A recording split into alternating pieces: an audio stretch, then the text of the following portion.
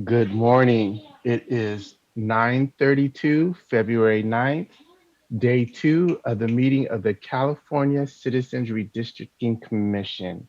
I am your rotating chair, Derek Taylor, along with my vice chair or our vice chair, Pedro Toledo. Pedro, give away, please. Thank you. We will begin the meeting with a roll call. Director Claypool, can you call the roll, please? Certainly, Chair. Commissioner Toledo?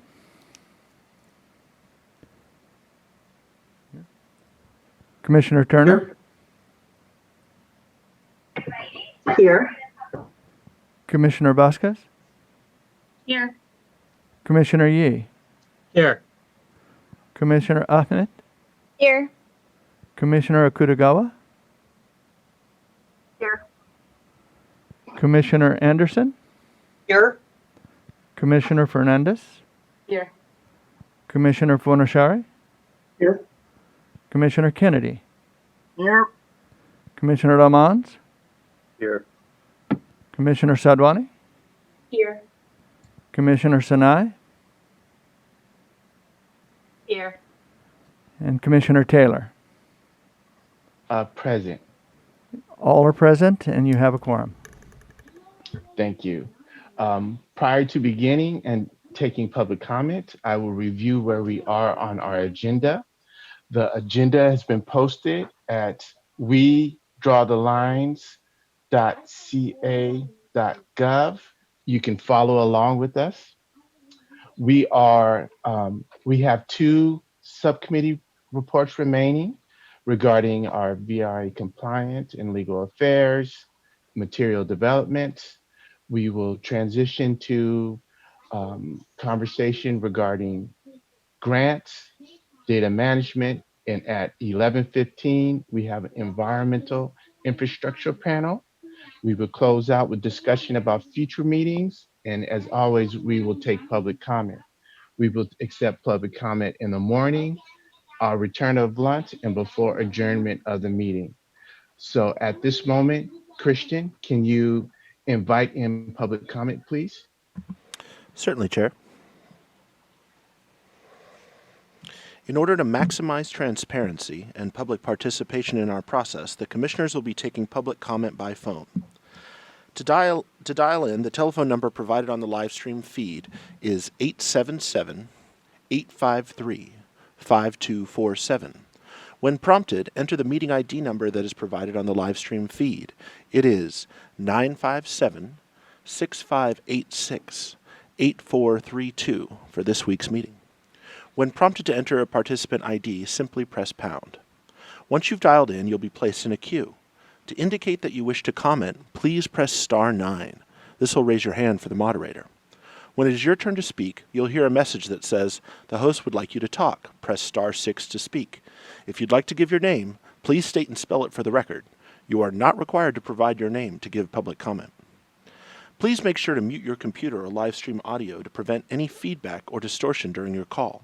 Once you're waiting in the queue, be alert for when it is your turn to speak, and again, please turn down the live stream volume. The Commission is taking general public comment at this time. We do have some people in the queue, Chair. As a reminder, if you would like to give a comment, please press *9. Thank you. Invite them in, please.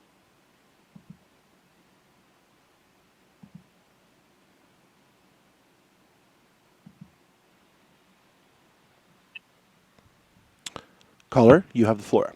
Good morning, Thank you. Good morning, Commissioners. This is Jamie Clark from the statewide database. Again, Jamie Clark, JAIMECLARK.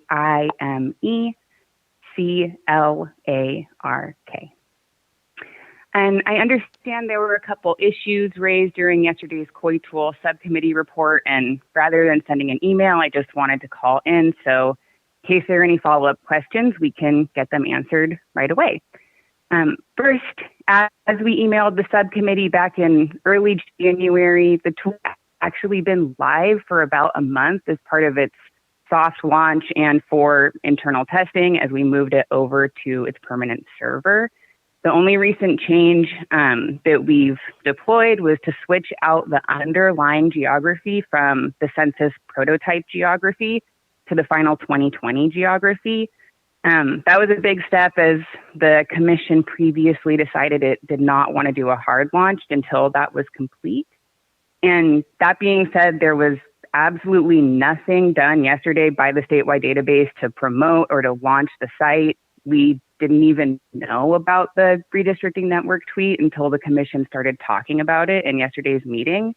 Not sure exactly what prompted that tweet. Possibly it was triggered because the site had been down as part of the geography update and they saw it come back up. But regardless, we've been following your lead on when to take the next step of merge launch. And second, during the soft launch and beyond, we will be capturing anything that comes in from the public and hold it until the commission is ready to receive input. We've been in communication with CRC staff about options should you decide that you want to start collecting input before the data portal is launched. We're also, of course, going to continue to work with you as to how we transmit the data to marry it to the portal once that is developed and ready to go. And of course, again, it's a decision whether to tie the data portal timeline to the timeline for promoting the tool. Third, as was reported at your meeting in late January, right now the tool is only available in English. I can update you that we've gotten the translations for the additional languages back and we've plugged them into the tool and they're going through a final round of proofing with translation service provider.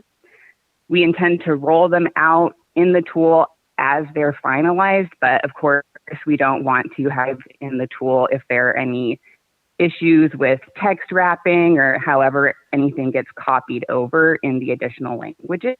To have the top 12 languages live in the tool in the next few weeks. And again, this is a CRC decision whether to wait on those to start promoting the tool or to start promoting the tool when not all of the languages are implemented quite yet. And fourth, speaking of proofing, we've also been going through continued and extensive multi-layer proofing process for all of the text in the tool. That said, Director Seha and I are in communication around where he was seeing text issues. There was one page in our tutorial that still had a test label, while other changes are ballistic, but we're addressing them. We've been addressing them since last night and this morning, and the test label will be updated shortly if it's not currently updated. That might be happening right now. I haven't with our developers for the last half hour or so, but that change is imminent. And this, regarding groups who want to submit multiple COIs, this came up in a recent meeting with the data management subcommittee, and it actually is something previously raised by our user group community. Just to clarify, we're not adding a new feature to the tool, but talking to groups about sort of administrative procedures they can employ to have the existing tool best meet their needs. And that procedure is pretty simple and straightforward. Such groups could create sort of an organization-wide account that everybody associated with the group could log into and submit their testimony through that account. So then all of the submissions can easily accessed by organizational leaders or anybody within the groups that want to sort of track all of the submissions that community members have submitted. Excuse me. So again, apologies for any confusion. If it felt like a messy launch, that's because, as I said, we weren't actually launching anything, didn't intend to launch anything, as we're still waiting on a thumbs up from the commission, and we've been planning to coordinate the public launch to fit your timeline. And with that, those are my updates.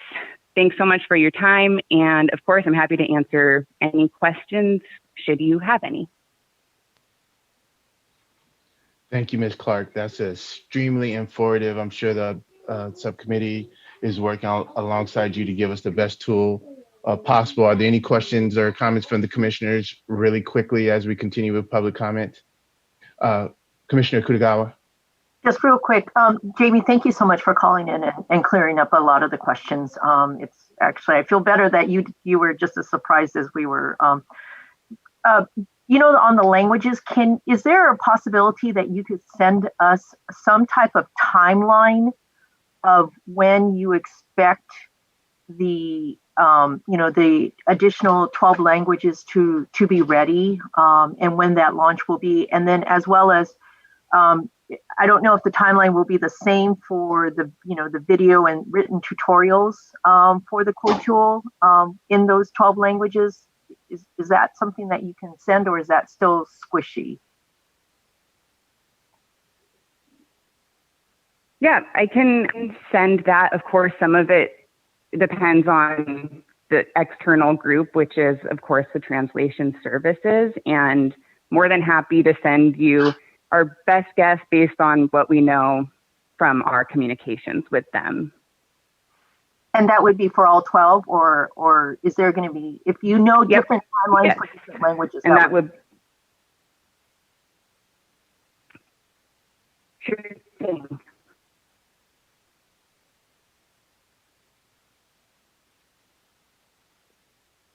Thank you. I think we might have lost a connection with Ms. Clark. Christian, can we move to the next caller, please? Oh, hello? Oh, Commissioner Turner. Can you hear me? This is Jamie. Yeah. Oh, good. Jamie's still on. Yes, thank you. Chair, I wanted to just ask Jamie on the multiple COI submissions, the administrative need.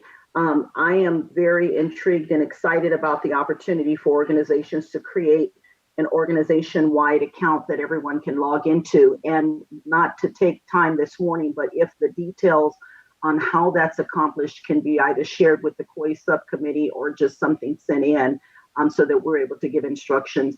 I'd appreciate that. Thank you.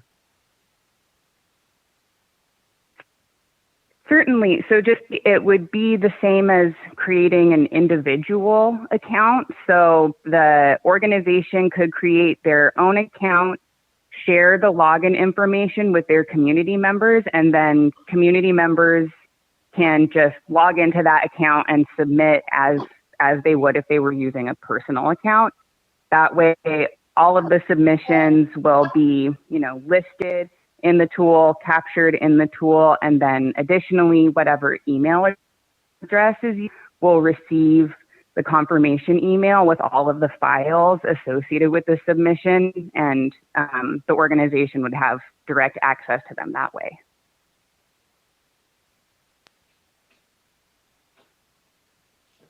Thank you again, Ms. Clark. I appreciate the updates. And again, the subcommittees will remain in contact with you to give us the best tool possible. Appreciate it. Thank you so much. Thank you. All right, Christian, can we move on to the next caller, please?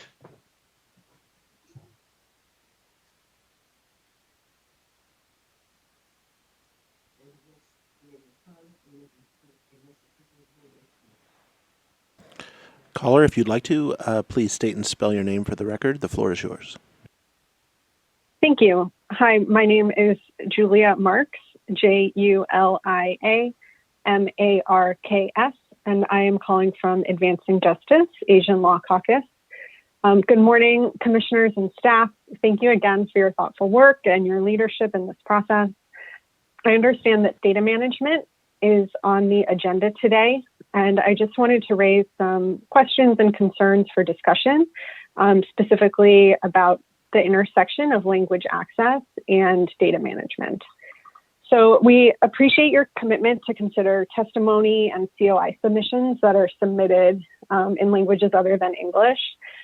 And just looking at the complexity of this process, it would be really helpful at this stage to have more details set out about the workflow and responsibilities for translation.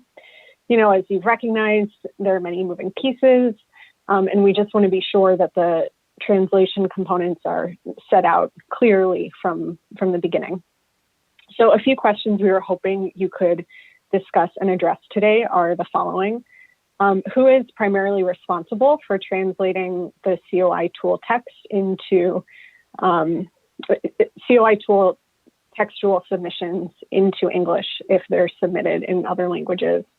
Who is responsible for translating other forms of submissions, such as email or maybe a PDF of a map with handwritten content and comments in a language other than English? How will that be incorporated into the flow, and at what stage will translation occur? We also want to be sure that the budget accounts for the costs related to translation of incoming comments. I wasn't quite sure from looking at the documents you posted whether the data management contract will include the actual translation contracting costs or if that is funded elsewhere.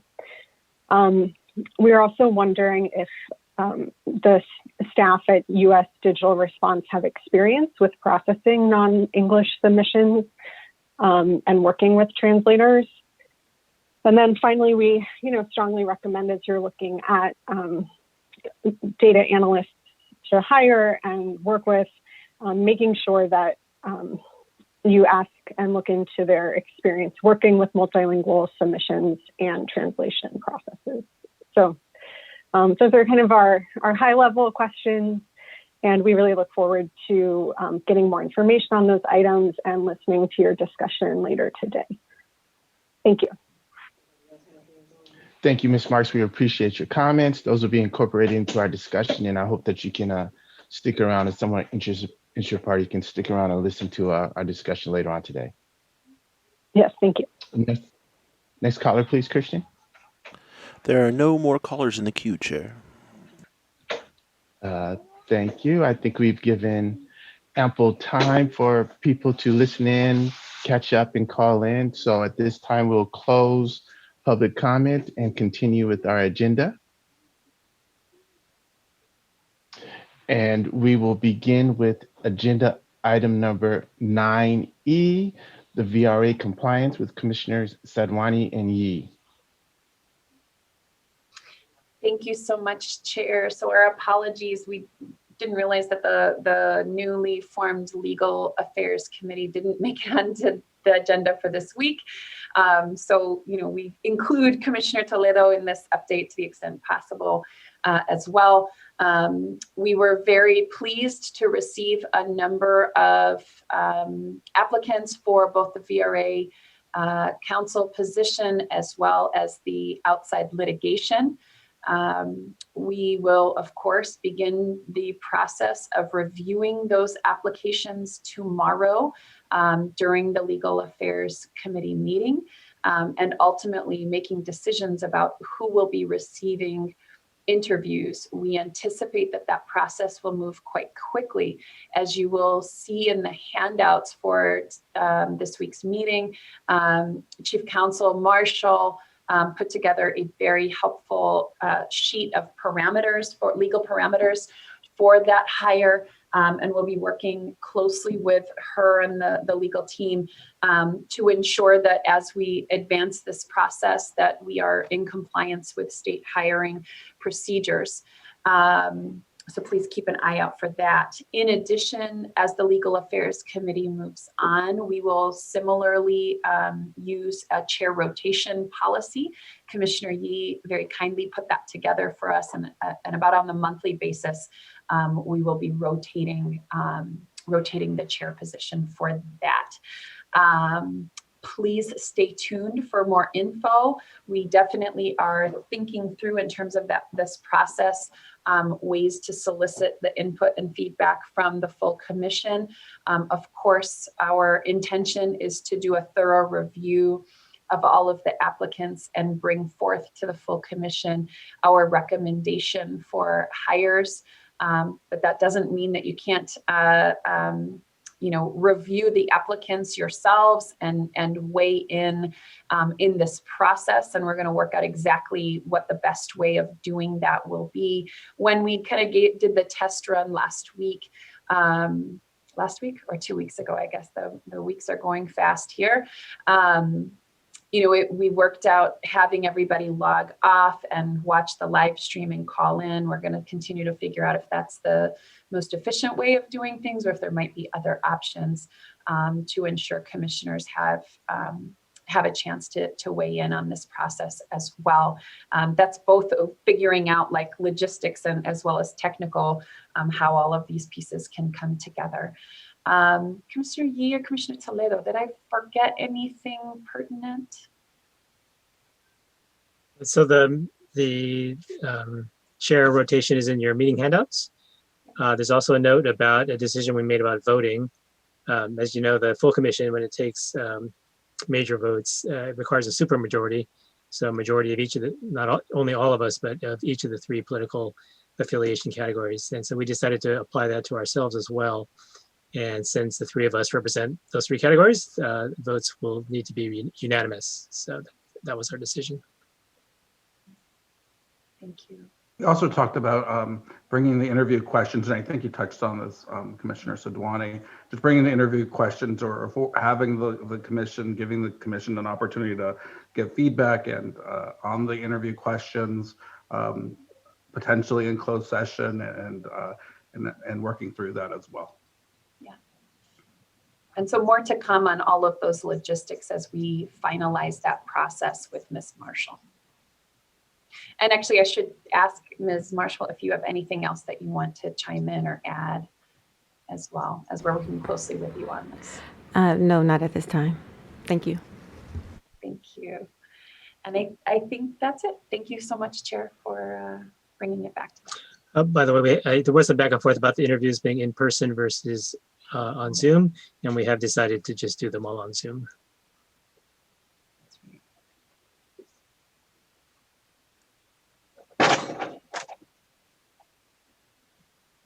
Thank you for that update from the VRA/Legal Affairs Committee. As a reminder, that meeting will happen tomorrow, beginning at 9:30 a.m. That's February 10th, 9:30 a.m., chaired by Commissioner Sadwani. So we move on to agenda item number 9H, the Data Management Subcommittee with Commissioners Kennedy, not data management, the materials development with Commissioners Kennedy and Fernandez. Thank you. Thank you, Chair. Okay, so we've met quite a few times and quite a few emails between fellow Commissioner Kennedy and I, and we did have a couple of meetings with Communications Director Freddie, and I think Cecilia was also in that, and so was Deputy Executive Director Fernandez.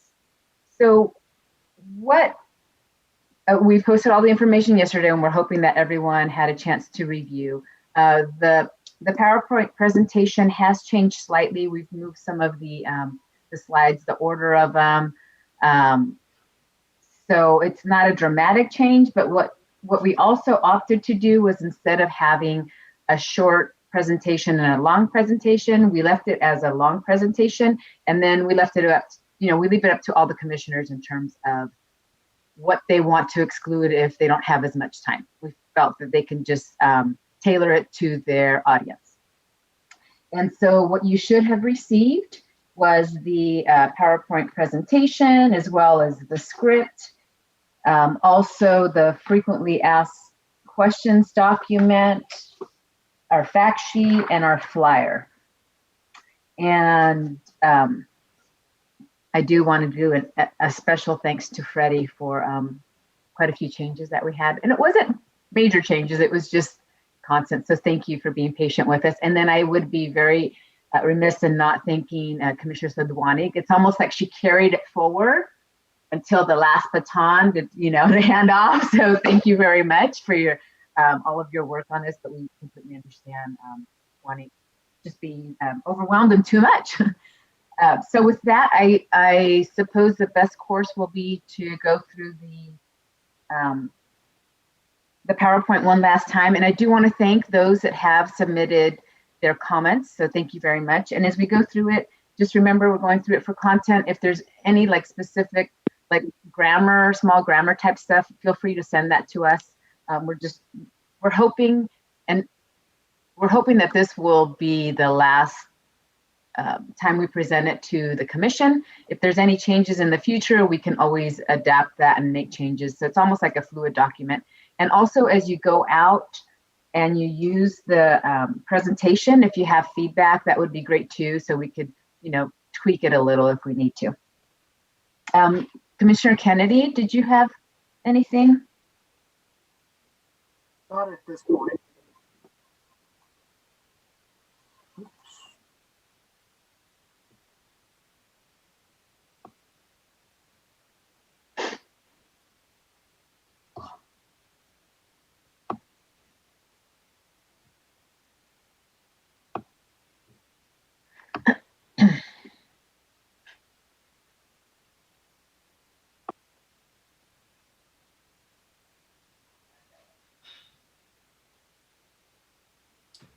Am I going through it? I'm sorry. It's really small right now. Is it? It's not a full screen. Okay. Oh, I think you almost had it. Yeah, hold on.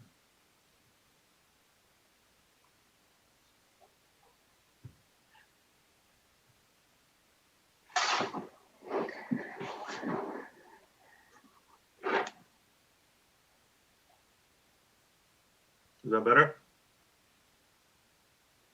Yes. Okay. Yes. So we did make changes. We took into consideration some of the comments and concerns from fellow commissioners. So the first page still remains the same. We did change the web address here to reflect the new website, but that's on hold until further discussion.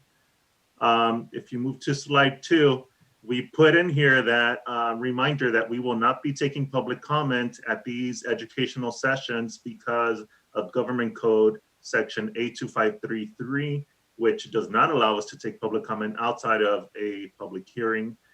So we made that very clear. And we also point people to the website in order to fill out a public input message to send to the commission, or to fill out the COI tool where they will be able to give us direct input immediately.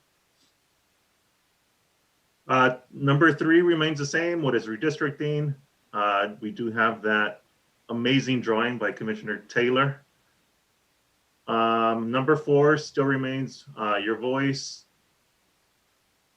Number 5, why we redraw district maps. We just reshuffled some of the points there, but they're still the same. Content is still the same. Redistricting elements, this remained fairly the same. So it's going over the census reapportionment and the concept of fair representation. Why independent redistricting matters remain the same. We did include different colors here, so it's not indicative of Republican or Democrat, because we wanted to be more educational and political here. We did include the percentages here. If Gold were to win, they get 100% of the 5 districts. And in the second iteration here, Purple gets 60% and they win the 5 districts, as an example of what can happen when you redistrict a certain way. Here in the different redistricting efforts, this is more to let people know that we're not the only show on the road. I did get a public comment via email saying that not every county, city, and school district has their own process. So I changed it to some have their own process, because some districts are at large and they don't have districts. So I made that change there.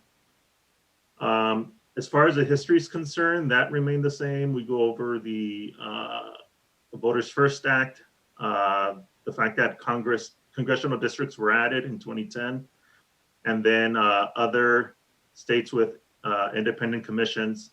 That list is growing.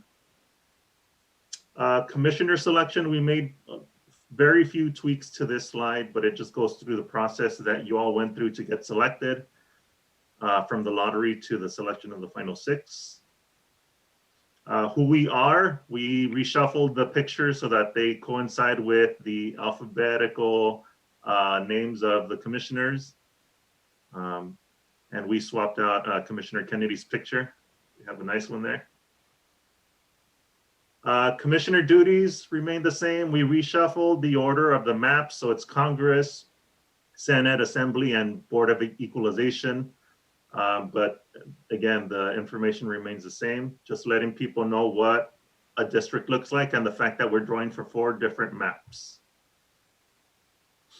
The outreach zones remain the same, color coded to go along with the outreach zones A through K and who the commissioners that are assigned to those zones are. Line drawing criteria. So what are we taking into account? There is a weighted system that we're using and we want to let people know that. So number 1 is equal population. Number 2 is Voting Rights Act. 3 is contiguity. 4 is communities of interest. 5 is geographically compact districts. And then 6 is nesting districts. So we just changed the graphic a little more to make it more visible.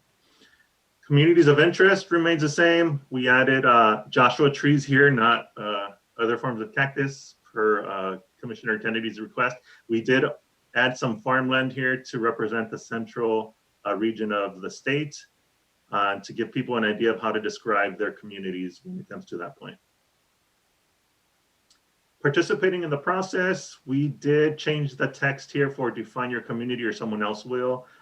Some of our community partners felt that it was too militant. And if and when we do translate this into Spanish or other languages, we will make sure to change that language because it was brought to our attention that it might come off as too, as an instructional bullet instead of inviting people to participate in the process. But that will be taken into consideration once we translate these materials so that they're culturally and linguistically appropriate.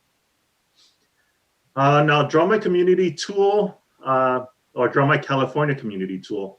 I did see that the website was live. I took some still shots of their website, which is amazing. Jamie, if you're on the call, thank you for your work. This looks really, really good. We do give the web address for folks to log in and go directly. And I put on here that the website is live now. I hope that remains the same. If not, we will change that. We will say it will be live soon. Then we included a new slide here, the California Supreme Court ruling that extended our timeline for doing our work to December 15, 2021, and then also makes reference to the fact that if we receive census results after July 31st, we will be changing or adjusting our timeline accordingly. And then we give you the timeline, of course, that was edited or updated. So from February to May, we'll be doing educational presentations. From June through September, we will be doing public input meetings where we will be receiving input from the community. July 31st, we expect census data to be handed over to the state. Hopefully July or August 31st, we expect the commission to get that data.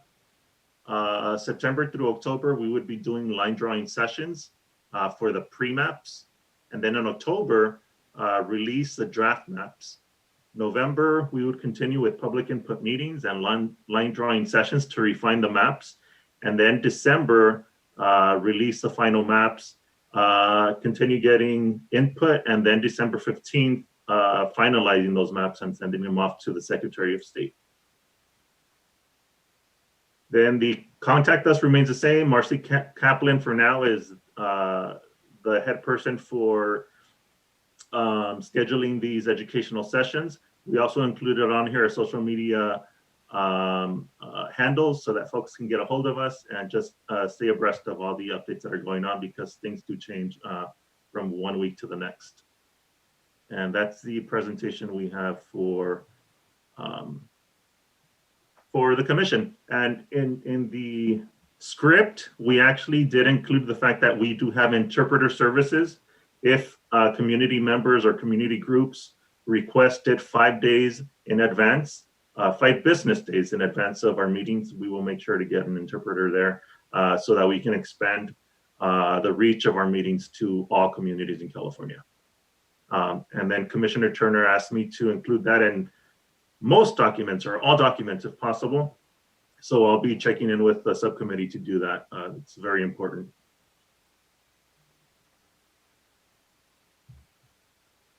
Are there any questions? Chair Taylor, did you want to handle that piece of it? Sure, not a problem. Any questions or comments? We'll start with Commissioner Anderson and then Commissioner Turner. First of all, great. Thank you very much. Great job here. So I'm also getting miscellaneous background noise.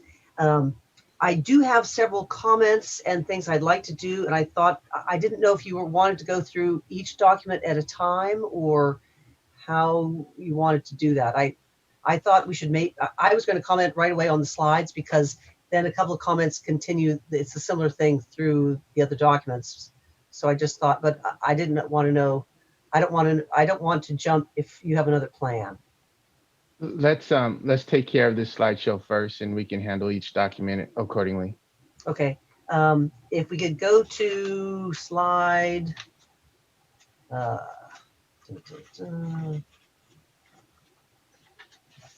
Slide 14, it's the one about the line drawing criteria by order. Number 5 is the geographically compact. I love the way you put the actual definition in. What I'd like to make sure we put in a note or somehow say everyone's still in their mind. They see geographically compact and they think it deals with the shape of the district. It does not. So I don't know if we could just add a note. This does not refer to the shape of the district, or it refers to the population compactness or population density.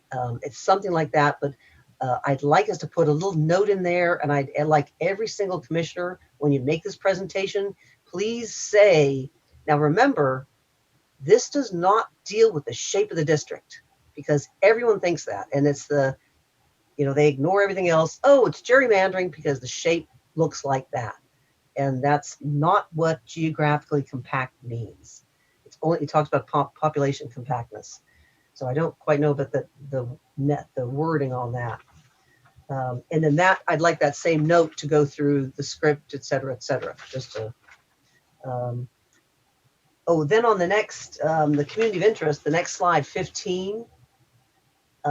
I think after our presentation this morning, we might want to increase wording in our community of interest description, but that'll be after our presentation this morning. If we could go to slide 16.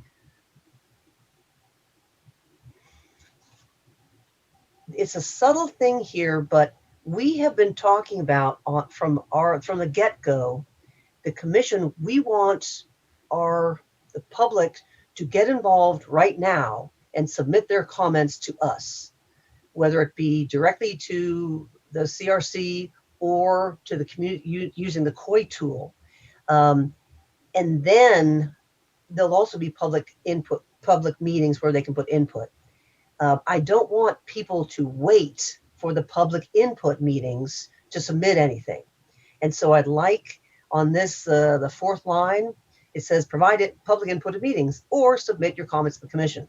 I'd like that to be submit your comments to the commission, even if, through the COI tool, or directly, and then provide public input at meetings. And that emphasis needs to happen in the other documents as well, the order of it. So then one last one, and it's very important. It's on slide number 19.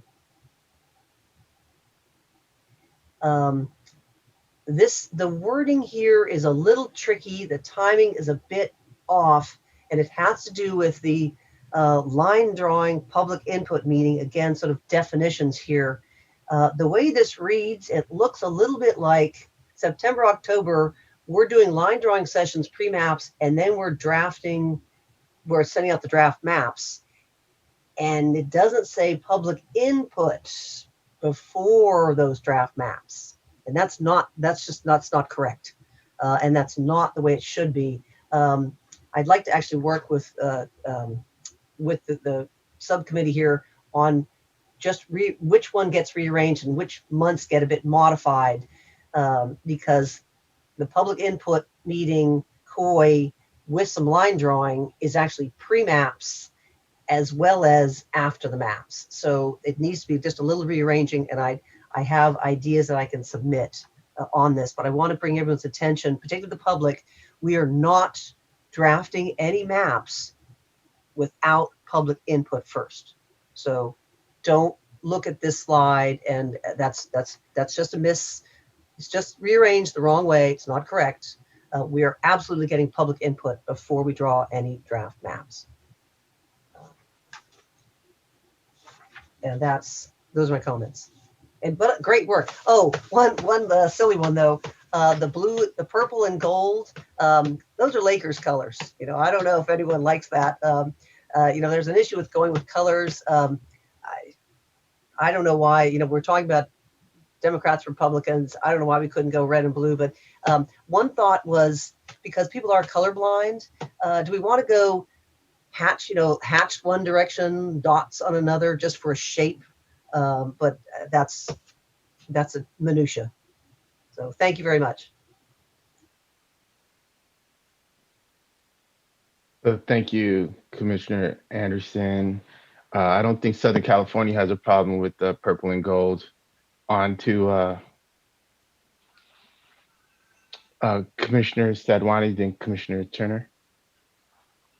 Sure. I first of all, awesome. Congratulations. Thank you. This is amazing.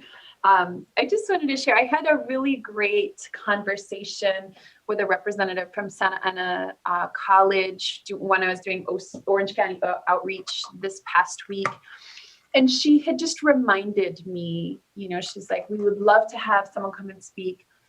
Can you just make sure to, tell people why representation matters? So not just redistricting, but like, why should we care about who our representative is, right? And she said, for our community, it's really important to talk about, like, your representative is going to make decisions about access to educational funding or access to education, right? And that will be different for whichever group we're talking to, right? So if it's a business group, it might have to do with, like, you want your voice heard when it comes to, like, business regulations and such things. So I don't know if there's a way just maybe to create a space early on. And maybe it's just a slide with, like, pictures of Californians, diverse set of Californians. And depending on what group we're talking to, that we can just make that pitch, right? Like, here's why you should care, because there are issues that impact you, right? Whatever group you're a part of, that a representative is going to be making decisions on, and you want to make sure that the representative is reflective of your values. Something kind of simple like that, but that could be tailored to whomever we're speaking to. So just one thought, but it looks beautiful. So thank you for all your hard work.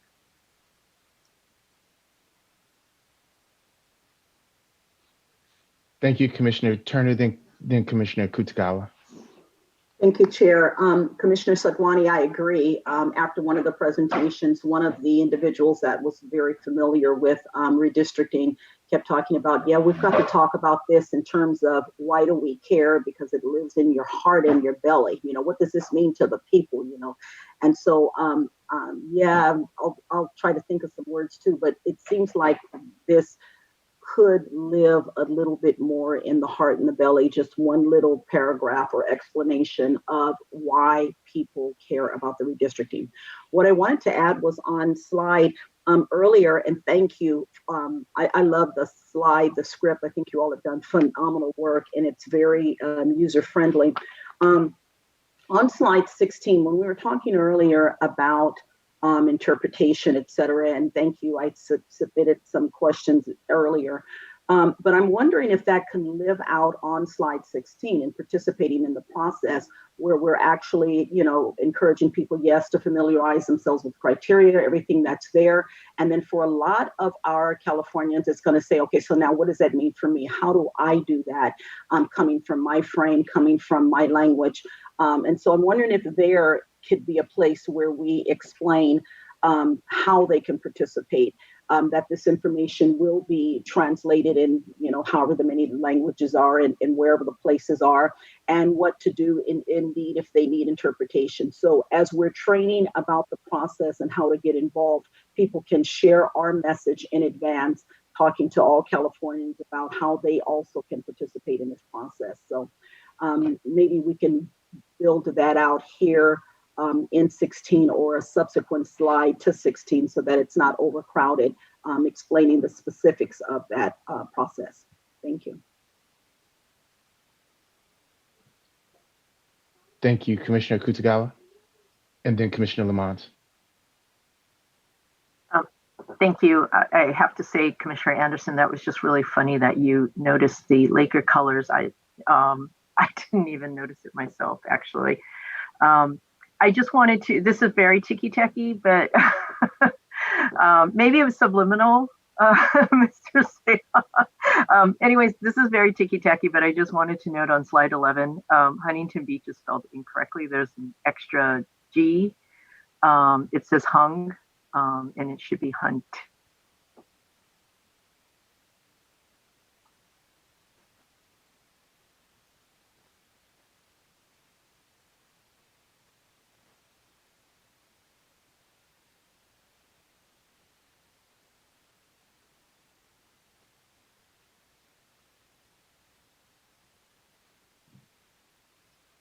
Thank you. Commissioner Kutagawa, that's all. Then we'll move from Commissioner Lamont to Chief Counsel Marshall. I just have a quick comment regarding the ADA compliance. If you guys just make sure we run that through legal to make sure that we are ADA compliant, that would be great.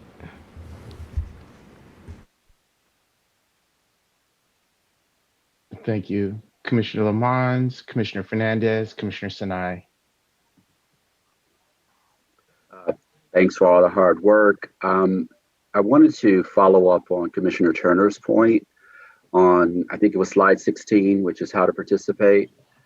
And my question is there a way to create maybe a brief visual journey where there's intersection points where you can see? So it's not in addition to the additional bullets, but to really depict the entry points of the process visually, so that people kind of see the journey and say, oh, okay, that might be another way to bring that forward without a lot of words. So that's all. I wanted to suggest that as maybe a way to help people understand, because I think you can see the those bullets and they make intellectual sense, but not operational sense, if that makes any sense. Thank you. Thank you, Commissioner Fernandez, Commissioner Sinai, and then Commissioner Anderson. I just wanted to respond to Chief Counsel Marshall. I believe we did. Freddie, did we forward those documents to legal? We did. Yeah. Yeah. So if you could please review, that would be great. If you could review them and then provide input, that'd be wonderful. Thank you. Thank you, Commissioner Sinai.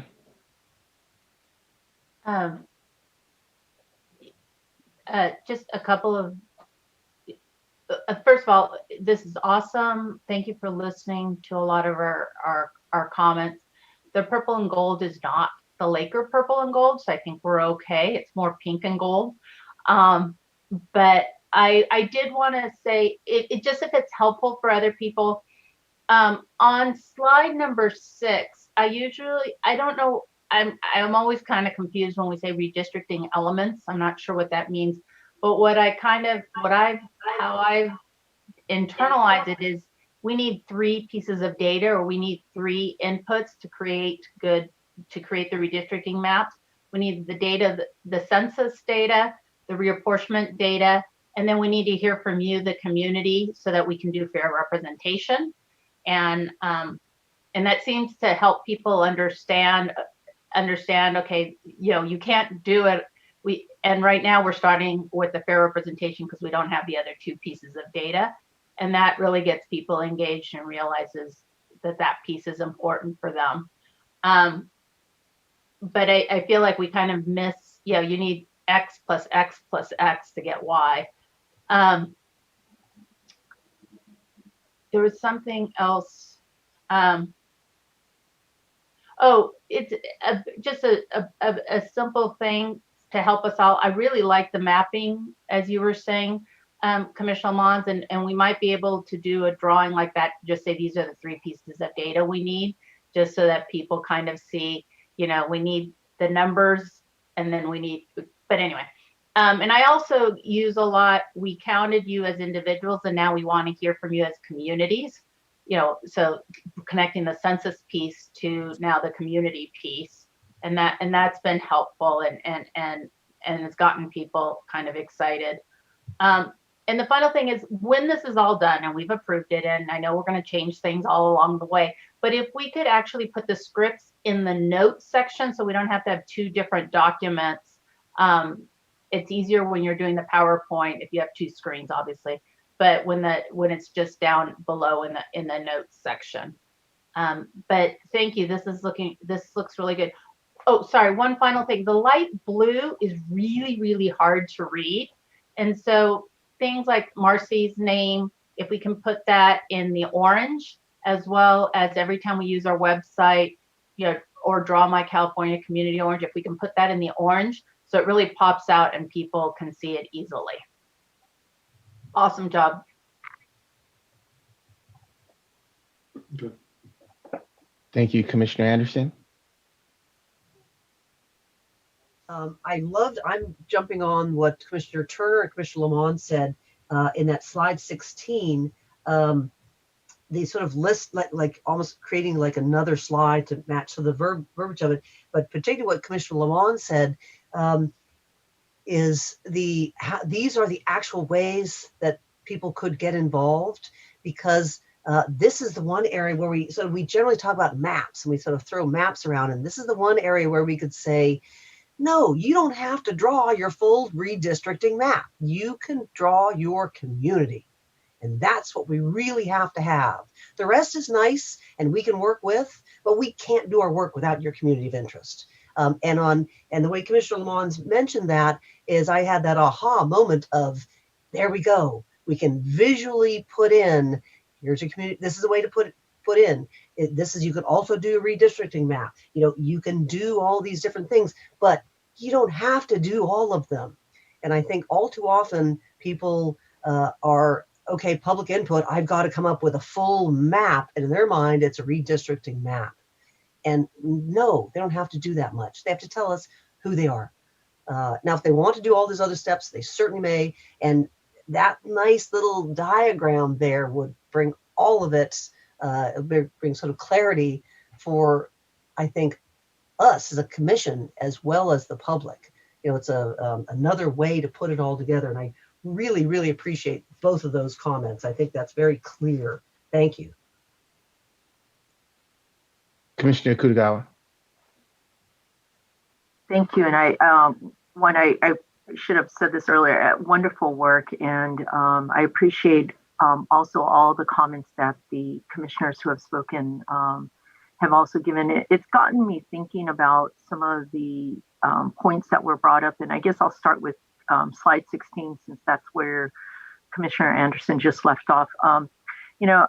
I try to put myself in the shoes of just everyday citizen, and one that may not all be fully engaged in this kind of process, and just, what would I be thinking if I'm reading these words? And what I like the idea of what Commissioner Lamont said about, making it more visual. I think whether it's visual or whether it's, through the words that we use when we present this, or maybe even just putting it in writing, but I think it would be helpful if we give a couple different examples. Some are going to be a little bit more maybe self-explanatory, but some of it I just realized is like, what does this really mean? Like, clarify your goals. Like, what does that really mean?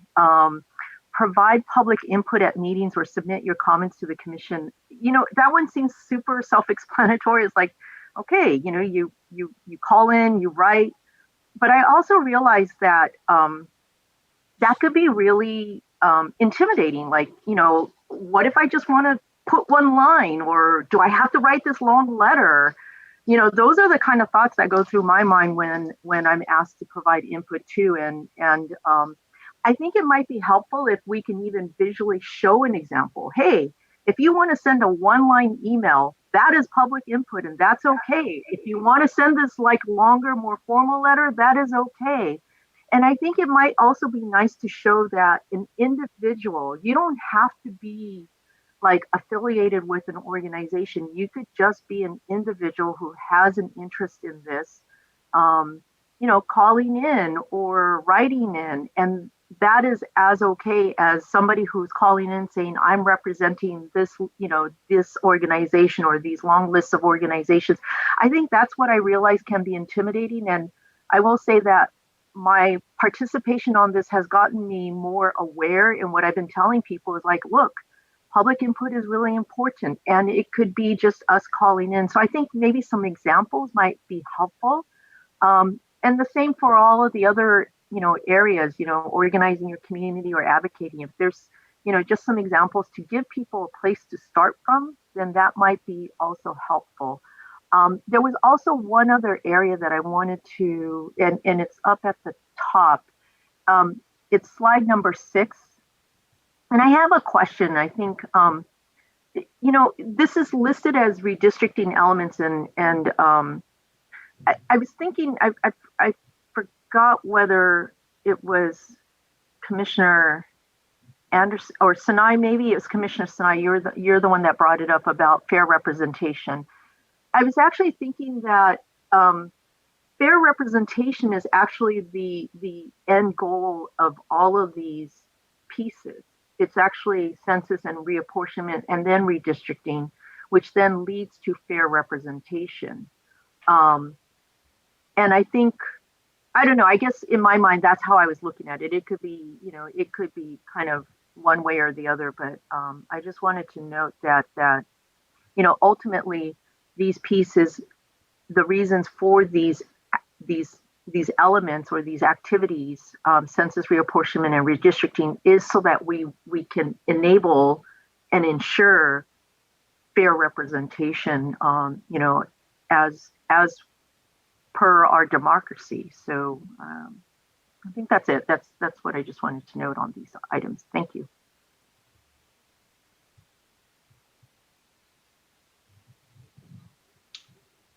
Commissioner Lamont and commissioners, I just want to state that we have about 20 minutes before I want to take public comment on this issue. Commissioner Lamont. Thank you for that, Commissioner Kutagawa, on slide 6, and Commissioner Sinai as well. I think that what I took away from that feedback was that it might be necessary to rethink the intention of 6, not whether it's how intentional we can get with that slide, because I think 2 very key points were brought out in that. Additionally, for me, the success of this deck rises and falls on 2 things.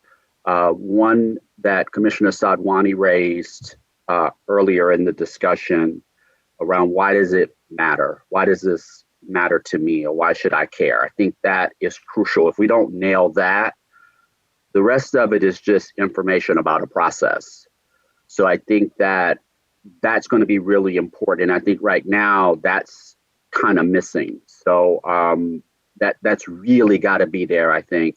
And then the other element is the discussion around slide 16. I think those are the 2 most important. One is, why does it matter? That gives me the internal evaluation of me taking some kind of action, and then being very clear on what actions I can take and the impacts of those actions. So if this, the deck success is how that gets conveyed to the recipient of the information that helps address those two issues, because fundamentally what we need at the end of the day, and I think why we're doing this, is for Californians' involvement to help make sure that we create ultimately maps that reflect fair representation, communities of interest, et cetera, et cetera. So awesome, awesome, awesome deck. I can't say that enough, but I do feel like those two points really need to get beefed up a little bit, and at your discretion. Thank you. Thank you. Appreciate all the input, commissioners. Commissioner Fernandez, back in your hands. Okay. Thank you all for the input and feedback. I'm just wondering, at this point, we do have all of this information. We'll go back and regroup, but do you feel it's necessary for us to bring it back to you again, or is it okay to incorporate everything and then just send it back out and so that you can use it for your presentations? Would that be okay if we do that? Is that maybe, I don't know. Okay. Thank you very much. And I just wanted to make one clarification regarding the interpreter services. I just want to make sure that we'll go ahead and put something in the PowerPoint presentation, but just for clarification, we do have interpreter services. We will have it at least for the English plus the 12, and we will try to get the interpreter services for beyond the 12. I don't want there to be this false expectation that whatever language you request we'll provide. We're gonna try the best that we can, and that's what I explained last time at the last meeting. We'll work. Raul will work with. I'm thinking Freddie probably or Alvaro to try to find someone, or Marcy. I think it was Marcy. And if not, we'll reach out to our community partners. So I just want to make sure that when we're out there and we're talking about the interpreter services, we're going to try our best to do it. And we were able to do it last time, which was great. That's just the only caveat. We can't promise it's 100%, but we're going to get pretty darn close as we can get. And I've got Commissioner Kennedy. Sorry, Commissioner Kennedy, then Commissioner Turner. I didn't mean to cut you off, Commissioner Fernandez. Thank you, Chair. And I just want to clarify, and I hope I'm not overstepping Commissioner Fernandez, but I do see all of these as living documents. We want to quote unquote finalize these and get them out. But even once they're out, we, the subcommittee, want input from you, from the public, on how we can continually improve these materials. We don't anticipate that, you know, the way they are after this next round of changes based on today's discussions will be the last changes that are ever made to them. So please, you know, as you use them, as you hear from your networks, and for the public, as thoughts occur to you on how we can improve our information products, please let us know. Thank you. Commissioner Turner. Thank you. And Commissioner Fernandez, thank you. I just want us to be able to set expectation. I appreciate your comments. Definitely, we want to be accurate in anything that we're saying. But as far as us doing the presentation, while we're doing it, I want it to be really clear in setting the expectation for the public of what they can count on as they're also helping to share this message that we have. These are the languages that it is translated in. These are the languages that may be translated, you know, whatever the case, whatever the right wording is, I just want us to have that right wording so that we're telling people in advance what they can expect for their community as they participate in the process. Thank you. Commissioner Fernandez, the floor is yours. Okay, and With the presentation or with the PowerPoint, we also have the script. Obviously, the script will change whenever the presentation changes. I don't necessarily think we need to go through the script unless, and maybe just open it up for comments. I'm hoping that you had a chance, but if not, if you want to go through the script, we can. That's just going to be a longer conversation. If you have feedback in terms of wordsmithing or maybe adding some, but also at this point, like with the script, it is a script, but I also feel that as commissioners, we can also adapt it to our audience, or bring examples from, and bring our own examples if we want. You know, it's not something that you've got to follow, you know, line by line, but it is something that obviously is providing information to help you go through the PowerPoint. So if you want, I'm not sure, I don't know, Commissioner Kennedy, do you have a suggestion if we want to go through it or maybe just get feedback?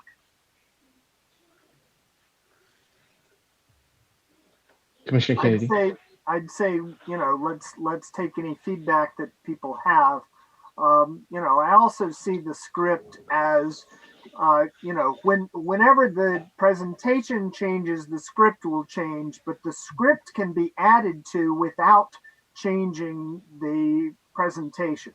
The presentation is meant to, you know, highlight key points, but the script can go beyond just the words that are on the screen with the presentation. So let's look at the script as something that can be and probably should be longer and more comprehensive, and can, you know, include suggested examples and those sorts of things. Commissioners Kennedy and Commissioners Kennedy, are you guys open to feedback for the script and the flyer at this time from commissioners? Well, we've got the flyer and we've got the fact sheet and we have the FAQs, the frequently asked questions. And I'm just wondering, is it better to get feedback now from the commissioners on those documents, or would you prefer that they forward it, let's say by Thursday, if you can forward whatever comments you have? I think that might be a better use of our time. So if we just give a deadline by Thursday, if we could have an agreement to just review that and provide any feedback. And then, because what we want to do is then turn around and translate some of these, have these documents translated in the 12 languages, and have them available on our website. So if we could have feedback by Thursday, and then maybe by next week, we could actually forward that for translation. Any commissioners have any material feedback regarding those items right now? Commissioner Okutagawa. Actually, I guess I was just checking the script, and I guess I'll go back to the PowerPoint if you don't mind. I may be opening up a can of worms, but I just wanted to ask, in terms of going back to what Commissioner Lamons left off with, in terms of like why should people feel this is important? In slide number 3, around what is redistricting, I like that graphic, but it says vote. And then in the definition, it says determine, you know, which voters are represented by each electoral district. I mean, I know that this is what the definition of what redistricting is. But I think, for me, I think there's a little bit of a disconnect between, we're just asking all people to give input on redistricting and what their communities or interests are, versus now what we're also saying is that, you know, redistricting is going to impact just people who can vote. When in reality, you know, whether you're a voter or not, you're going to be impacted by who's representing you. And I think that is, you know, at least that's what I'm going to see. And I looked through the script to see if there was any kind of way that is going to be kind of, I don't know, kind of tightrope walked, I guess, maybe, or something. I don't know how are we going to balance that, but I wanted to just bring that kind of quandary up, and so that I guess would be just the one thing that I would say that's both related to the script, but also related then to the PowerPoint. One other last question on the fact sheet. I was just wondering if we could put some graphics in there so that it's not just so text heavy and maybe a little bit easier to read. So that would be my only other thing that I would say.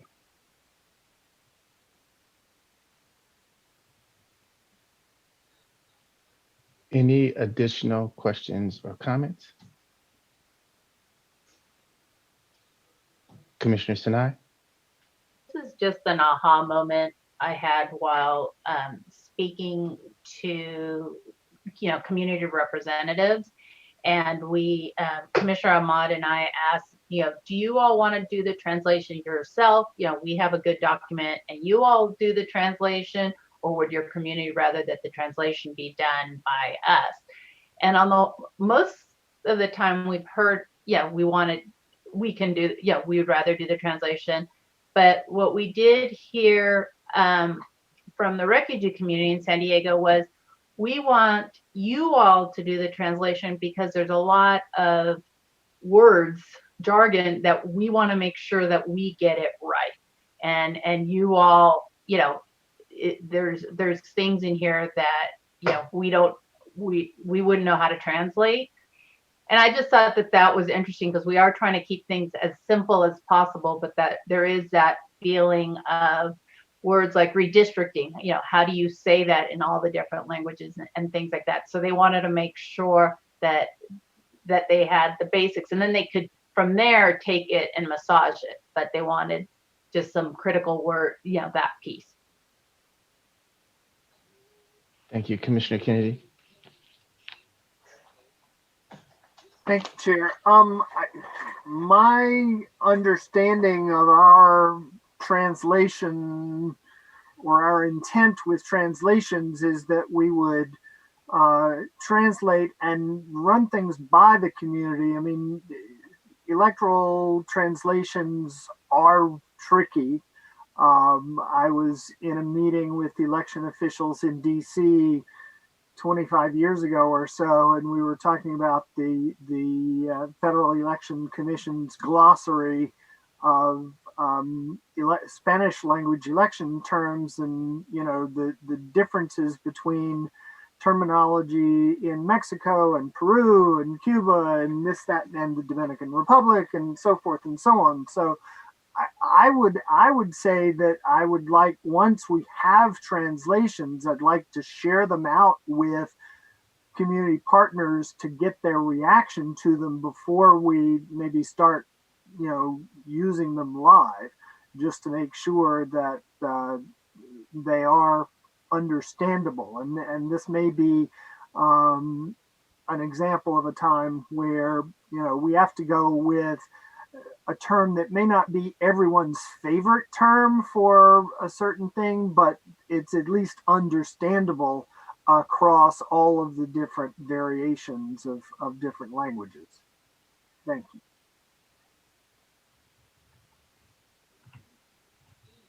Thank you, Commissioner Kennedy. Is that all from our materials development subcommittee? Great. So I would like to open up this agenda item for public comment. Christian, can you invite in the public regarding agenda item 9H, the material development? Thank you. Yes, Chair. In order to maximize transparency and public participation in our process, the Commissioners will be taking public comment by phone. To dial in, dial the telephone number provided on the live stream feed. It is 877-853-5247. When prompted, enter the meeting ID number that is provided on the live stream feed. It is 957-6586-8432 for this week's meeting. When prompted to enter a participant ID, simply press pound. Once you've dialed in, you'll be placed in a queue. To indicate you wish to comment, please press star 9. This will raise your hand for the moderator. When it's your turn to speak, you'll hear a message that says the host would like you to talk. Press star 6 to speak. If you'd like to give your name, please state and spell it for the record.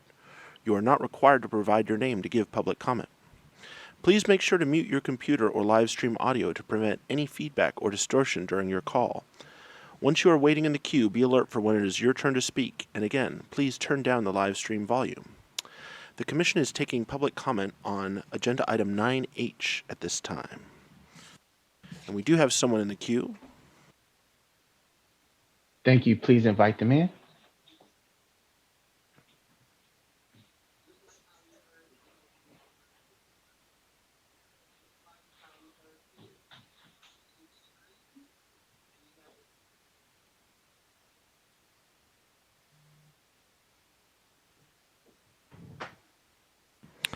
And caller, if you would like to give your name, please state and spell it for the record. Yes, this is Rosalind Gold, Rosalind, and the last name is Gold, Gold, and I am with the NALEO Educational Fund. I'm Chief Public Policy Officer. I wanted to make a comment on a couple of components of the very nicely graphically designed and comprehensive materials that the Commission has presented. My first comment goes to slide 7 of the PowerPoint, which addresses why independent redistricting matters. On that slide, I would like to strongly recommend that the bulleted examples be removed, or particularly the first two. The first two bulleted examples, which talk about redistricting where there is not a partisan alignment between the number of votes that candidates receive for Congress and the number of people who won congressional seats in the same, with a second bullet, suggests that the point of independent redistricting is to achieve something called partisan fairness.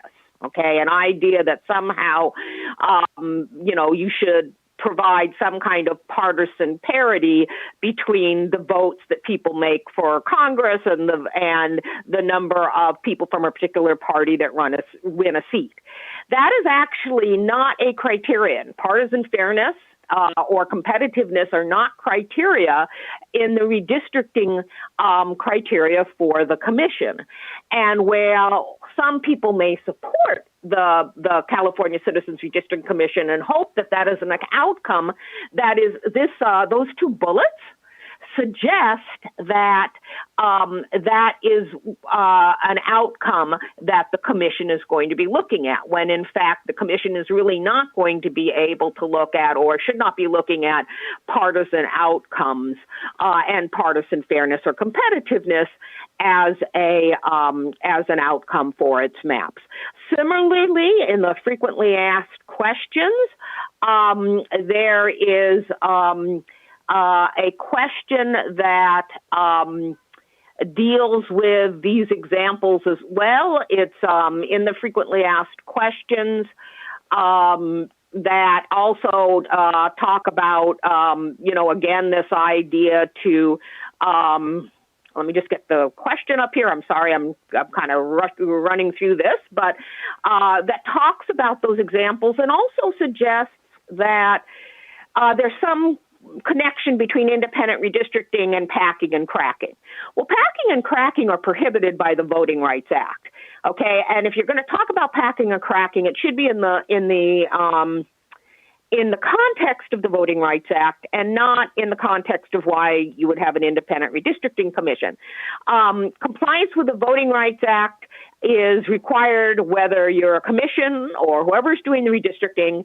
And, an independent redistricting commission, to achieve better compliance with the Voting Rights Act, again, that's helpful, but it's not something that let me try it again. I'm sorry, I'm not being clear.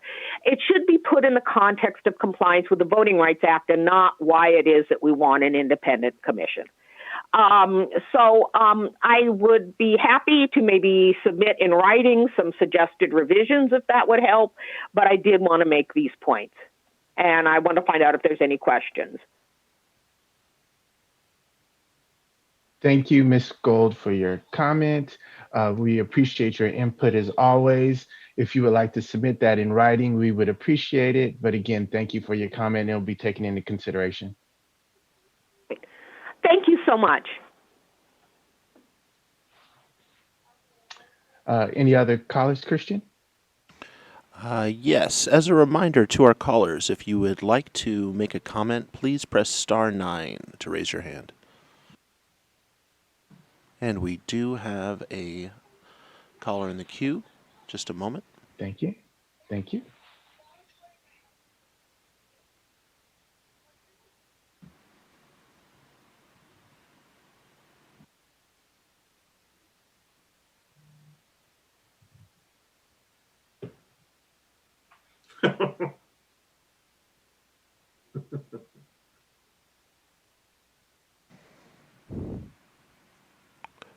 Just a moment, Chair.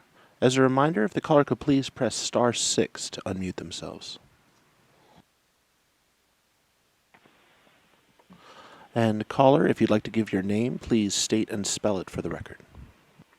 Yes, Renee Westa Lusk, Renee, and the last name is Westa, and then there's a hyphen, and then it's Lusk, Lusk. My comment has to do with slide number 14, the six line drawing criteria by order. I have trouble with putting community of interest at number 4. It is located in the bottom half of the 6 criteria, so that means it's less important than the top 3 half in drawing the lines. But yet, most of the Commission's work is going to heavily involve communities of interest. And I think it should be moved to number 3 and put contiguous at number 4. I just think demeaning communities of interest to number 4 means, well, maybe they're really not that important. And then people might get the idea, well, maybe it's not so important. It's the 4th criteria on which the districts are drawn.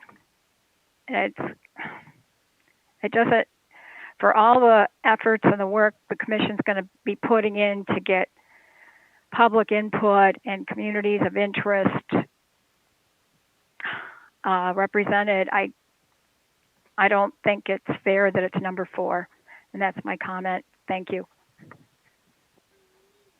Thank you for your comment, Ms. Westeles. Appreciate it. Some of our requirements are outlined in legislation. Commissioner Sedwani? I was just going to say that is the order that it appears in the in California state law, and so that is the reason for it being in that order.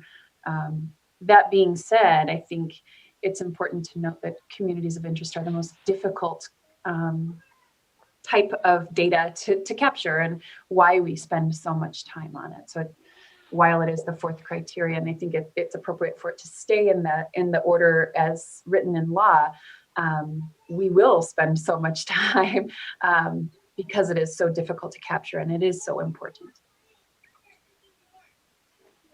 Thank you. Thank you, Commissioner Sadwani, for your response. Thank you for your call. And Christian, I don't see anyone else in the queue. That's correct. There's no further callers at this time. Thank you. So we will conclude public comment. Any other questions or comments from the commissioners? That being the case, Commissioner Anderson, quickly, please. Yeah, just because for this last public comment, items, this is the criteria, this is the order in the law, 1 through 6. But 1 and 2 are federal issues. 3, 5, and 6 are kind of the easy ones, contiguous. For us, it's all one piece. 4 is, it's not lesser because it's number 4. It's the first and huge group, like Commissioner Sadwani just said, first thing that we're doing all our work with, that is strictly California. I mean, it's all local, but this is us and what we really have, the bulk of what we're dealing with. 3, 5, and 6 are kind of easier ones to describe, and 1 and 2 are it's not lesser. I don't want her to think that that's a lesser issue, and that all these others take so much time, and it is huge. It's just a quick order thing. So I don't know if that helps. It helps any of the public. Commissioner Anderson, thank you for your comments. Any other questions or comments? All right, then that will conclude agenda item 9H, the Data Development Subcommittee. That also conclude all of our subcommittee reports. We have agenda item 13 after break, 11:15 Environment and Infrastructure Panel. So then we will take our mandatory break right now. And commissioners, please return at 11:13. Yes, I said 11:13. Thank you. Good morning. It is 11:14 a.m., February 9th, day 2 of the meeting of the California Citizens Redistricting Commission. At this time, we're going to move to agenda item 13, our Environment and Infrastructure Panel, and I'll turn over the floor to Commissioners Fornashari and Sinai. Well, welcome. This is the next in a series of panels, informative panels for the commission. Today, we have a couple of speakers. We were focusing on infrastructure and environment in this panel. And as Commissioner Sinai mentioned yesterday, we had a change in plans with our transportation organization who was going to come speak with us. So we're going to revisit transportation at a later time. So we have, we're going to discuss water issues and environment issues.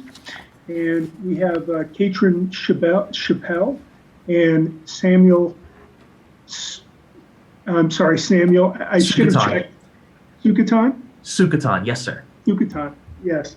So Katrin is Associate Director of the PPC Water Policy Center, where she manages research and operations, and a research fellow at the Public Policy Institute of California. Her own research focuses on natural resource management and California water policy. She's co-authored work on the statewide drought, funding gaps in water management, and multiple ecosystem stressors in the Sacramento-San Joaquin Delta. Previously, she worked for the U.S. Geological Survey. She holds an MPP from the Goldman School of Public Policy at the University of California, Berkeley, and a BS Ecology from Cal Poly San Luis Obispo. Samuel is the redistricting coordinator for the California League of Conservation Voters and the CLCV Education Fund. The CLCV believes that clean air and water and healthy people depend on a clean government and a healthy democracy. Yeah, I really got to say I like that. That's pretty interesting. I like that. And Samuel organizes CLCV's work before the California Citizens Redistricting Commission and county and municipal bodies. He worked previously at the PICO California Action Fund, Inland Empowerment, and with Senator Bernie Sanders. He was raised in San Bernardino, based in Los Angeles, and has a BA in history from UCLA. So I want to welcome our two presenters. I don't think we decided who would go first. How about Katrin? Samuel would go first because he had the big picture, and then we'd go into water. Okay. Sorry, I forgot. Okay, Samuel. Commissioner let me just make sure I got it right too. Commissioner Fornasiari, thank you so much for that kind introduction. Commissioner Sine Vasquez, thank you for bringing me to this space. It's an honor to present before the commission, and CLCV is really proud that we're I think the environmental organization with the longest track record before the commission. We actually presented with the 2011 process, and we're glad to be engaging with you again. I do want to check. I can't see if my slides are up. Do you want me to present them from my laptop? Go or ahead with the and, commission? yeah, go ahead. You go ahead and share your screen. Understood. Thank you. Just make sure I have that right. There we go. Just want to get a check from the commission once it should be sharing now. Can you see it yet? No. Not yet. Perfect. Should be sharing right about now. Okay. Yes. Want to make sure everyone can see. Perfect. Thank you. Just a quick introduction. My name's Sam Sukatan. My pronouns are he and him. I've been with the League of Conservation Voters for October. So this will be my 4th month. Very excited. Again, I've spoken before. I've called in before, and I want to thank the commission for their attention to this issue. Just a quick agenda, because I am the Lorax and I speak for the trees. It's a Joshua tree. You may be wondering why we're taking part in this. So a quick explanation of that. Kind of broader thinking about the environment and COIs. Some examples of kind of what the commission did last time and questions to consider. For those of you who are on staff or with the commission, and those of you who are listening in, just a caveat auditor. This will not be comprehensive. To use the old Chinese poet, I am not the moon. I am not even a finger pointing at a moon. I am a finger pointing at an observatory, so we all go into the telescope and look at the moon together. California has a rich environmental justice, public lands, and conservation history going back to beyond John Muir. People talk about John Muir and the Sierra Club, but even native peoples in this lands there's a long and rich history of that, and I don't want to suggest that this is at all comprehensive. It is an introduction to an introduction, and you're going to be hearing from these folks as the process goes on. To make sure that we know there is other time for this process to talk about specific lines moving forward. So we're not advocating specific lines right now, though you'll probably be hearing from me as the year goes on. And I am going to be using examples from the 2011 process. You can see I use an example of that in one of the pictures. We'll be pointing back at 2011 maps pretty frequently. With that in mind, let's proceed. As I said, you may wonder, why is an environmental group doing this work? I'll quote Heather McGehee from Demos, kind of inequality and climate change are the twin challenges of our time. And as Commissioner Fornaciari mentioned, we don't believe in clean air and clean water without clean politics. We don't believe in a healthy democracy without healthy people. And so expanding the franchise, expanding public participation and civic engagement is not, we don't just do this because it's necessary to deal with the climate crisis, but because this is generally healthy. Like, we want a planet, an environment in which people live, work, and play, and a whole people, which means for us, racial justice, access to civil society, and expanding civil society. So that's why we're supporting a transit, particularly here in California. We took part in the CRC application selection process. We've been present since, I believe, April, commenting regularly, and then specifically operating in our wheelhouse, talking about environmental conservation and public space. And as other people that have presented, we're very happy to be supporting the commission in any way necessary as a thought partner, as a resource, and as introductions for environmental justice and public lands advocates across our state. I do want to note, as part of that, actually, no, I'm getting ahead of myself about geographic location. So that's why that's why an environmental group's here. And because we're Californians, there may be an understanding of what constitutes environment. People think of beaches, people think of the desert, people think of public lands. Yes, absolutely. But there's an old environmental justice slogan that the environment is wherever we live, work, and play, right? And with that in mind, environmental justice, public lands, conservation, these aren't COIs, because we know under the state constitution, COIs are compact, COIs are contiguous. This is a statewide frame. Think of me as an optician asking, can you see better through number 1 or number 2? You are in the environment right now, in your room, listening to me, you are in the environment. That said, we can divide kind of how we engage with the environment with natural and human-built features. They create, they divide, they define communities of interest. I think the most important thing is that people know and are actively learning their communities right now, like our environmental justice organizations, people who are doing trail maintenance, people who are doing fire prevention. Like, this knowledge lives and is like increasing in an iterative way. So you will hear more about this from me. You will hear more about this. I know this commission has emphasized individual testimony and individual experience. We have a lot of that. We are very practiced at that. And you're going to hear from people that are oriented towards the environment, towards lands, towards conservation, towards habitats, and towards environmental justice throughout this process. And we're very glad to make introductions if those folks are looking for you or if you're looking for those people. And another piece, so a lot of people juxtapose environment and urban. I don't think it's useful. City dwellers use green space, use public space. I live in Koreatown where we have no parks.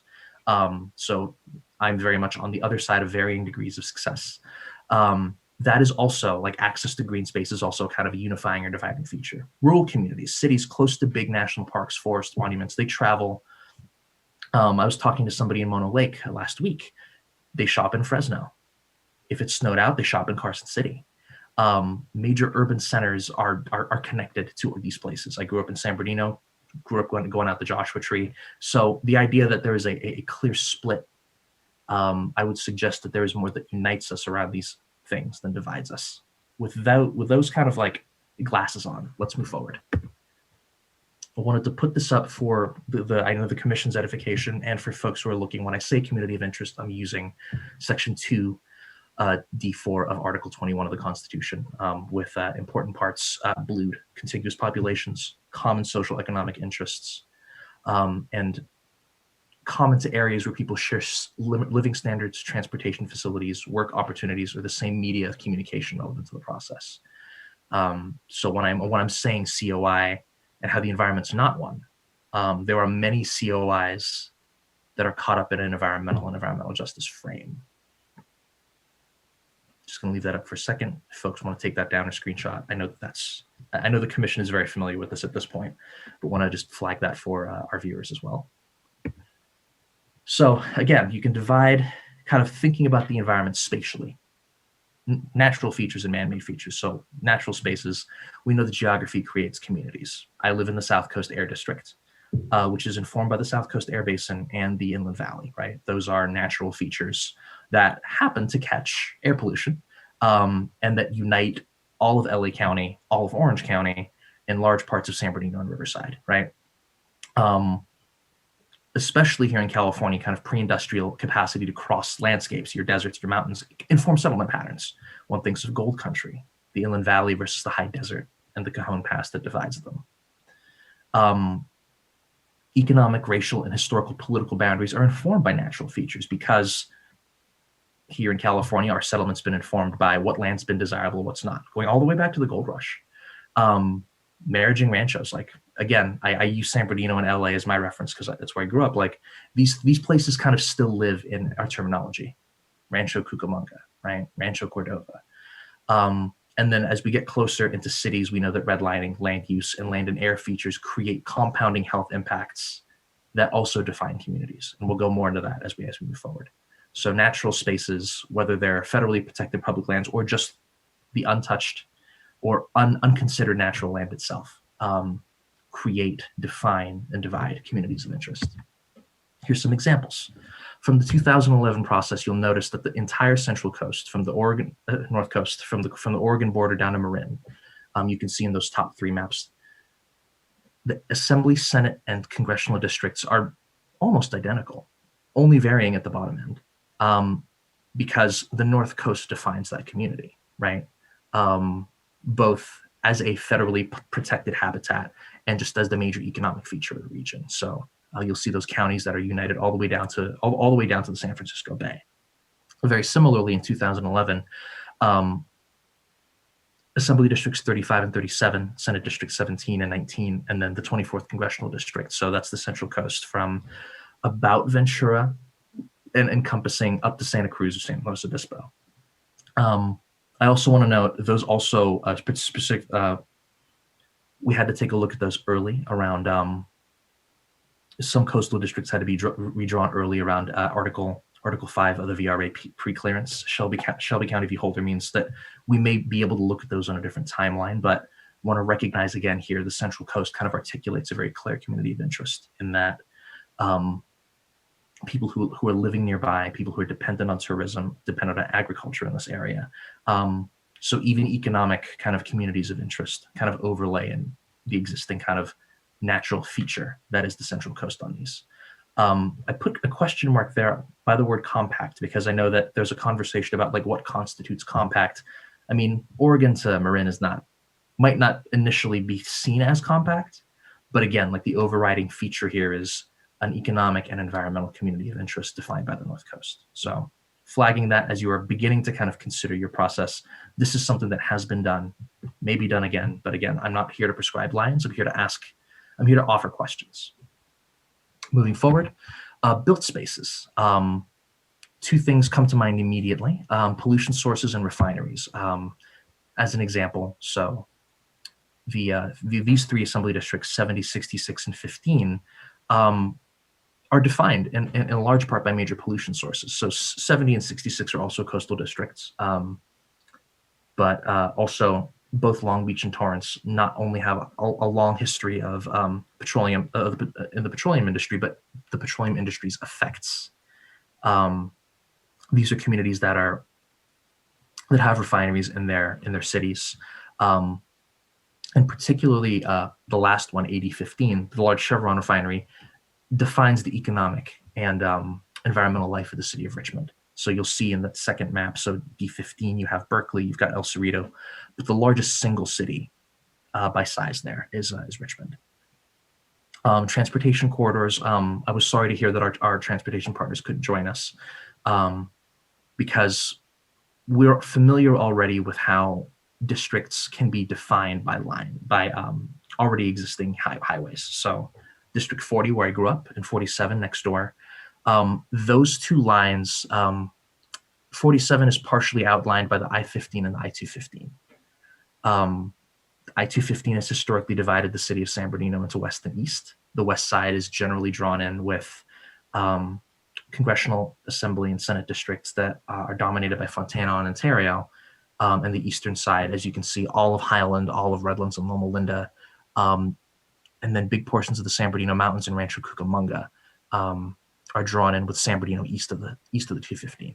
So 215 historically has divided the city of San Bernardino, but I-15 can unite the high desert and the Inland Valley. Folks that live in Victorville, Adelanto, Hesperia will go down the hill for work, or have family in Fontana, have family in San Bernardino and Rancho. So I-15 not only acts as a barrier in some ways, but as a bridge.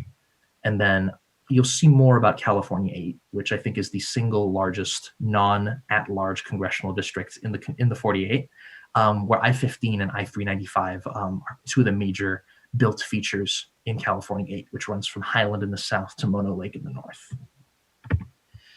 Continuing to build spaces, like a very specific example. I remember in December you were mentioning the commission was talking about outreach regions and Long Beach to be included into Orange County, and I had to call in about that because I-710 and the Port of Long Beach are defined by, so 40% of American trade comes in through the ports and then is put on trucks, put on trains, and then goes up the 710 and goes out into the world. So this is very much like America's closet.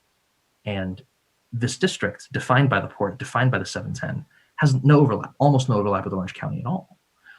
So I felt I had to call in about that, but because this community is defined by the last commission, there was a really clear economic and transportation and environmental feature. And I'll lay this down to start, that we firmly believe that an environmental justice and public lands COI will overlap substantially, not exactly and not neatly, but substantially with a number of the other factors that the commission's already considering. Because again, if you'll see this map, so you've got Long Beach, you've got East Long Beach, and you're going up into the southeast. So the 710 articulates a community that's historically disenfranchised, high Latino population, a high monolingual Spanish population, really similar economically as well. So we do feel that this isn't one community of interest, it's another set of lenses as you're considering the entire state. And we do, again, feel that it's going to overlap substantially with a number of the other factors that the commission's called to consider. I've already intimated a bit about how built and natural features interact. I want to use Assembly District 56 as an example. So the Salton Sea overlaps Imperial and Riverside counties. But this district's defined by the Imperial and Coachella Valleys, which, because of their topographical nature, are deeply affected by the air pollution from the Salton Sea, right? So you have a natural feature, the Salton Sea, man-made features, kind of the drying up of the Salton Sea, and another natural feature, the valleys themselves, which again are articulating and overlapping substantially with a historically Latino and historically agricultural community of interest, right? You could draw this district in a number of ways. So like the congressional district only includes Riverside, and then Imperial's drawn in with, I think 52 Vargas.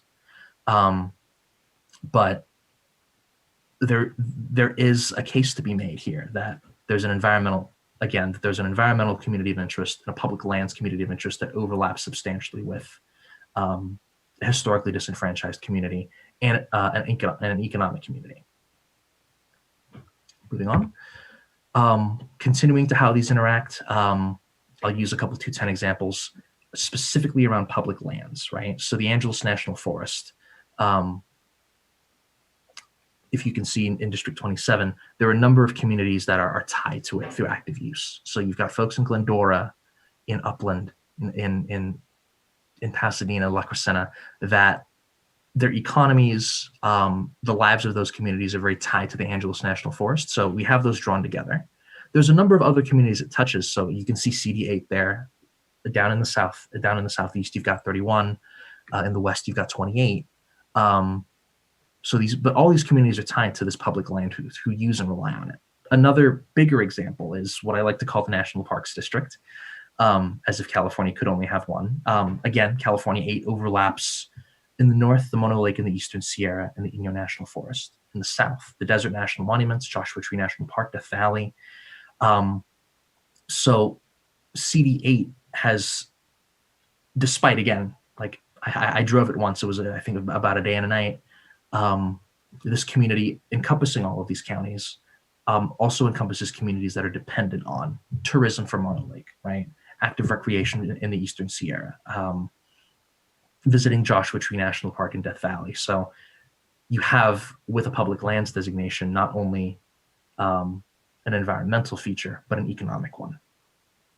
And again, going back to the question of compact and contiguous, I think people would generally say that Victorville and Mono Lake are contiguous only in a very attenuated way. But again, feeling that the last commission felt that might be,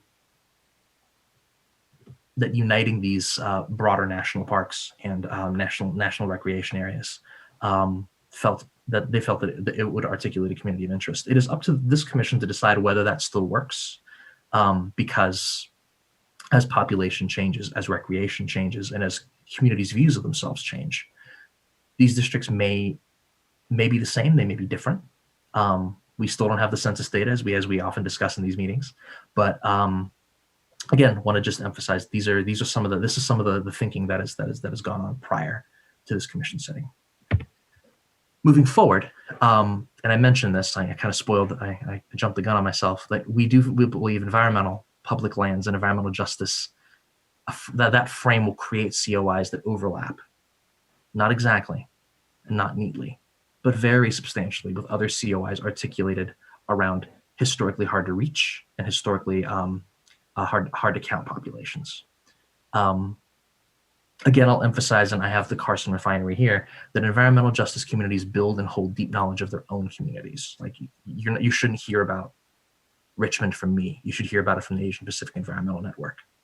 You're not going to hear about Warehouse Country in San Bernardino from me. You're going to hear about it from the People's Collective for Environmental Justice and CCAJ. San Diego's Lagoons, San Diego's Coast, Environmental Health Coalition, and Agua Hedionda Foundation are going to have really substantive conversations with you about that.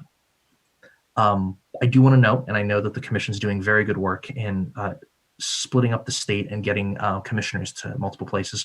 Many public lands and EJ communities currently lack representation on this body. So as a San Bernardino person, I recognize our Commissioner Kennedy in the Morongo Basin, but the Eastern Sierra, the Shasta Cascades, and Gold Country don't currently have representation on the CRC, and I know that the CRC is going to do everything they can to make sure they're having those conversations with folks in those regions, as well as the North Coast. And we're very glad to support you in that. Some of the natural features here, some pictures, you can see Mono Lake, Death Valley, the North Coast, the Carson Refinery. And I wanted to use that last picture. So bottom right. That's the LA Cornfields Park in near historic Chinatown. It's beautiful. You can have the Gold Line goes over it. You can walk around with your dog. I use it because it's an example of enormous ambition and not enough public input. Chinatown's a young community. A lot of kids play basketball at the Alpine Rec Center. The cornfield doesn't have, it's exclusively passive use. You can walk your dog there, you can walk around, you can do exercise, like you can run, but there's no equipment, no sports fields. And so I wanted to emphasize that in that this commission and the process itself in California, an independent citizens redistricting commission is the height of is incredibly ambitious. And it's gonna work when you trust people and ask questions from people that live directly next to the issues. People know their own neighborhoods, and I want to commend this commission on their emphasis on individual and grassroots testimony, and I want to encourage that moving forward.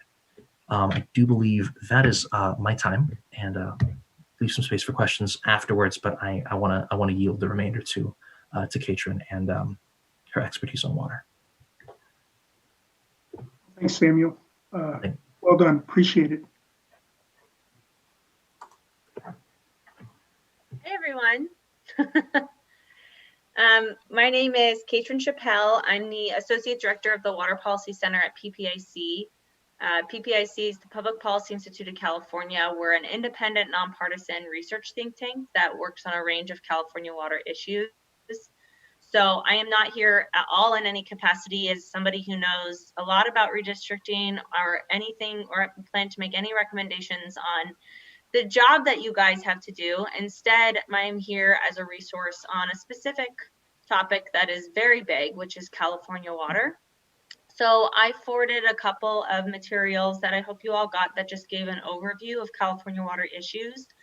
And I don't have a presentation. Instead, I was just going to talk for a few minutes on kind of the water system in California and how it impacts Californians, and then hopefully be able to answer any of your questions that you may have in mind when it comes to California water. And if I can't answer them, maybe get somebody who can for you in the future, or recommend some organizations that you might want to work with on these issues.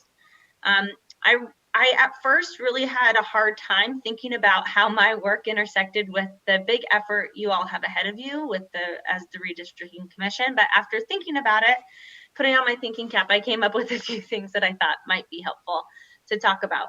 And the first one kind of really builds on Samuel's presentation on, how do we interact with our natural environment? And so I'm just going to lay out how Californians interact with the water system and talk about who is at play there. And maybe then build on that to talk a little bit about some of the challenges and tensions that we face in the water sector in providing safe and affordable drinking water for all Californians, and also protecting our natural resources.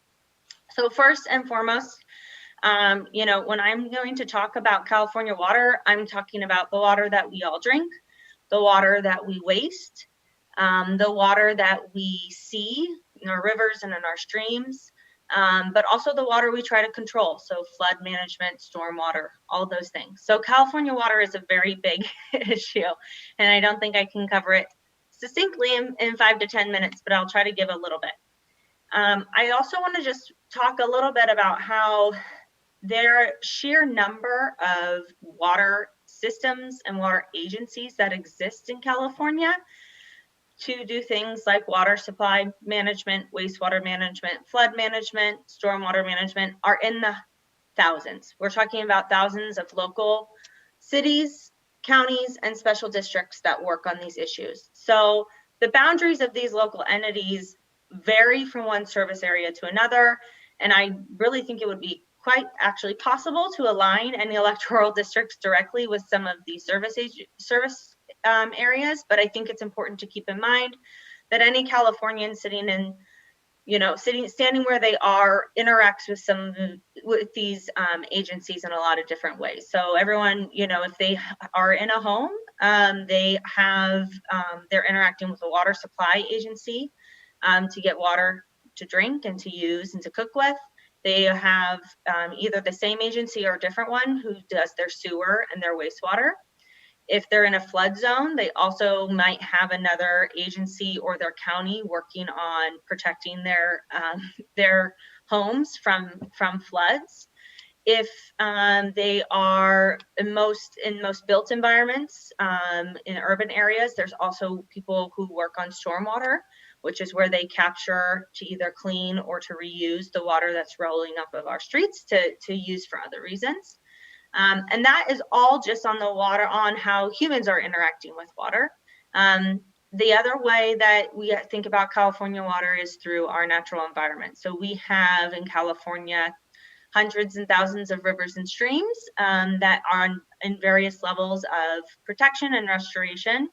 And so all of our water supply agencies and wastewater agencies interact with the natural ecosystem as well. And there are some special agencies and districts that are responsible for managing those ecosystems. And then we, of course, have statewide agencies that do the same thing. So when I think about California water issues and like what it means for the Redistricting Commission, I wanted to highlight that there are a few things to keep in mind. One is the issue of safe and affordable drinking water. So not all Californians have access to safe and affordable drinking water. There are Californians from around the state, but mainly in our rural areas where reliable water supplies are not available, either because of long-term contamination of their water supplies, usually groundwater. They're relying on wells that have contaminated the water, or because they have not been able to keep up with the expenses to maintain their systems to keep their water safe to drink. So we've got hundreds of water systems. My last count, the last time I ran the data, was around 250 systems in California that currently it's unsafe to drink and use the water. The other thing is water affordability.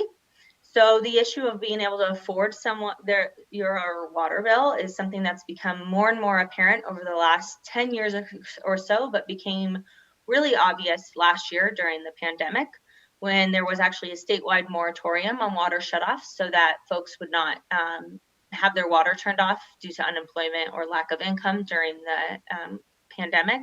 That moratorium is still in place. And because of that, there's lots of conversations around the state about how we want to move forward from here to make sure that people have access to water when they need it, but they also to encourage bill payment from people who can't afford it, because water agencies rely almost entirely on rates in order to pay for their infrastructure.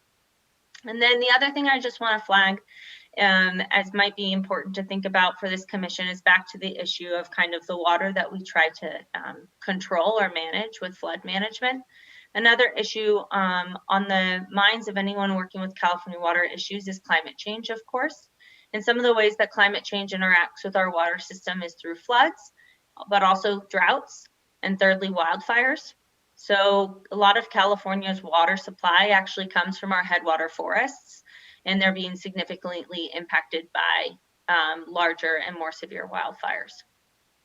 And so lastly, let me just look at my notes because I've been talking without looking at them.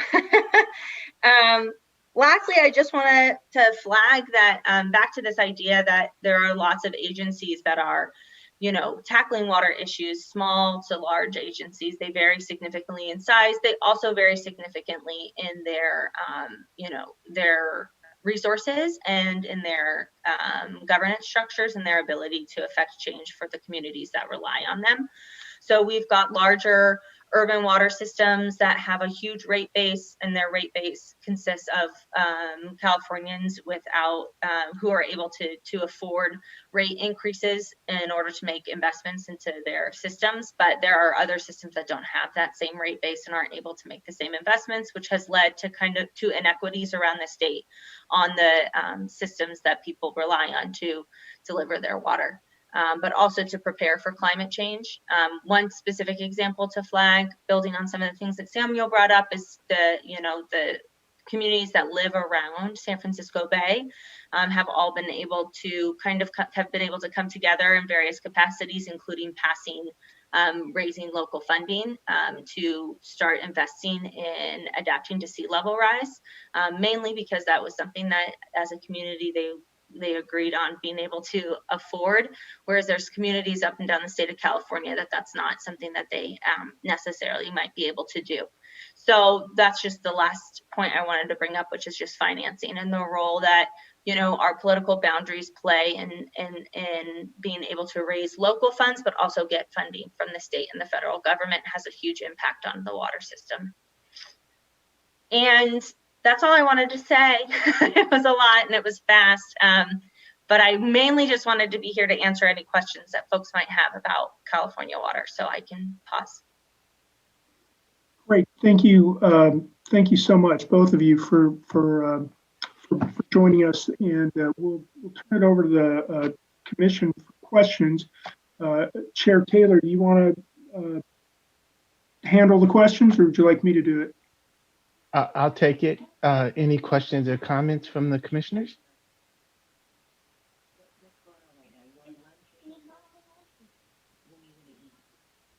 Commissioner Sinai? I've had longer time to think a little bit about this as we were trying to think through what are the intersections between environment and water. And I appreciated, Samuel, what you said is we need to ask the questions, because I kept thinking, well, how will we know when communities are united or when they're divided by the built or the natural environment? And you showed us examples of both, them being united and divided.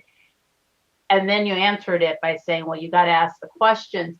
Are there questions that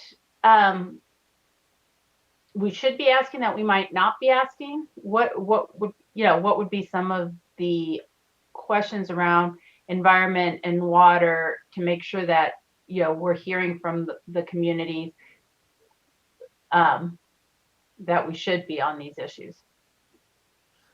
I appreciate it. I don't think any of my answers are comprehensive. I think one of them that I would suggest would be like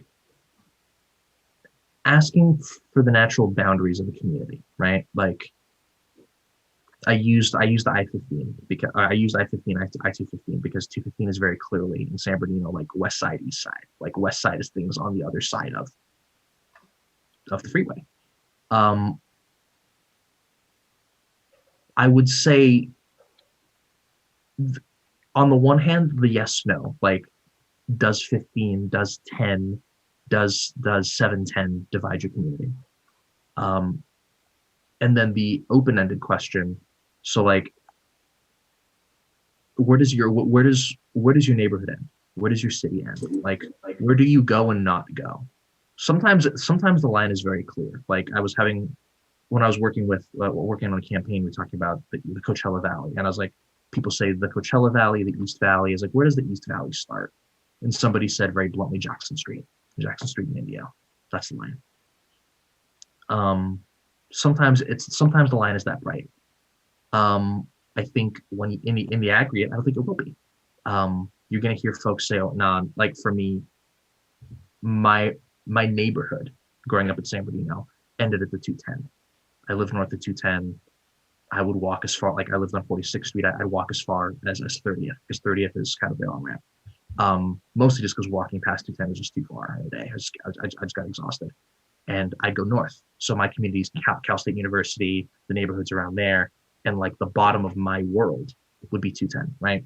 If you ask a bunch of other people in San Bernardino, they might say it's 40th Street, major economic engine. They live between 40th. They live near Parkside Elementary between 40th and 210. That varies. I also walk really far. Like I'll walk 5 miles in the morning. And so the more times you ask that question, I think, where does your community begin? Where does your community end? And then just the yes, no, like, is 210 a line for you? I was like, nah, I go past 210 all the time. Is 710 a line for you? No, I cross 710 all the time. And I think transportation will open this up a bit more, because somebody who bikes versus somebody who drives versus somebody who walks, I think is going to have those folks are going to have very different answers. Because somebody who walks underneath a freeway to get to school or walks across train tracks to get to school is going to have a very different answer than me, who I didn't have to, right? Like I didn't have to walk, I didn't have to cross 210 to get to school. And so that question, I think, asking where folks, what people have to cross to go shopping, what do people have to cross to go to school, what do people have to cross to grab water? To Katrin's point about, like, a lot of folks just don't have access to clean water or have to go far distances for it. What are the major challenges to get resources spatially? What's your commute look like? I think are also questions. I would love to I'm going to sit in once you reschedule transportation, because I think those are, like, particularly as commuters, as Californians, like, where do you have to go? How long does it take? And what are the difficulties? Because sometimes a commute is uniting. People talk about the Inland Empire like their bedroom communities, or the East Bay in that instance. So, like, folks who lived in San Francisco, got pushed out to Oakland, got pushed out to Hayward, but they still work in the city. People who lived in Los Angeles and then lived in Santa Clarita and then now live in Palmdale, but still commuted to the city. So kind of questions about commute. Walk us through a day. Where do you go? Where are the pain points? What makes sense? Caitlin, Katrin, do you have anything to add? I think I would just add that when it comes to, especially for utilities, water supply, wastewater, flood management, they actually pride themselves on people not knowing much about them.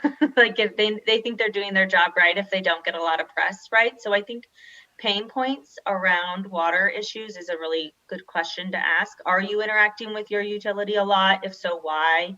Are you getting the help you need, the resources you need? If not, why? That'll get to kind of, the boundaries of these service areas that may be working and may not be. One of the really big things to kind of consider that, wouldn't be necessarily a direct result of redistricting, but it's something that's on the mind of a lot of people who work in California water, is should there be so many tiny systems? Should we start thinking about combining some of these into larger service areas to provide better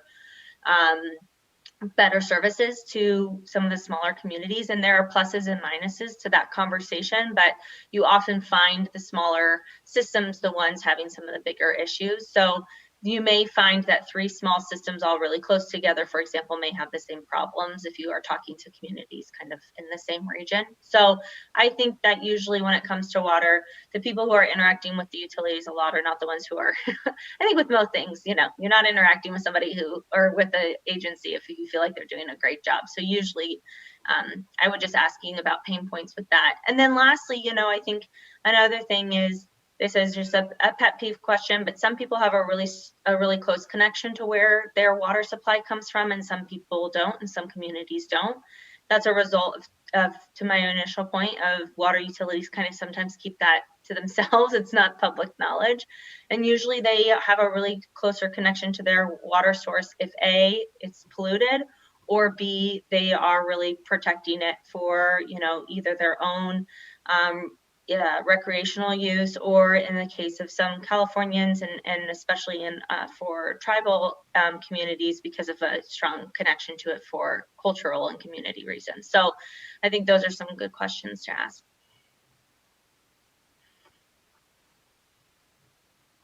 Thank you. Commissioner Anderson? Thank you both for this really good presentation. And what's really nice about, first, the subcommittee, thank you. What you're bringing forth is something very different from, we've all been looking at very specific localized communities that also occur across the state, but you're looking at larger issues which are across different zones. And it's a whole different perspective. So I've got essentially 2 questions. One is tips to get, when we go into our communities, to say, what is your community? Some questions about how do we get people to think about outside of their immediate one, but recognize in their same neighborhood that there are these larger areas. So that's a question. How would you propose we might do that? And then 2 is really specific. The water communities. Can you give us essentially a breakdown of what communities are where? We've sort of divided up the state in essentially zones. And if each of our zones knew, hey, you are dealing with, particularly I know in the Inland Valley, that's where most of the little tiny small communities of water are, where, the Owens Valley, et cetera. That's one great big sort of funnel. So if you could have that list you could send possibly to the commission, that would be extremely helpful.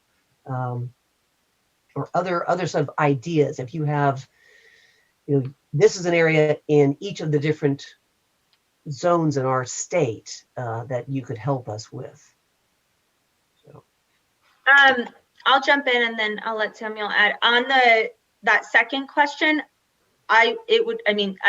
There are like 400 water agencies across the entire state, and that's just the ones that serve more than 300 customers. Once we go under 300 customers, we're talking thousands of systems, either very small systems or people who just rely on wells.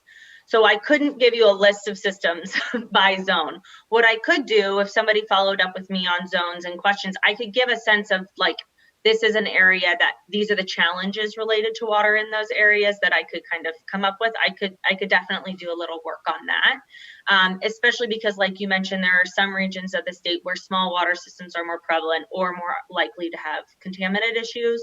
And then there are other regions of the state, for example, the North Coast, there are smaller water systems up there, but the bigger issue up there is really related to the interaction between the water and the rivers up there. There's a lot going on with dam removal and things like that. So if I got the zones, I think I could do a little, these are some good things to keep in mind on water for those zones. So Patricia, I don't know if someone wants to follow up with me, I can put that on my to-do list. And then to your second question about tips about, what to ask these communities, besides the pain point question, I would just, think about asking them, what do they consider, so I'm thinking about like big disaster stuff, because that's a lot of like floods and fires and climate change and sea level rise and stuff like that. And that's where sometimes a single person, when do they see their neighbors impacted by some of these natural disaster issues, even if they're not personally, even if, for example, where I live in the East Bay, I was not personally impacted by any of the wildfires myself with my home, but obviously my neighbors were, and I were with power outages and things like that. So when are they seeing themselves or their neighbors impacted by some of these bigger natural disaster issues? And that could give you a sense of kind of where they're defining their community when it comes to water, especially beyond just their own tap, when they're thinking broadly.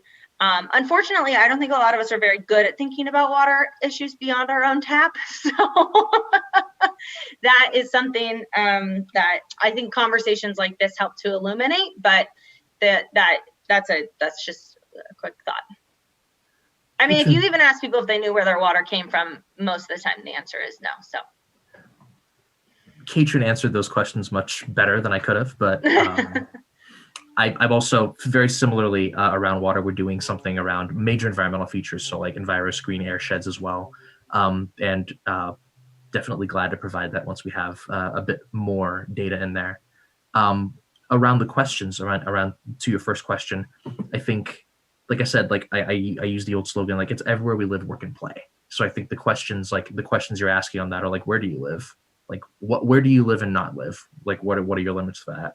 Where do you work and not work? Like, what are your limits for that? And then where do you play and not play? Like, to concretize this, my sister lives in the Banning Pass, and she lives in Banning.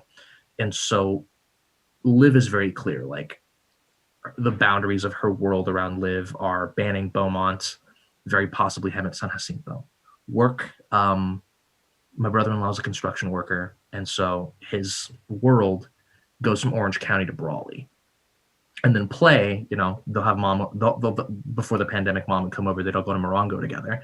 And so kind of like thinking about those questions about like, walk me through your life, walk me through your work, and walk me through kind of what you do when you're not working. ask that in a number of different ways, to kind of start to inform, okay, people that live in Banning, like these are the borders of kind of what they think of their community, and then what's a long trip. And I think the what's a long trip is a useful one, in addition to disaster. Like, who's touched by fire, or when you're out of town, or when like, for me, when the last fire happened, the big one in 2000, I think 02, 03, San Bernardino's definitely my community. I had to evacuate. My grandmother's in Grand Terrace. And so for me, Grand Terrace Colton is a little more distant, because it's far enough away from the mountains. Like, okay, the natural disaster, the fire, won't affect me there. And so I think that question, like, where do you go when a disaster happens? Like, how do you react spatially when you're leaving your world, when things are difficult? Like, what constitutes a long trip? What constitutes a far trip? What constitutes stepping away from your home? And like, I think the old saying, you don't know what you've got till it's gone. Like, when people think about that, like, when something's wrong, where do I go? That very clearly defines that's not home. Like, when I have to leave home, that, and then defining yourself in opposition to it. So those questions, like, where do you live, work, and play? And when things go wrong, where do you go? Where do you leave?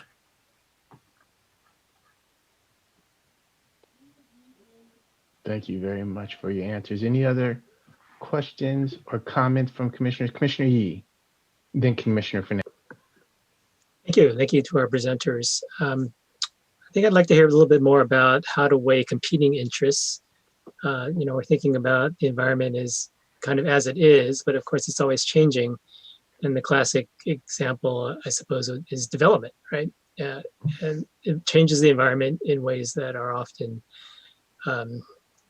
involve competing interests. So how to think about that, and how to receive input from those competing interests and weigh them. I mean, where do you see the role of the commission? We're not here to adjudicate those competing interests, but we do end up drawing lines that may affect them in different ways. So how to weigh those? That's a broad question, Commissioner Yee. I think my immediate answer would be like, what are those interests? I think you weigh that question by question. I can only speak for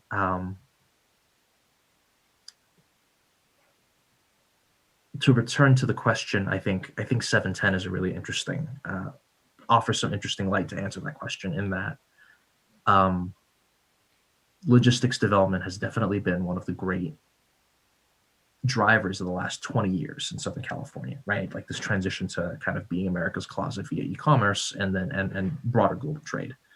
I think in that instance, development, that is, we've got the ports, we've got trucking, that's an interest. You've got environmental justice communities who are dealing with health and welfare and increases in air pollution along 710, that's an interest.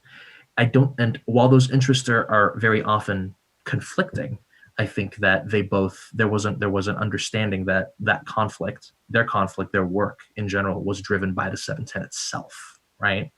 And so the commission there didn't adjudicate. There's no decision there about who's right and who's wrong, but they did articulate, like, listen, like, all of these interests are very specifically oriented around this spatial feature, which and this spatial feature thereby probably needs to be very closely, like, considered. And so obviously there's not a 710 congressional district, and there's not a 710 assembly district. So you've got 8070, you've got 8063, and I think that runs up to 53 in Huntington Park. But very specifically, they recognize that the 710 articulates a number of communities of interest, whether, like, regardless of what the commission's decision on what those on the validity of those interests, on how you feel about those interests, that the 710 itself, economically, environmentally, air pollution wise, regardless of how you feel, like, unites something, creates a conflict, right? Creates a thing that needs to be considered. And so I think on development, I don't think it's a question of, like, we need to draw a warehouse district, we need to draw or a district that is good for development or bad for development. We just need to recognize there's a lot of warehouses here. There's a lot of people that live here that work in these warehouses, and so that might be a community of interest. Again, I don't mean to prescribe lines, but kind of recognizing that, to paraphrase from an old Hamilton mixtape, like, I don't know the answer, but the question is real. And I think that's the piece to consider. Like, and I think that your concern, like, we're not here to answer questions, that's healthy, but asking, like, what is the natural feature that creates these questions? It's helpful. Thank you.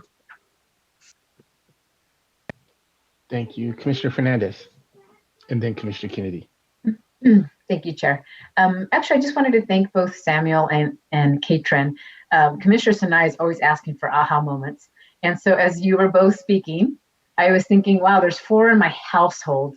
And I think we would each draw different lines based on environmental. I've got my boys that are very environmentally aware more globally than locally. And then I'm in the Delta area. So Katrin, you know I'm well aware of water issues. And I have a well. So it's a requirement there.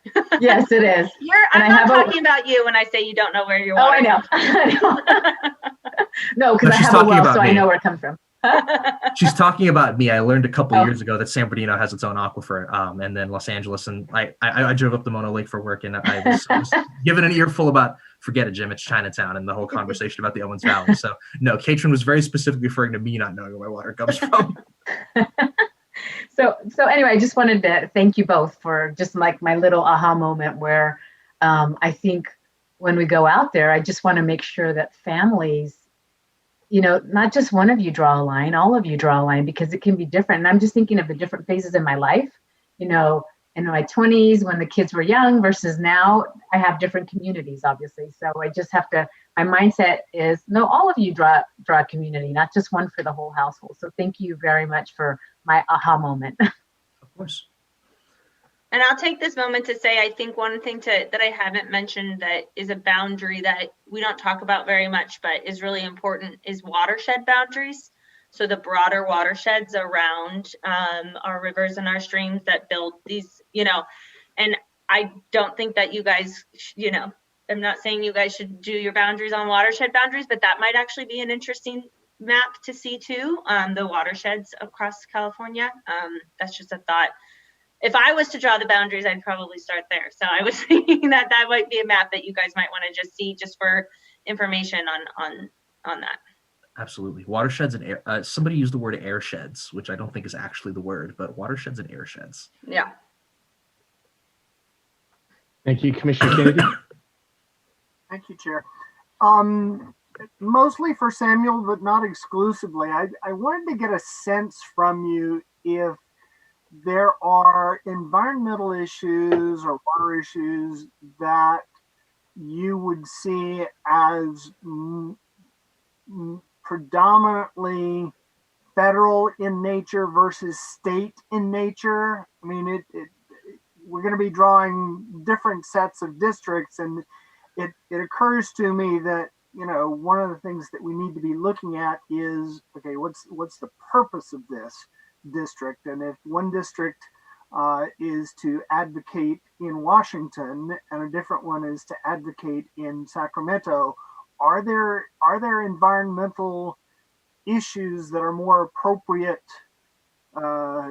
to take to Washington than to Sacramento, and vice versa? So I want to quote James Woodson, actually, from the Black Census and Redistricting Hub, actually said this when I initially came on. And he mentioned that, COIs are COIs are COIs, no matter how you draw the lines around them, right? So I think the focus is on the building blocks, like articulating, one, the lens, and two, the existing community. So I'll use the Salton Sea on this one. So it's very clear the Salton Sea itself, like the natural features that Coachella and Imperial Valleys, right? We've cut that up in a lot of different ways, in that the congressional district, it's 2. So Vargas, I think it's 52, and Dr. Ruiz is 30. I don't remember them, but San Bernardino and it's like so the Riverside district and the Imperial district are separate congressional districts. They are, however, they're also separate Senate districts. So you have Senator Melendez and Senator Hueso, but they're one assembly district in that it's Assembly Member Garcia. And I don't know that those were drawn with specifically, okay, like we need 2 people in Congress to talk about the Salton Sea, we need 2 people in the Senate, and we need 1 person in the Assembly. Like I don't think that was the equation, but I think there is a recognition that you can, rather than looking at it purposefully, like we need to draw these lines to advocate for the Salton Sea. I think we draw the lines around people and ask what are the combinations by which these communities define and are already advocating for themselves, right? But in all of those situations, though, in all of those districts, Imperial County is in one, right? So Imperial County is clearly in 1 congressional district, is clearly in 1 Senate district, and is very clearly in 1 Assembly district.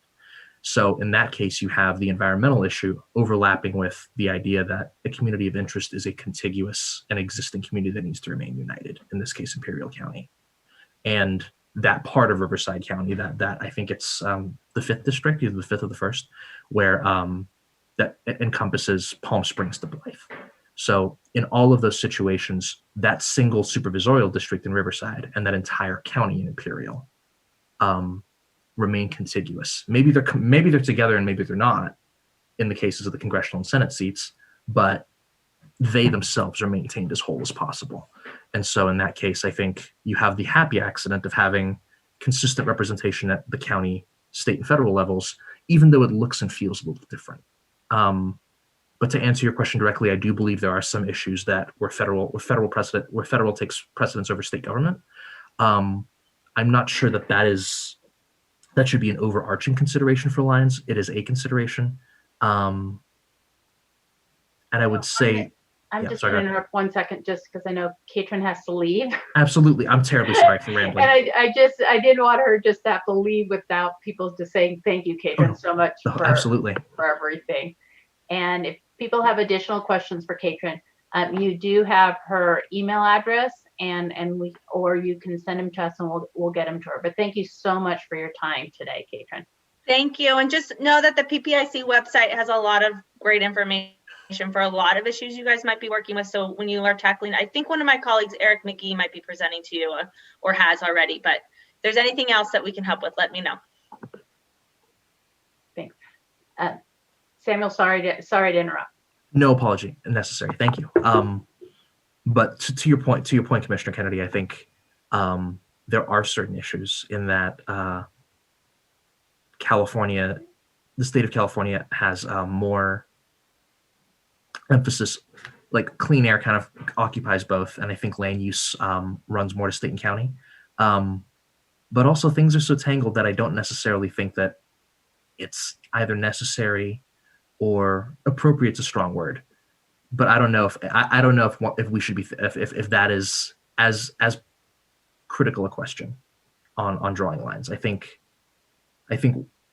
again the substantive but not neat overlap, I think, is going to create that kind of those opportunities for federal and state coordination and advocacy without us intentionally thinking about it on the front end, if that makes sense.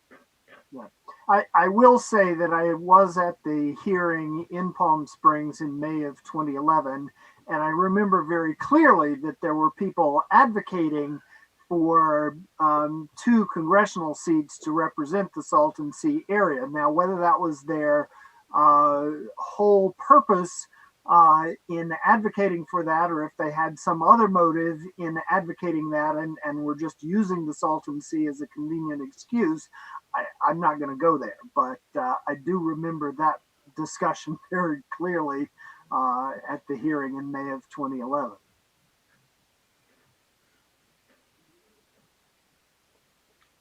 Thank you. Commissioner Fornashari. Yeah, it's unfortunate that Katrin had to go because she gave me an aha moment that I want to share with everyone. There are thousands of special districts in California, thousands of them, that manage our water supply, flood control, a wide variety of things. They're managed by boards and have very, very little oversight, but a huge impact on our lives. And they manage billions and billions of our tax dollars.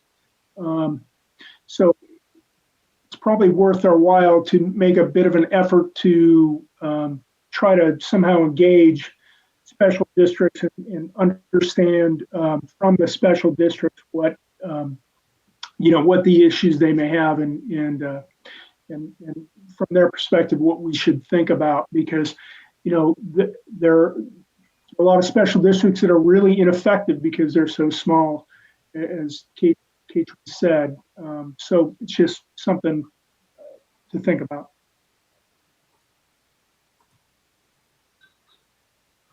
Thank you. Any other questions or comments? Commissioner Anderson. I actually similar had a couple things for Ms. Caitlin. But along the lines of what Commissioner Fornashari also said, is in water, it's not just where it's coming from in your tap, but it's where's the water actually ultimately coming from. And there's a lot of connection, which people don't know. I'm a civil engineer. Not only do I know exactly where my water's coming from, I can draw the lines from what, in the Sierra Nevadas, where it's coming from, what tunnels it's going through, how it's getting through the hills, where my pumping stations are, where my water treatment plant is, and where my sewage treatment plant is. So, I've had to draw all of these pieces, and I'm so appreciative of talking about these are terms and terminology that I'm day in, day out. Your watershed, your let's see, the watershed, your built environment, all of these considerations, and I'm so pleased to bring this to bring this to the whole group. But getting in touch with our boards in our local areas is absolutely crucial, because not all of them work together, and some of them would really, really like to. And I think if we reach out, they would be so appreciative of that and would really have good ideas about what is ultimately good for their entire area. But they just don't have a voice. So I really appreciate these items being brought up and the thoughtful questions by the commission. So thank you, everybody. Thank you. Any other questions or comments? Samuel, I hope that you don't have to run. I would like to open this up for public comment. Are you able to stay on for about 15 more minutes or so? As I was told that this would run until 12:30, and I'm in front of the commission all day, so I just happen to have my camera on today. So yes, absolutely, I'm here. I'm at your disposal. Thank you. I appreciate it. Christian, could you invite in public comment as it relates to agenda item number 13, the Environment and Infrastructure panel, please? Yes, Chair, and actually Katie's with us now, and Katie will be helping you out with that. Hello, Thank you, Commission. Katie. Yes, absolutely. In order to maximize transparency and public participation in our process, the Commissioners will be taking public comment by phone. To call in, dial the telephone number provided on the live stream feed. It is 877-853-5247. When prompted, enter the meeting ID number provided on the live stream feed. It is 957-6586-8432 for this week's meeting. Once you have dialed in, you will be placed in the queue. To indicate you wish to comment, please press star 9. This will raise your hand for the moderator. When it is your turn to speak, you will hear a message that says the host would like you to talk. Press star 6 to speak. If you would like to give your name, please state and spell it for the record. You are not required to provide your name to give public comment. Please make sure to mute your computer or live stream audio to prevent any feedback or distortion during your call. Once you are waiting in the queue, be alert for when it is your turn to speak, and again, please turn down the live stream volume. And Chair, we do not have anybody in the queue at this time.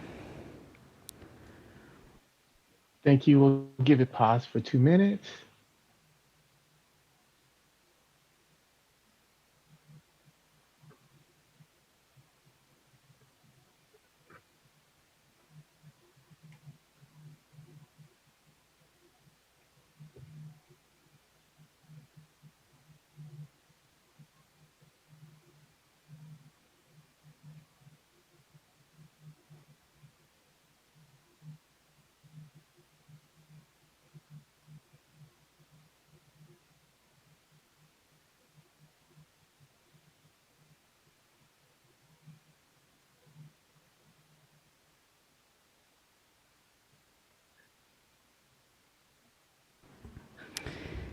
And we still do not have anyone in the queue, Chair. Thank you.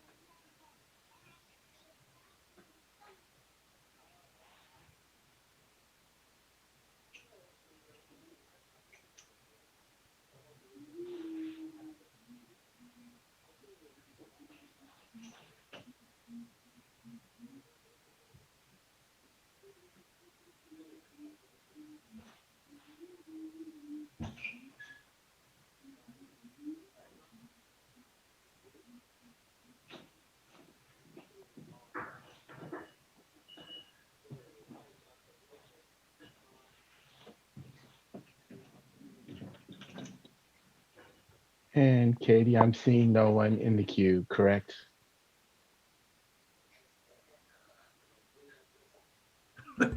Yes, Chair. Thank you. All right. Any final questions or comments from the commissioners?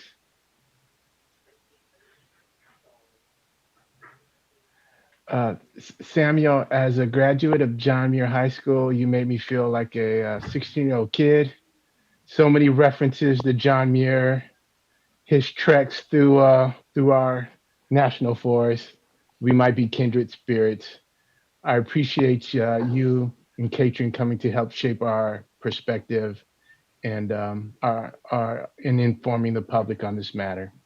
So if there's no further comment, that will conclude agenda item number 13, our conversation on environment and infrastructure, although we know that the consideration will continue as we go through our deliberation process. Thank you very much.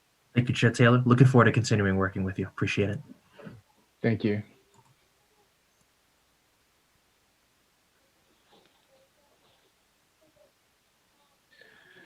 All right, commissioners, we are at 12:25 p.m. Before we break for lunch, a couple of small housekeeping issues. A small point of clarification, which we can lean on Director Hernandez to explain, as outlined in his outreach strategy. Again, as a point of clarification, it's not required that we record a public education meeting. Is that correct? That is correct. We're not requiring to record, but we're going to ask if we can record to then post, and also for use of some of those, the content for media purposes. Thank you. And that's just as a point of clarification. It's not required. If we're able to record, we can then relay that to staff. It can be posted or used for our reference, correct? And go ahead, Commissioner Anderson. Can we at least document those groups that are not allowing us to record, so we can make sure that we're not giving them grant money, so there's no conflict there?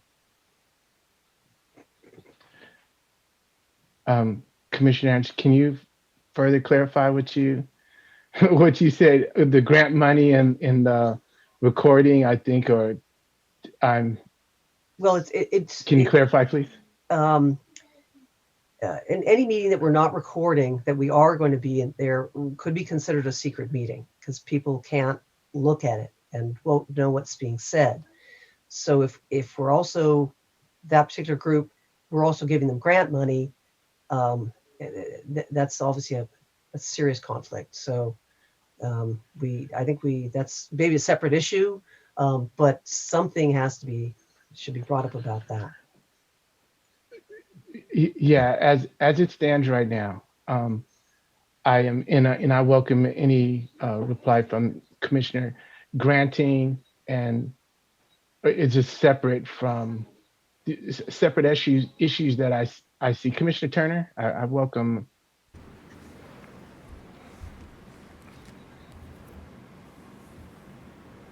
Thank you. Yes, I appreciate the clarification and the perspective. Just wanting to state that I'm seeing that as punitive behavior, almost, if we were to deny or refuse a grant based on the whether we do or do not have opportunity to record the meeting. And so I'm hoping that we're separating those and understanding that, again, based on the integrity of the commissioners and us conducting an education meeting based on the amazing guidelines and script and PowerPoint that we have, that would be the record of what was covered and discussed in the meetings, and to allow Californians the opportunity to conduct or to have a meeting that, for whatever their reasons are, that they are not having comfort in having it recorded. Let that stand as is and as a separate issue than whether or not we would provide them grant money. Thank you, Commissioner Turner. I think If you you helped just bring to. this up at a later point, because it's obviously something that, Yeah. it's about Thank you, perception. Commissioner Turner. Thank you, Commissioner Turner. I think you helped to get me where I was. Our educational outreach is not contingent on a grant, and that would be better served under the granting framework if that's a stipulation that we want to just talk about in that context. Commissioner Sinai. I completely agree with what Commissioner Turner has said. Sorry, I don't want it to be punitive or not punitive. If we do go in that direction, we also have to, and this may be something we want to do anyway, is we're all doing outreach and talking to groups individually, which is even more, could raise more eyebrows. So should we have a list that's running on our website of which organizations we talk to as commissioners? But I don't think that the public education sessions would be a place to, we can't ask a group, help us do outreach and help us raise the awareness, and then say, oh, since you won't do it our way, you can't get any funding, since these are some of the groups that are the most vulnerable.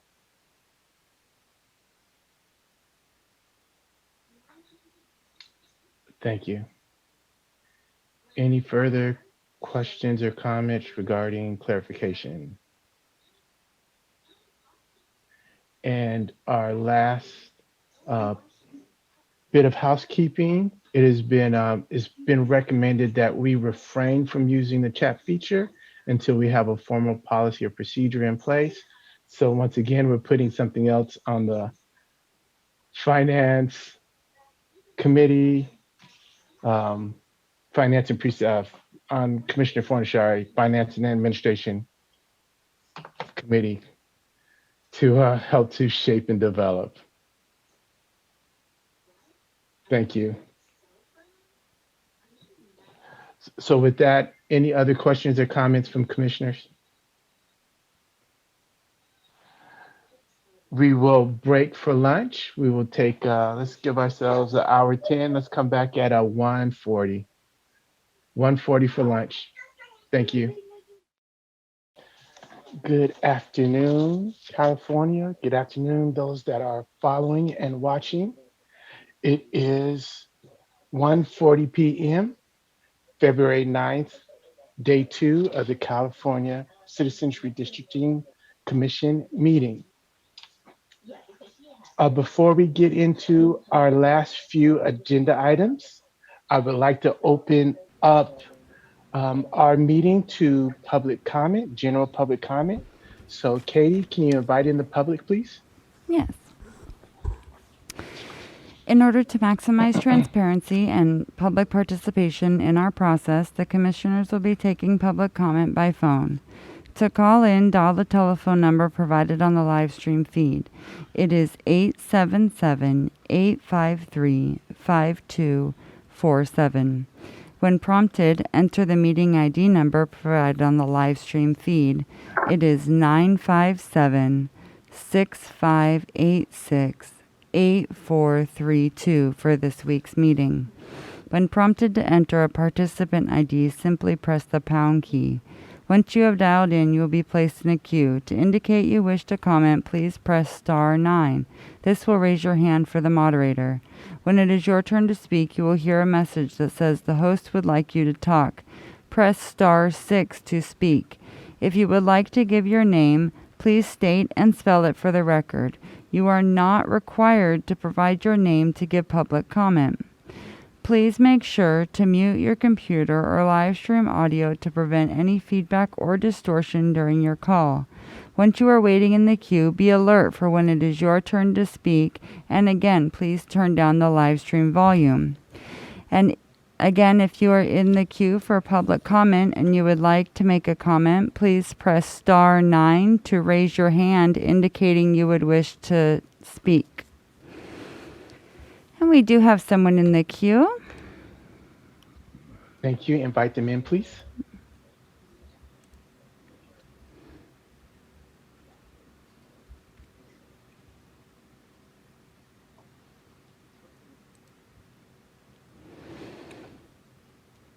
And the floor is yours. Hello, caller?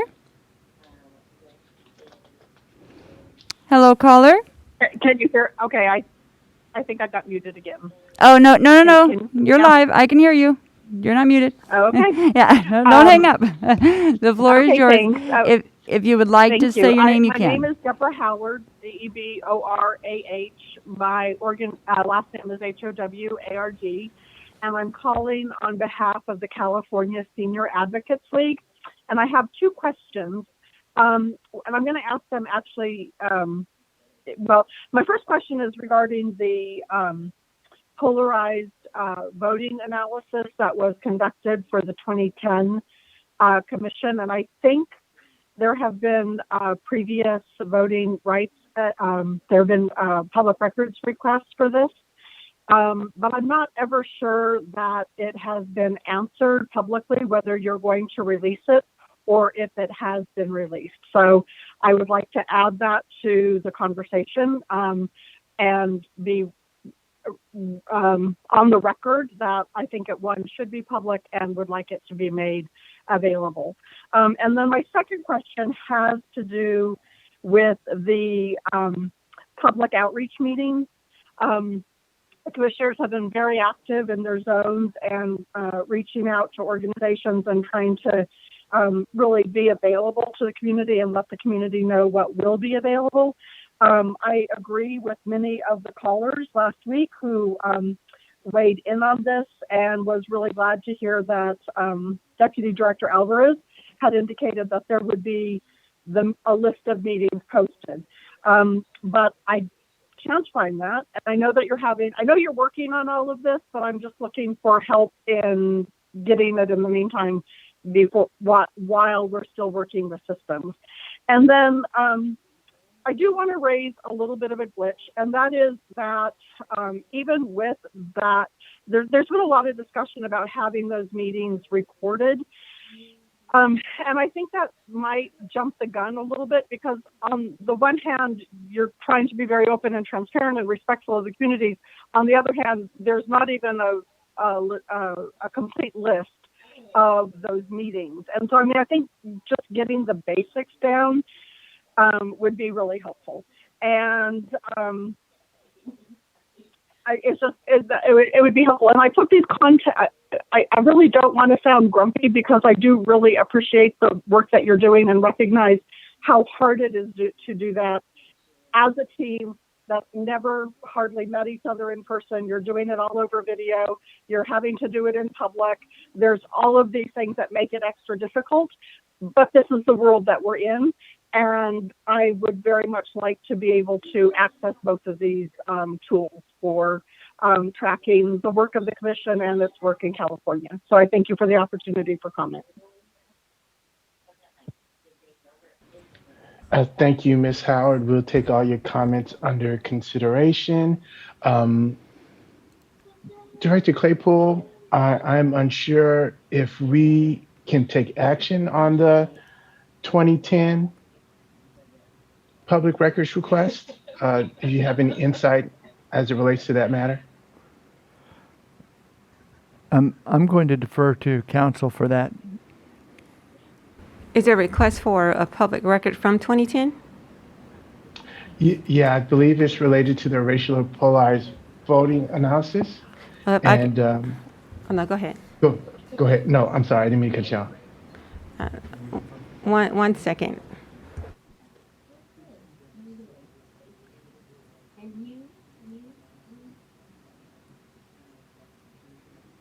While we're waiting, what group did Ms. Howard represent? Okay, I'm back. Thank you. In regards to a request for 2010 information, whatever's accessible, it can be provided, but there are some things that are still on attorney-client privilege, but I would take a look at it. Thank you. And Commissioner Anderson, I believe it's the California Seniors Advocate League. Thank you. Thank you, Katie. Do we have anyone else in the queue? We do not, Chair. Director Claypool? Chair, we received good news just a little while ago. As of February 9th, the chair of the Joint Legislative Budget Committee has released your funds for outreach. So it's going back through finance, and that $2,065,000 is now available for us to use it for outreach. Thank you, and that is indeed good news.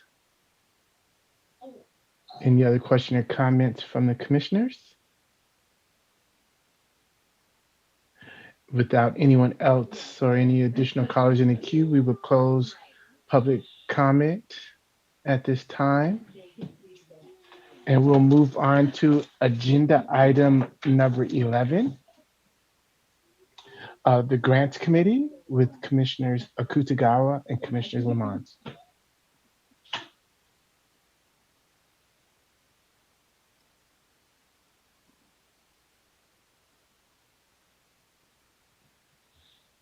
I'm not seeing.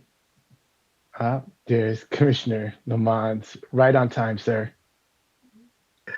I was listening, but was having a little difficulty with my camera.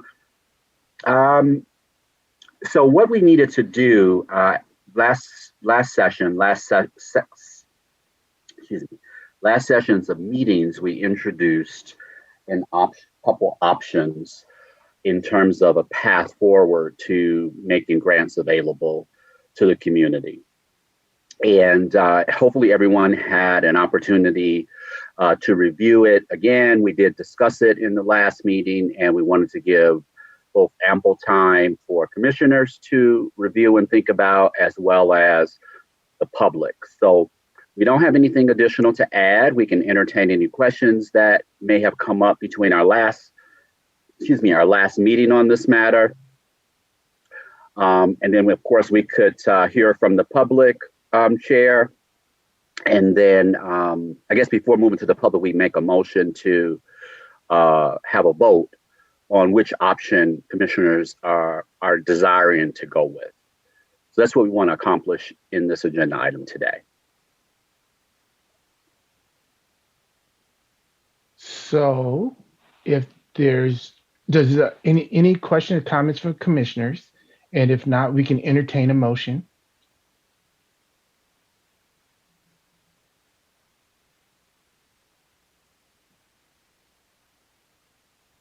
Commissioner Anderson?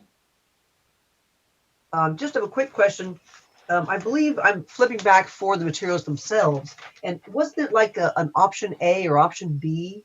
It was 1 and 2. And the distinction is option 1 is we go with the third party. And option 2 is we facilitate it in-house. Thank you. You're welcome. Commissioner Lamont, if you wouldn't mind, can you give a very high level, possibly a plus or minus for each option, the option 1 and 2? Sure. Just sort of refresh the. Sure.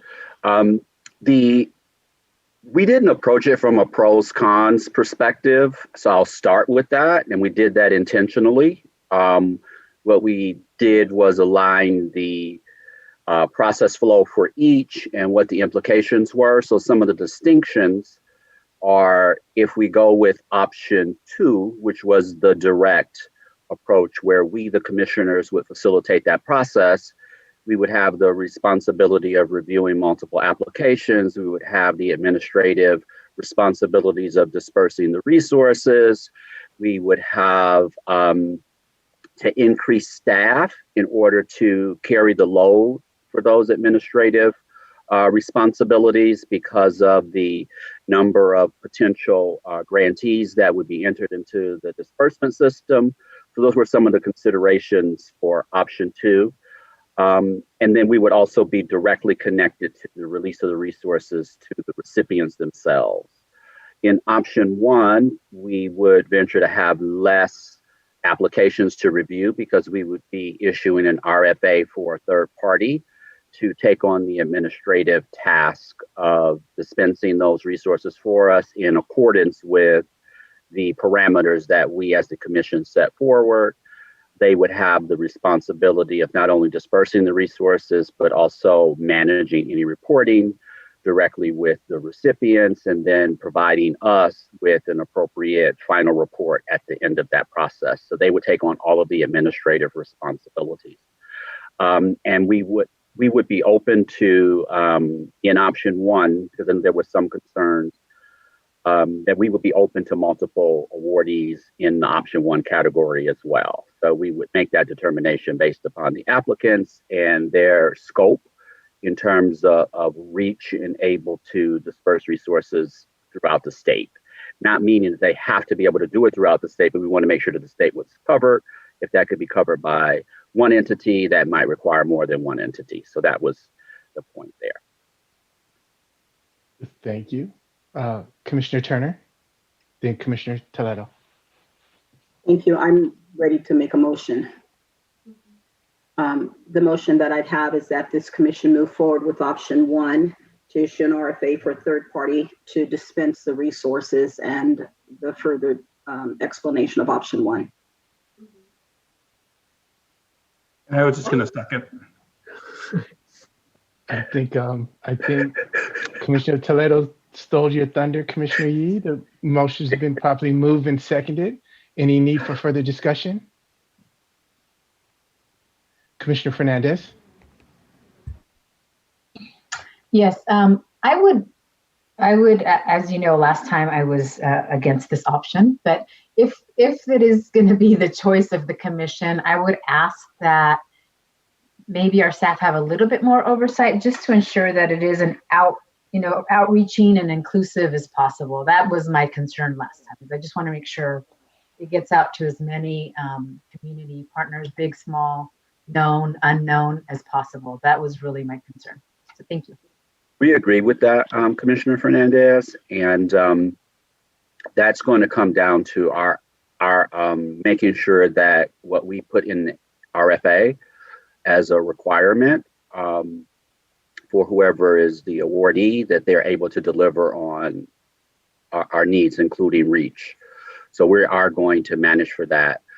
But we do want to separate the commission and the commission staff from the oversight responsibility as it relates to the administration of the grants themselves. So we will, of course, have criteria and parameters in the RFA as it relates to the awardee carrying out the actions on our behalf. Commissioner Sinai? Does that also mean that we can't use our infrastructure to promote the grants once the grants are available? No. Okay. So I think, it's good because we've been building up the database and stuff to do exactly that, but I just want to make sure that I've been communicating properly. Yeah. Commissioner Fernandez?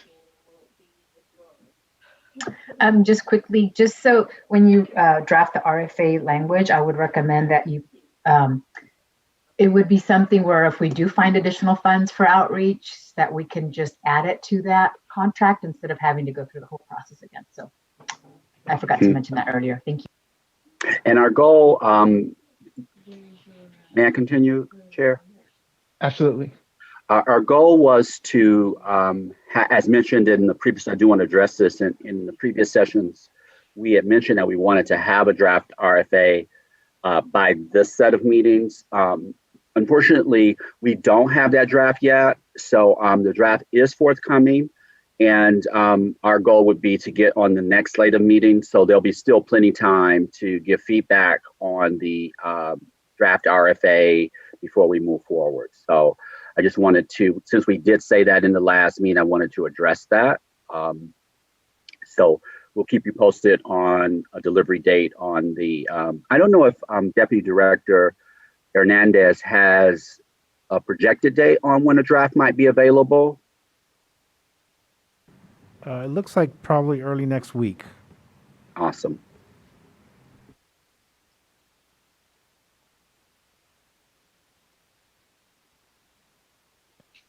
Any other questions or comments?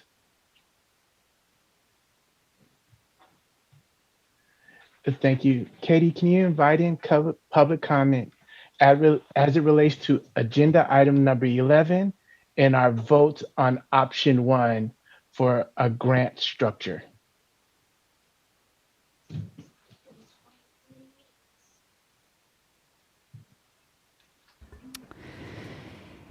In order to maximize transparency and public participation in our process, the commissioners will be taking public comment by phone.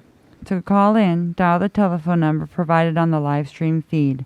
It is 877-853-5247.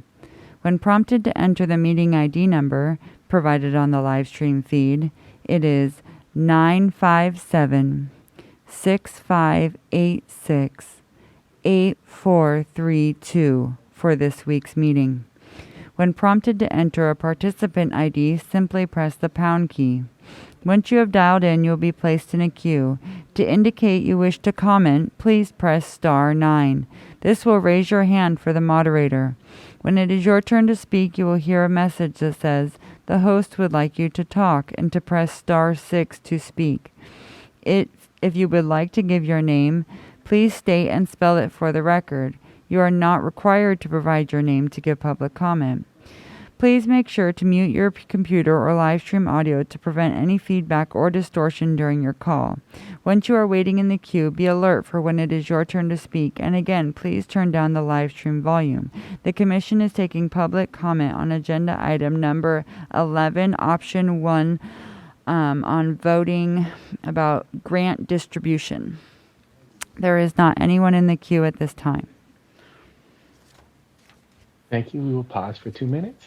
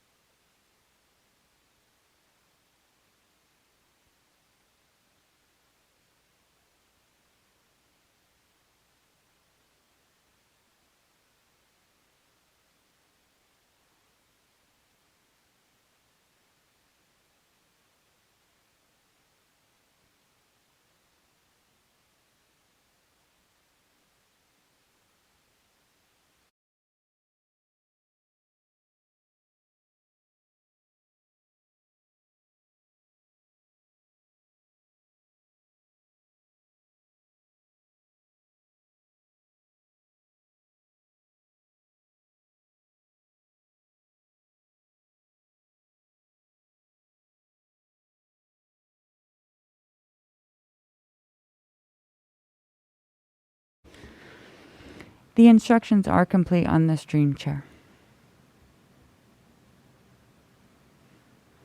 Thank you.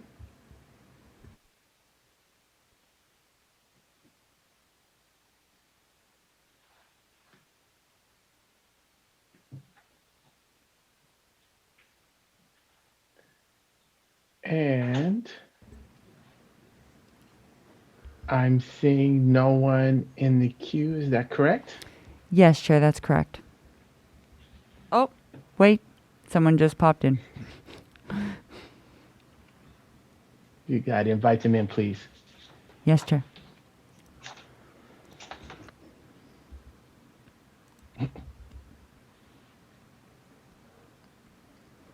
And the floor is yours. Yes, this is Renee West Lusk. Just asking a question. Yes, Ms. Lusk.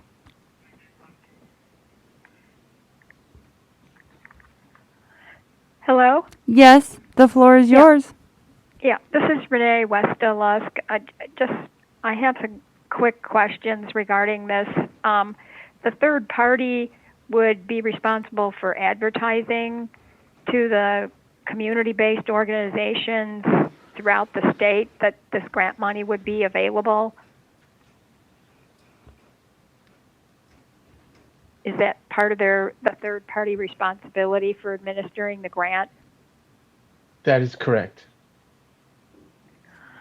Okay, so there would be some notification on the We Draw the Lines CA.org website about the application for the grant program and how to get in touch with the third party? That is correct. Okay. I see no problem with the third party administering the program. I think it's a good idea. I don't see how the commissioners are going to have time to run a grant program on top of all their other tasks. Thank you. Thank you, as always, for your comments. Do we have any other callers in the queue? No, Chair, that was it. All right, so that we will close public comment at this time. Executive Director Claypool, can you call the roll for a vote, please? Yes, Chair.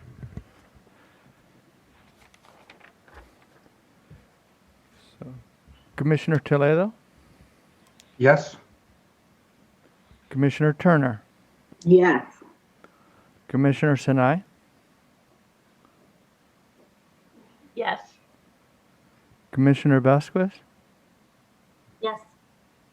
Commissioner Yee, Yes. Commissioner Ahmed, Yes. Commissioner Akutagawa, Yes. Commissioner Anderson, Yes. Commissioner Fernandez, No. Commissioner Fonashari, Yes. Commissioner Kennedy, Yes.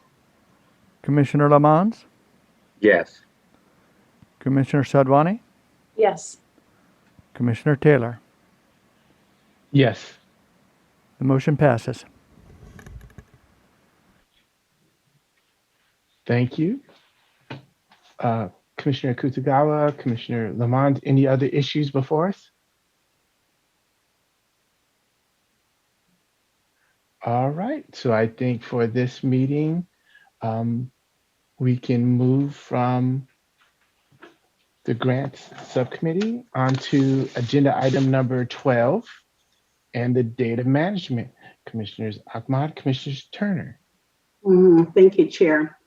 On behalf of Commissioner Ahmad, myself, and on the Data Management Subcommittee. So we've had a series of meetings over the last couple of weeks. And first of all, I just want to say we're really grateful for the responsiveness and the thoroughness of the U.S. Digital Response Team, USDR, Jamie, also Karin, also our data line drawing subcommittees, and all the public comments that we've received, and a host of others really that's supporting us in attempting to have the best product and process possible. This is not an easy process. So commissioners, there are three things, but first a quick update from yesterday. Commissioner Ahmad sent an email to USDR to see if there were any flags with Nation Builder and hosting Airtable or any system interaction. Anyway, and they're going to continue researching that and they'll get back to us, but it won't be in time for the close of this meeting today. So the three things that we'd really like your input for, on I'll name them and then we'll kind of go through them. Number one, we do want input in regards to the specifics of translations as it relates to data flow. We'll talk today about role differentiation and clarification between a line drawer and a data analyst. And then we'll also like to gather types of questions that we hope an analyst can answer for us. So we're going to start with the language translation piece, okay? How will language translation be embedded in the data flow process?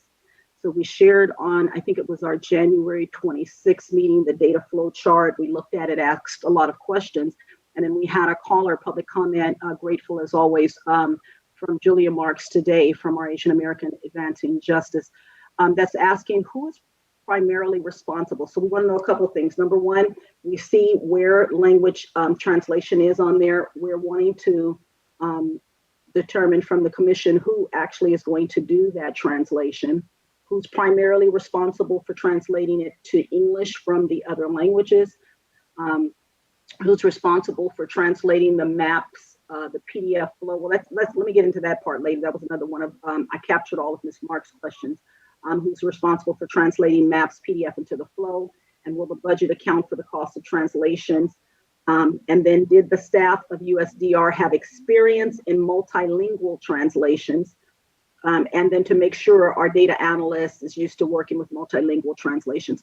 But the piece that we want to start with here is the actual translation embedded into the data flow process. Are we know where it should happen, but we want to have it named. Who's responsible for that? Who's going to take care of that?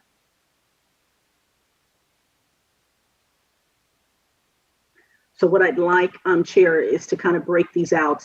And to have some discussion here about this translation flow process and get some response from the commission. And then I'll move to the other pieces.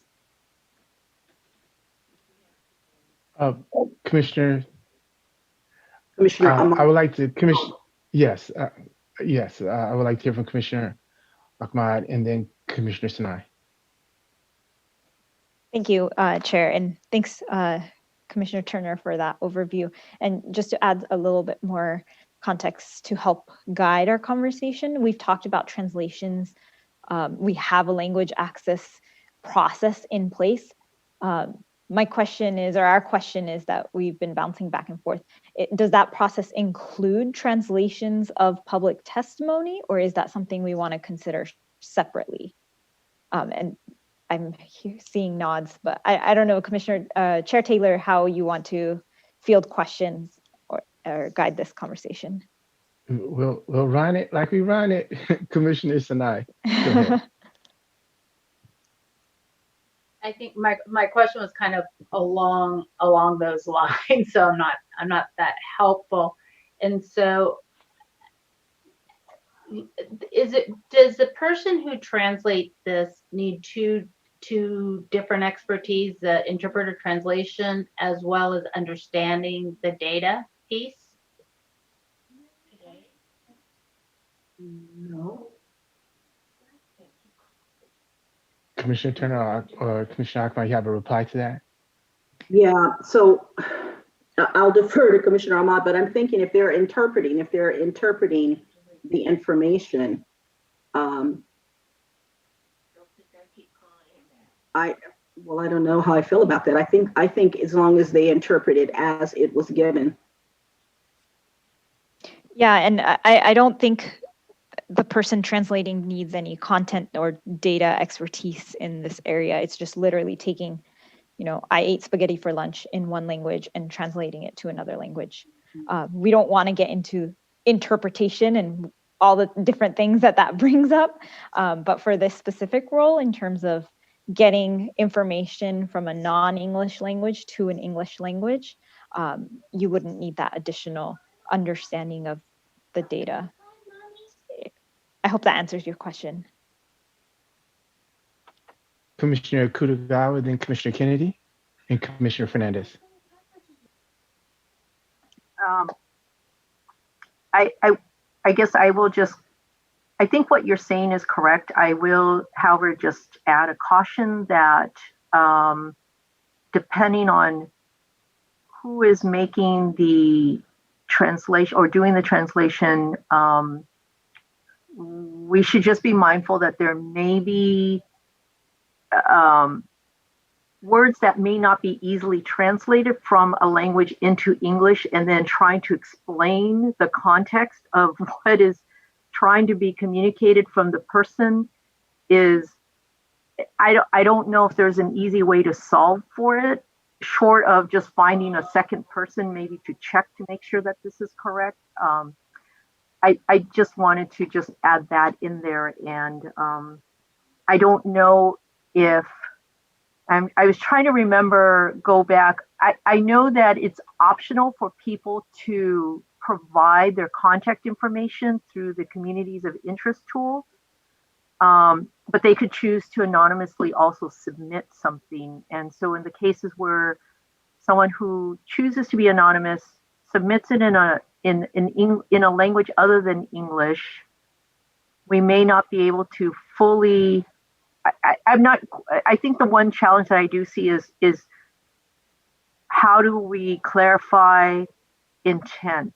You know, what they're trying to, their intention in terms of what they're communicating. So I do just want to put that out there in terms of the translation. I think that is the question on the table, is who is doing that translating, whether it be for this data flow process or for, you know, informational flyers, presentations, etc. So that question, I think, is valid across all of the different translation pieces for our process. And to further the discussion, when we say who, are we asking, do we contract out for that service? Can we define who, or that question? What are the different options of who that we have in front of us?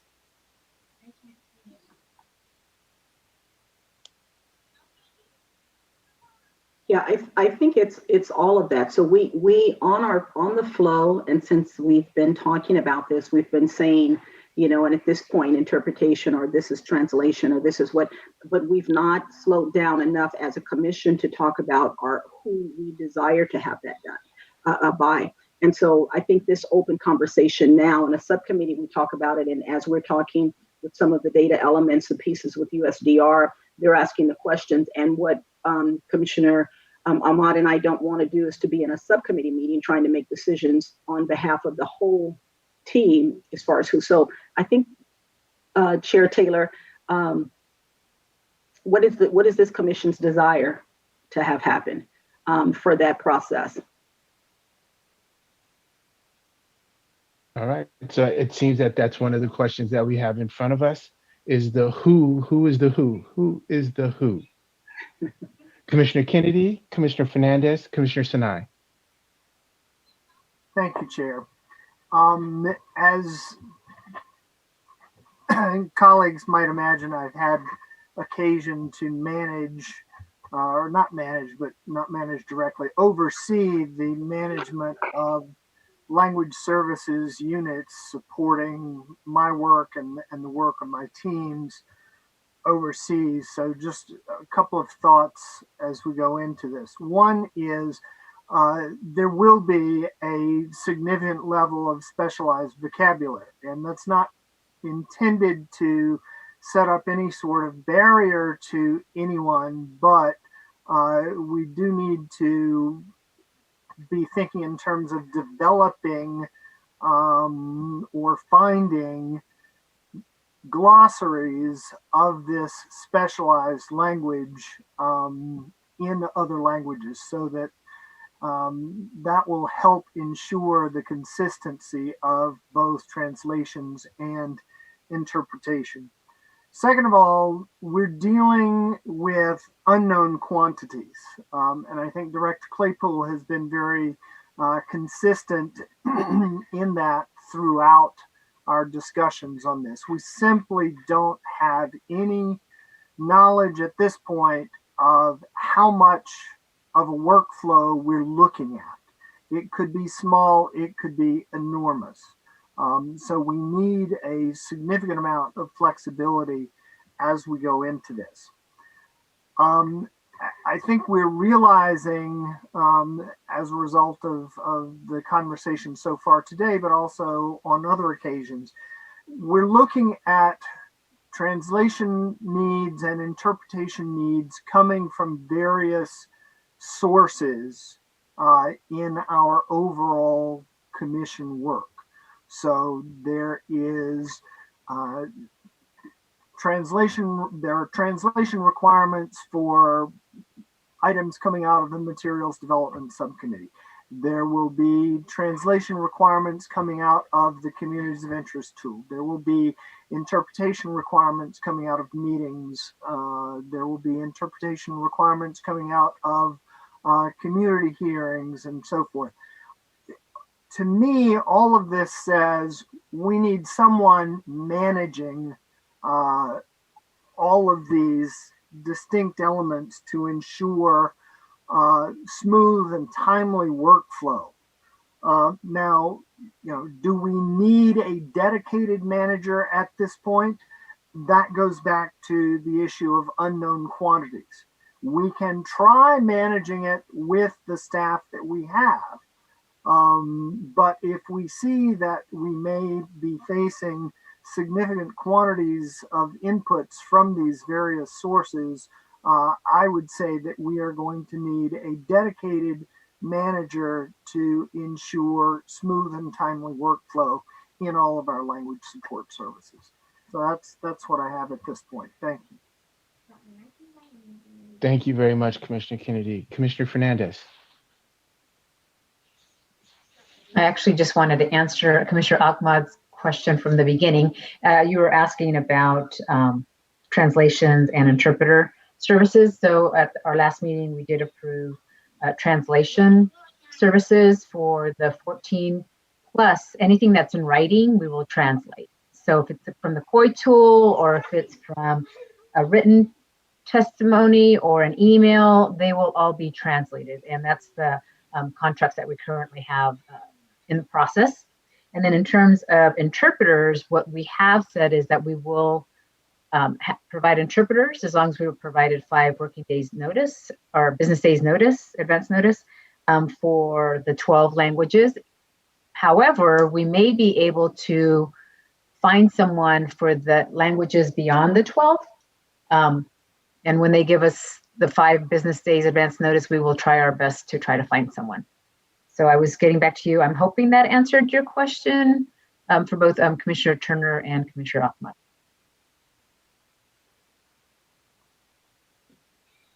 Thank you, Commissioner Fernandez. Commissioner Sinai.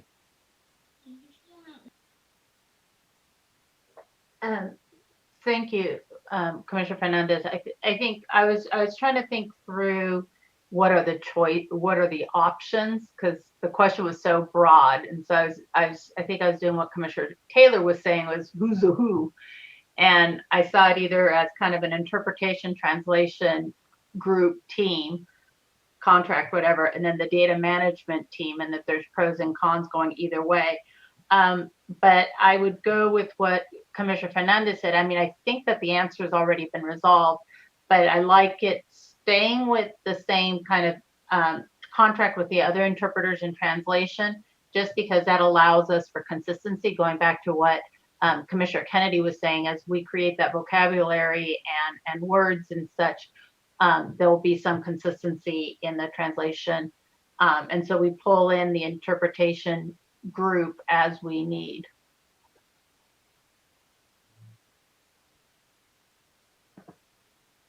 So, Commissioner Turner.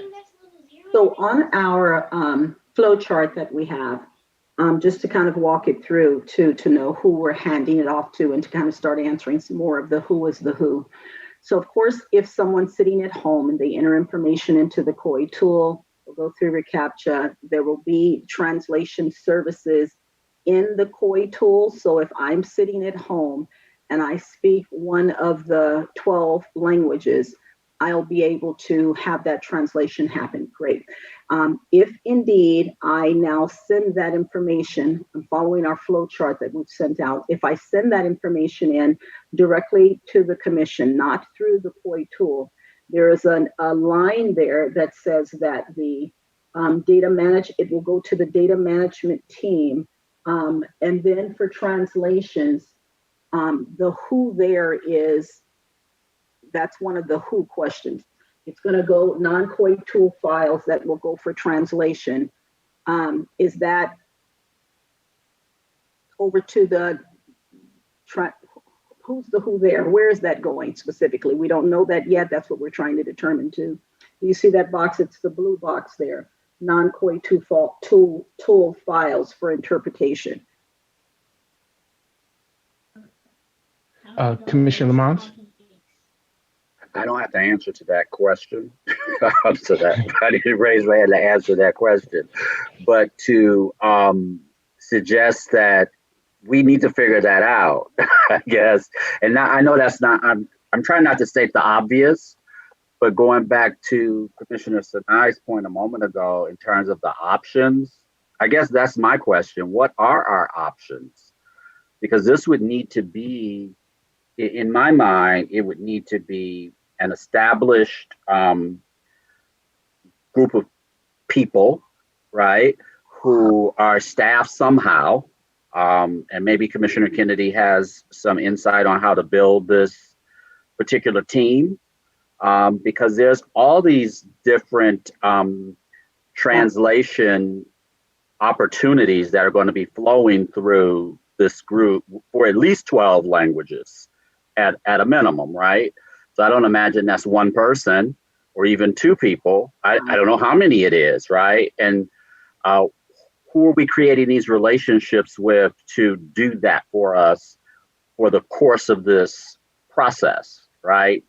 And then the second thing is that I feel like we're kind of jumping back and forth between the interpretation, the translation in terms of live translation and what Commissioner Fernandez was talking about a moment ago, which is contacting us to participate in our meeting, where the translator is made available, similar to what we did in the last meeting, which is separate and apart from this translating of written commentary that comes in through email or however these different mechanisms, all of which have to be translated before it goes into the data capture piece in the flowchart. I don't remember what it's exactly called. I'm not looking at it, but I think you understand what I'm saying. So I think we need to get that resolved, because it really is going to influence what this subcommittee's work gets, continues to look like working with the vendor, and us understanding how all of this stuff is going to actually get moved from. We've talked about it philosophically, but we've not talked about it practically, like the actual practical application. Commissioner Turner, I would like to Commissioner Fernandez. She might be able to add to the conversation. Commissioner Fernandez? Yes, I believe when Commissioner Kusagawa and I worked on this, maybe it's a bad assumption, but our assumption was that the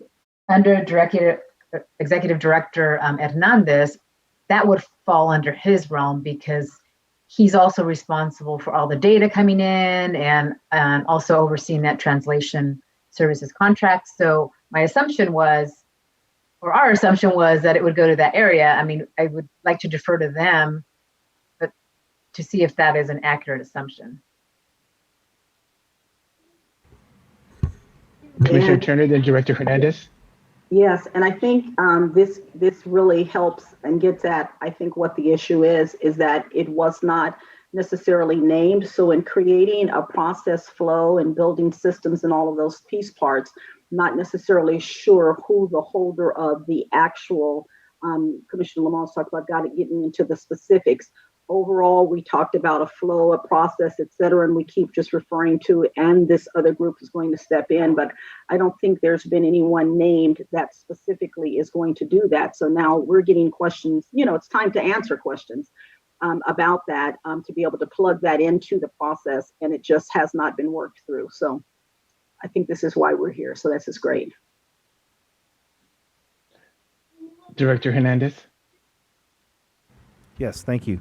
So that is correct. That is going to fall under my purview under the data management, just like we have currently with any translation.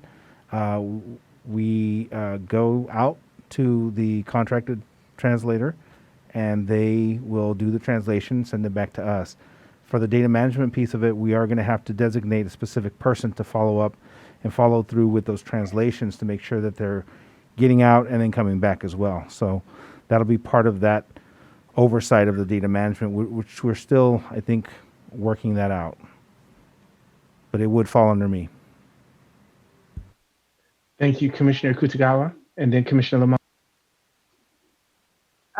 Two things. One, I may be committing myself and Commissioner Fernandez to some more work, but speaking of assumptions, I guess I did maybe have in the back of my mind this assumption that while committees can come and go, some of them never die, and I think ours is one of those that I was assuming that yes, while our work technically seems like it's finished, it's not fully finished, and that I suspected that we would continue to be engaged in some way, shape, or form around this, because I think these questions will continue to come up. So I don't think we're going to be fully disbanded. I think that's one. Secondly, speaking of assumptions also, I wonder if this might be a way to go, since a lot of the work around translation and the data management is going to fall under Director Hernandez. Perhaps it may be helpful for all of us to, we could provide input like we're doing, but perhaps it may be helpful for him and his team to come up with what they feel is the flow that would need to happen amongst the staff, and then come back to us to react to, so that then we would have something a little bit more concrete to look at. Because I feel like there's these questions being asked, but this is one of those moments where I feel like we're really trying to, one, create something while we're moving along, and perhaps this might be better delegated to him to help put it together based on what his team's capabilities are, and then let us react to it afterwards.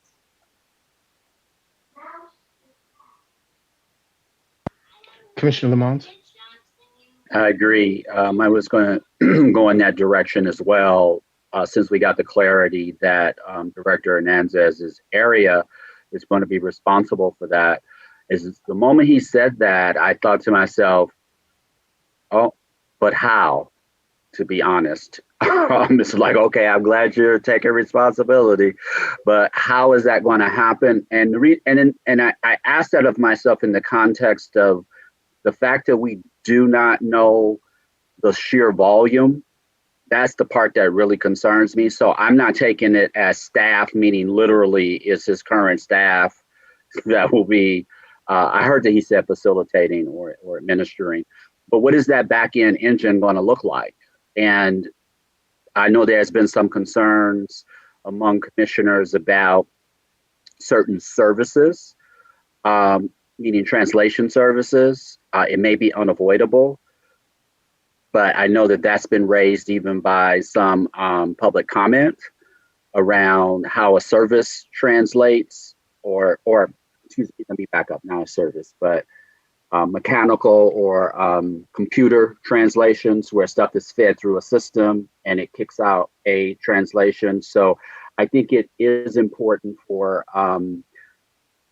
Director Hernandez's team to come back to us with the actual mechanism so we can vet against some of these concerns to make sure that the way this process is happening is in line with the values and things that we hold true in this translation process, which has been presented on a lot by the translation or the language subcommittee.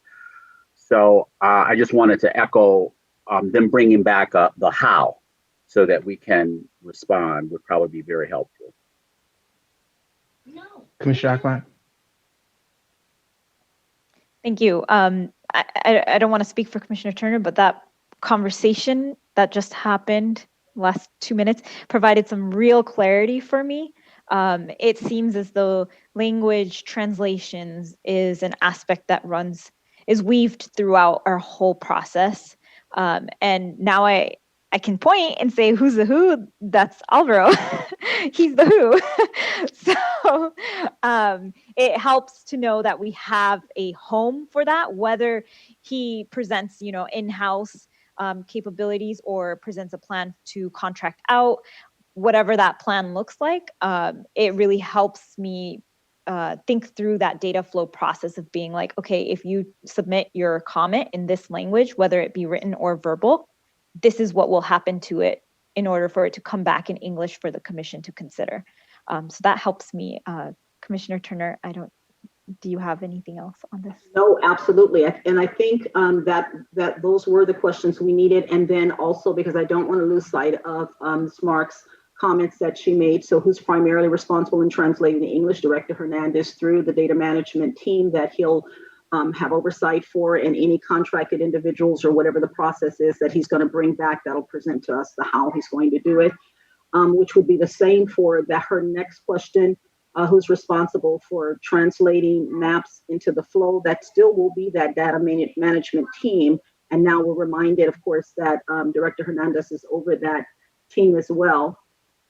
There were two more questions under this translation piece that Ms. Marks brought up. Does the staff at USDR have experience in multilingual translations? They won't be doing the translations, the multilingual translations, not the USDR staff. And you have data analysts to make sure they're used to working with multilingual translations. And I think that'll be worked out again through whatever how process Director Hernandez brings back. So I think that's what we needed under the language piece. I want to move to the data and to the job description of the data analyst, unless we had anything else under translations. I don't see any. So for the next piece, we are, as you know, developing a job description with USDR for a data analyst, but we need guidance on the specific roles of a data analyst versus a line drawer. We understand what was done in 2010. We've had lots of support and help and testimony. And now with the introduction of a COI tool and the fact that we don't yet have a line drawer, we had some questions. We really are trying to discern and get some input from the commission on where does the line drawer role end and the data analyst role begin. And because we've been in lots of conversations, sometimes they start to merge and start to look kind of similar. And just wanted to lift this. What is the difference between the roles of a line drawer and a data analyst, as there seems to be some overlap? And rather than waiting till a line drawer got here, what we're hoping as employers of this line drawer or of the analysts that we're going to bring in, what do we want as employees? What do we want to tell our staff that they should be doing? How are we seeing this process? You want to add to that, Commissioner Ahmad? No, you covered it. So there is our next open question, open dialogue we're going to have. And it's appropriate that it starts with Commissioner Anderson and our line drawers, one of our line drawers subcommittee members. Yeah, since Commissioner Sadwani bailed on me, no, I'm only kidding. There are certain areas where it's in one area's person of expertise, and others would be in another areas of expertise.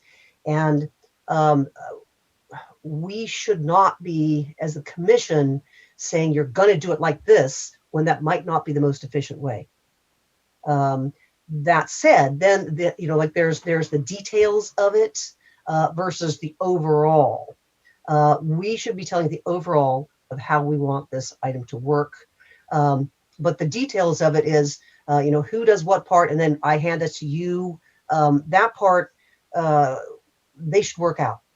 And in our job description for the line drawer, we specifically wrote it as you will work with the commission's consultants to, let's see, I can't quite remember the exact wording, but and under the direction of the commission, to essentially make a good product for us, to follow certain rules. I can actually get you the exact wording, but basically it's you guys are going to work together to help each other get to the certain point.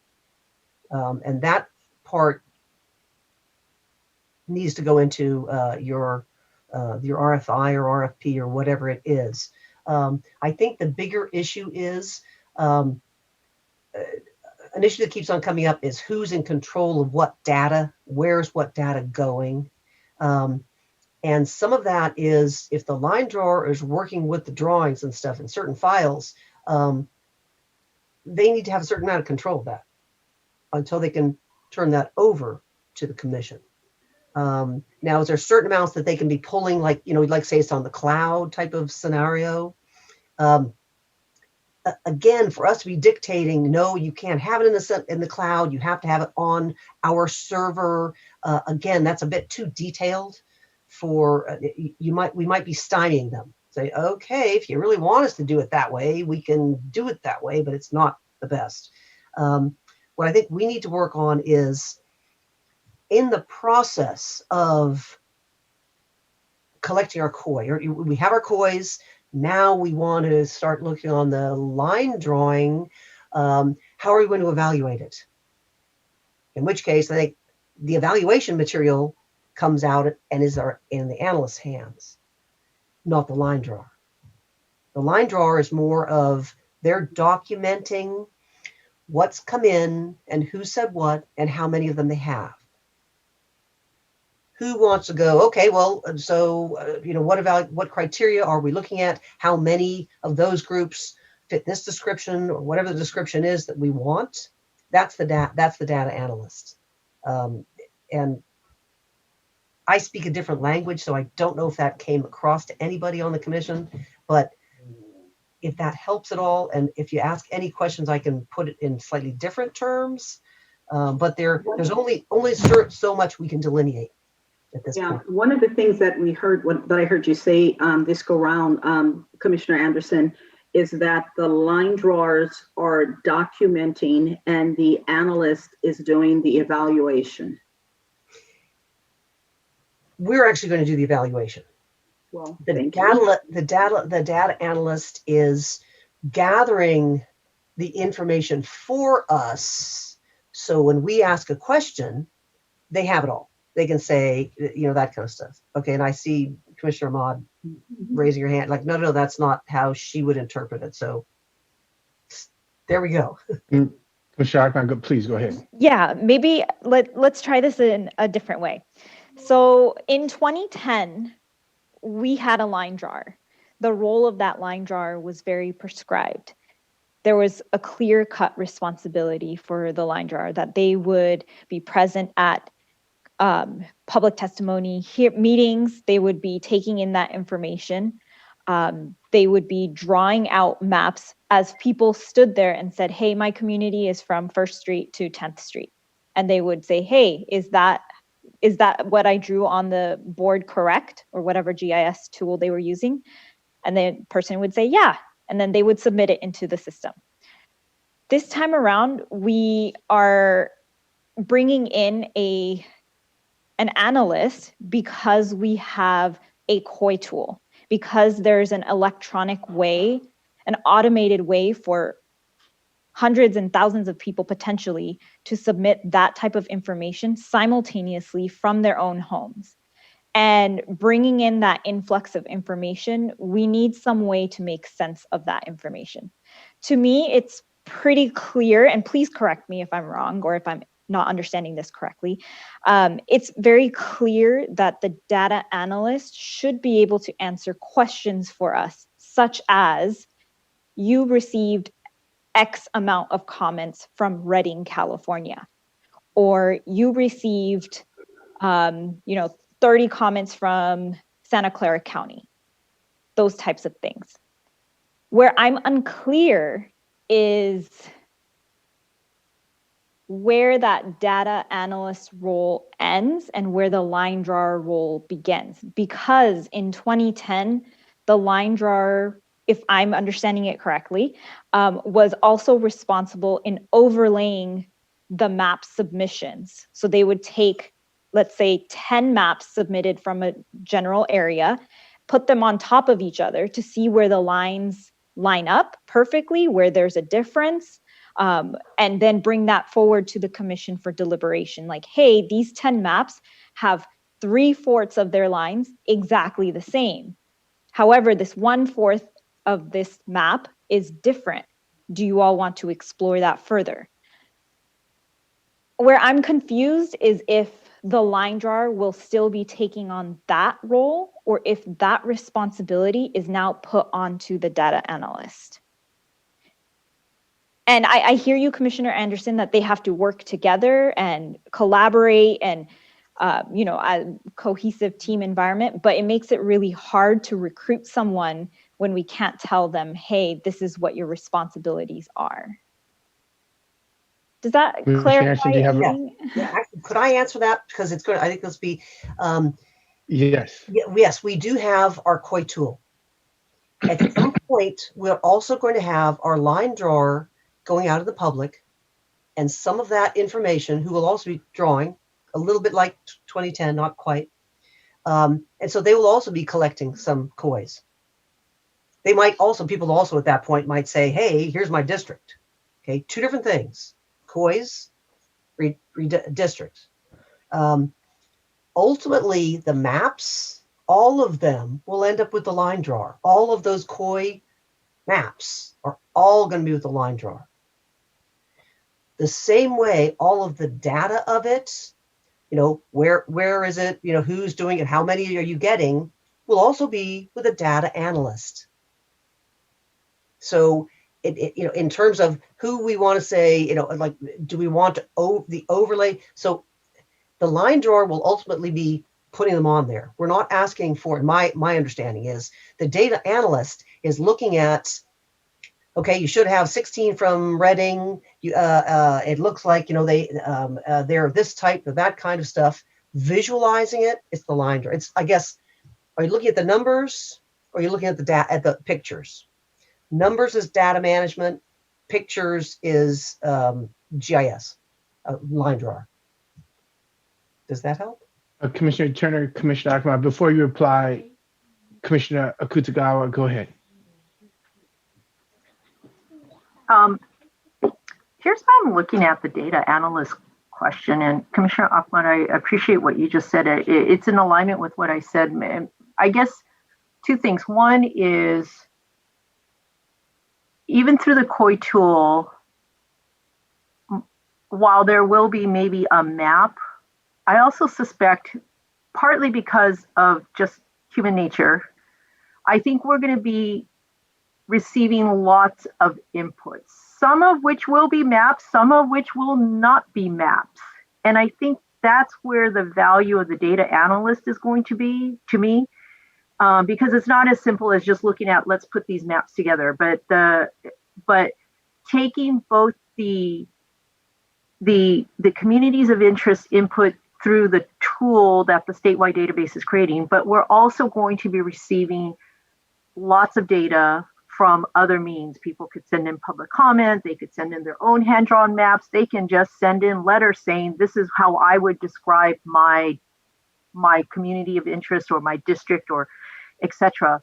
I think the data analyst, part of their role, or if we get a person with the right kind of expertise, is one, to look for patterns, and then secondly, to analyze what do those patterns mean in such a way that they can help to inform the line drawer and us, that, all these other kind of, I don't want to, these other non-map kind of data pieces, right?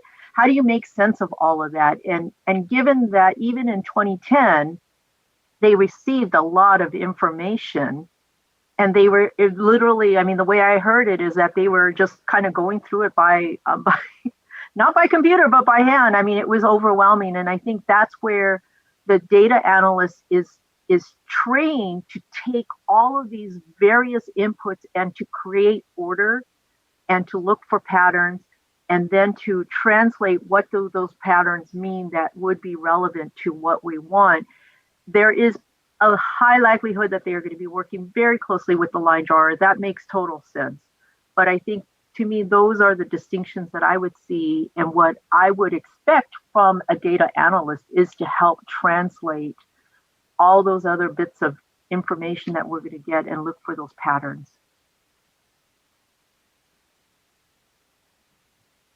Commissioner Fornashari?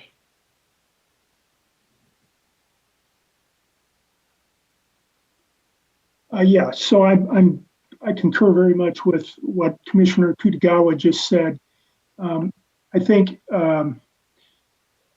it's going to be a real close partnership, and there's the line between their roles and responsibilities is going to be necessarily fuzzy.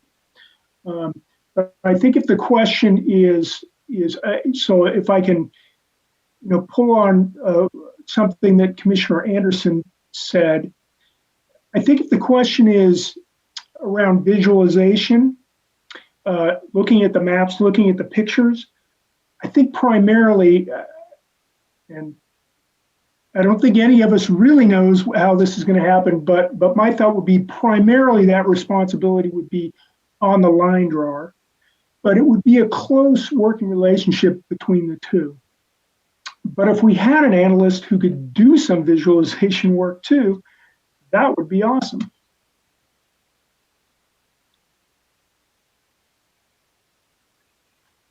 Commissioner Arkmont?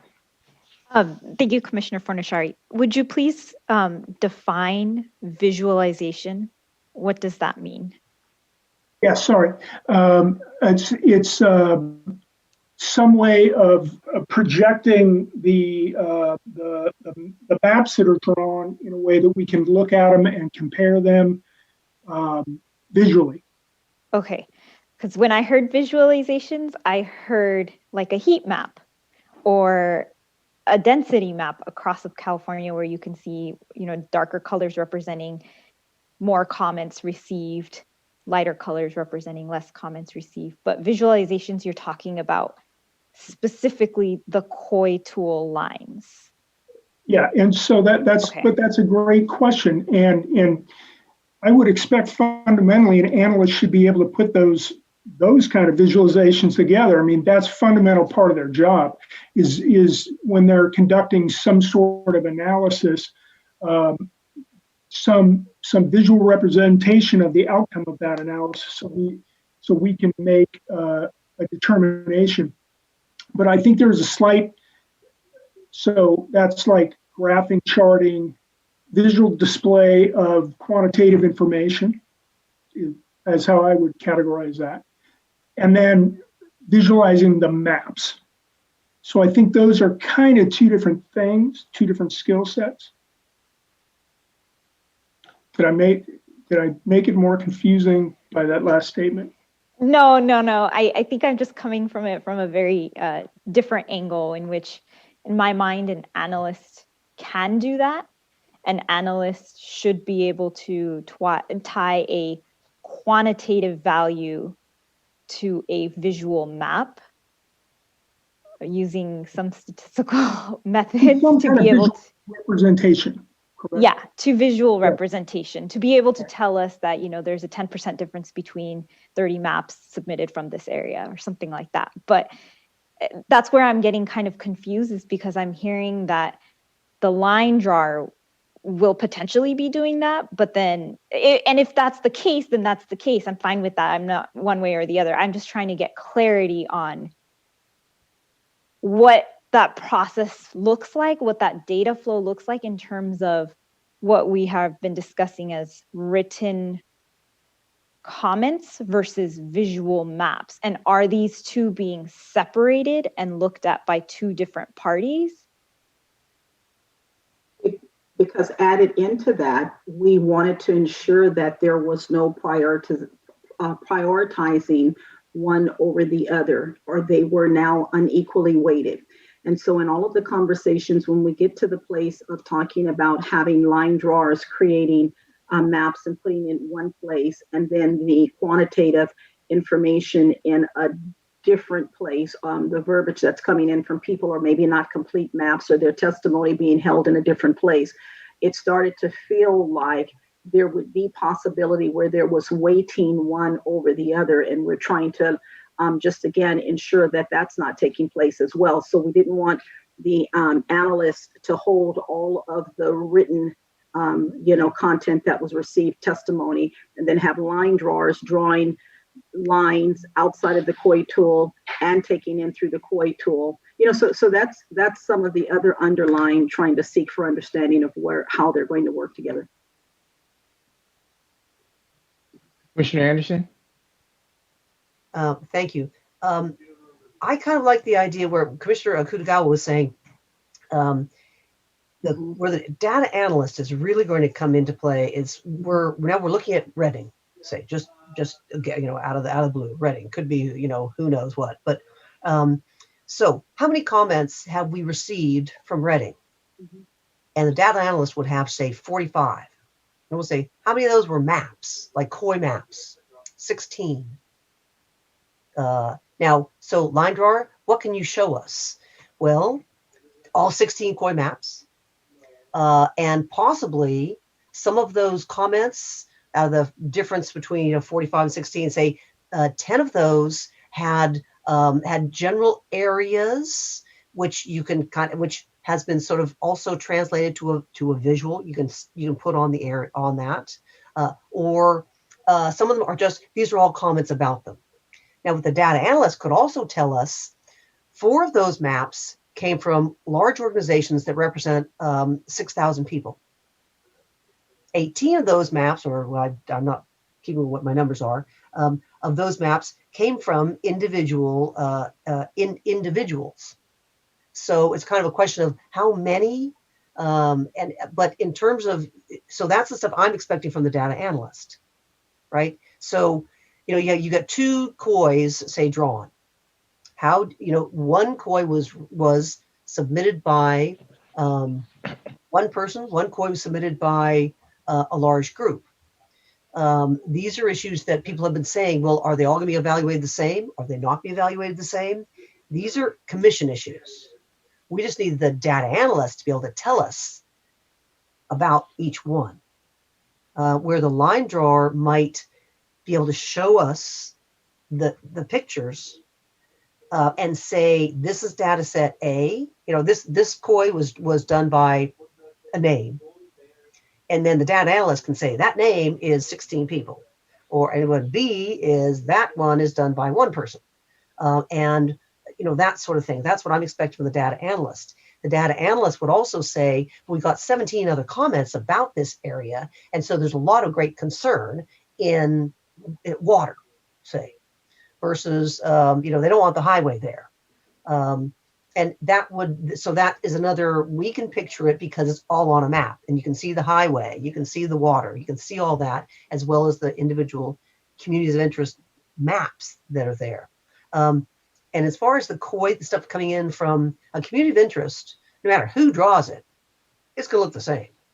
Doesn't matter if there is no hierarchy, if it came in through the COI tool versus it came in through the line draw themselves. It's the same layer. It's the same thing. So I don't quite understand you're going to like one versus another. They're not going to be, if they go into the GIS system, they're all into the GIS system. So I don't see that issue at all. Commissioner Akman, do you have a reply? Then we're going to go to Commissioner Kutagawa and Commissioner Sedwani. Thank you, everyone, for being patient with us while we dig through this. Commissioner Anderson, you said something, and it is sparking a point of clarification that I need from you. What you said makes sense to me, if that's how the flow is established.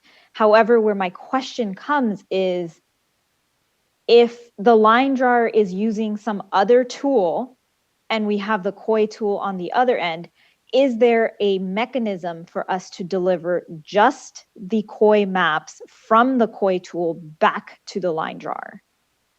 In order for the example that you had outlined to be valid, in that there is no hierarchy between the different inputs, all of the COI tool images maps would have to sit in one database with one analyst. In this case, you're describing the line drawer.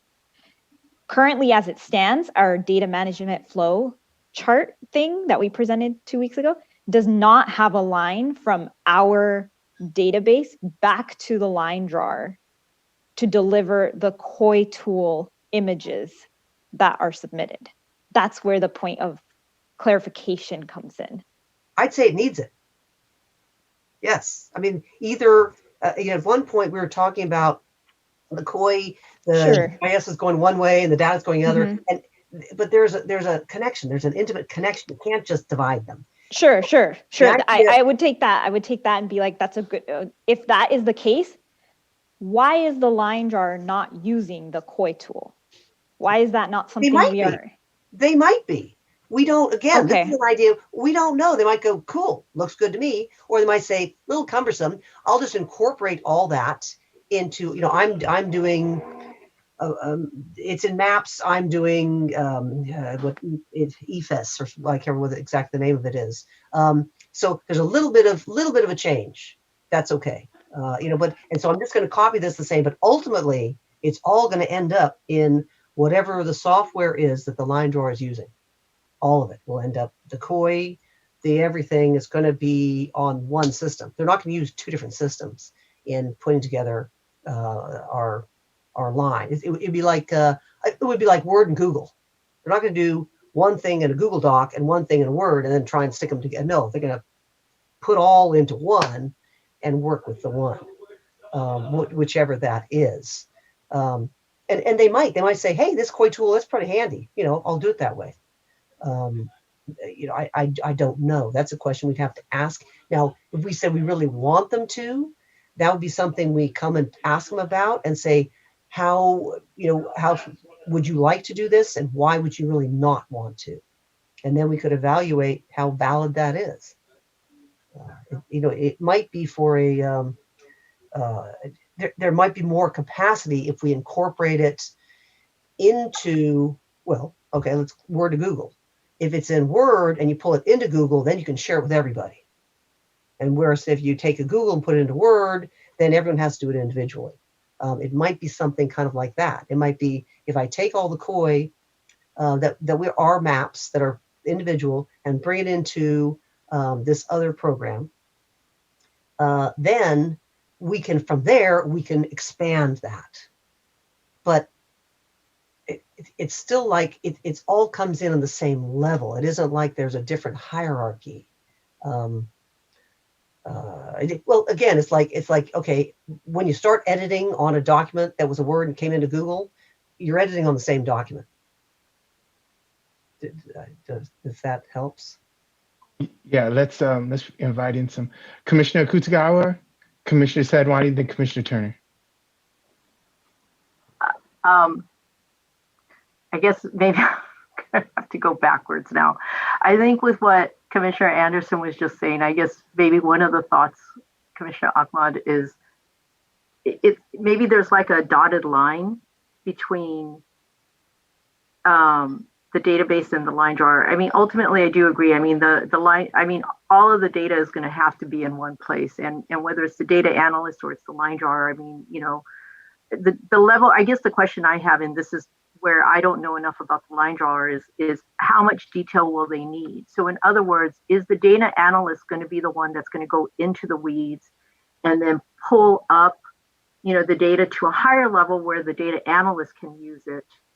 And then if the data analyst wants to go into the weeds to verify something, I mean, the accessibility is there. So that's why, maybe that kind of dotted line idea from the line drawer to the database, I think, is what you're saying, that there's currently not a connection.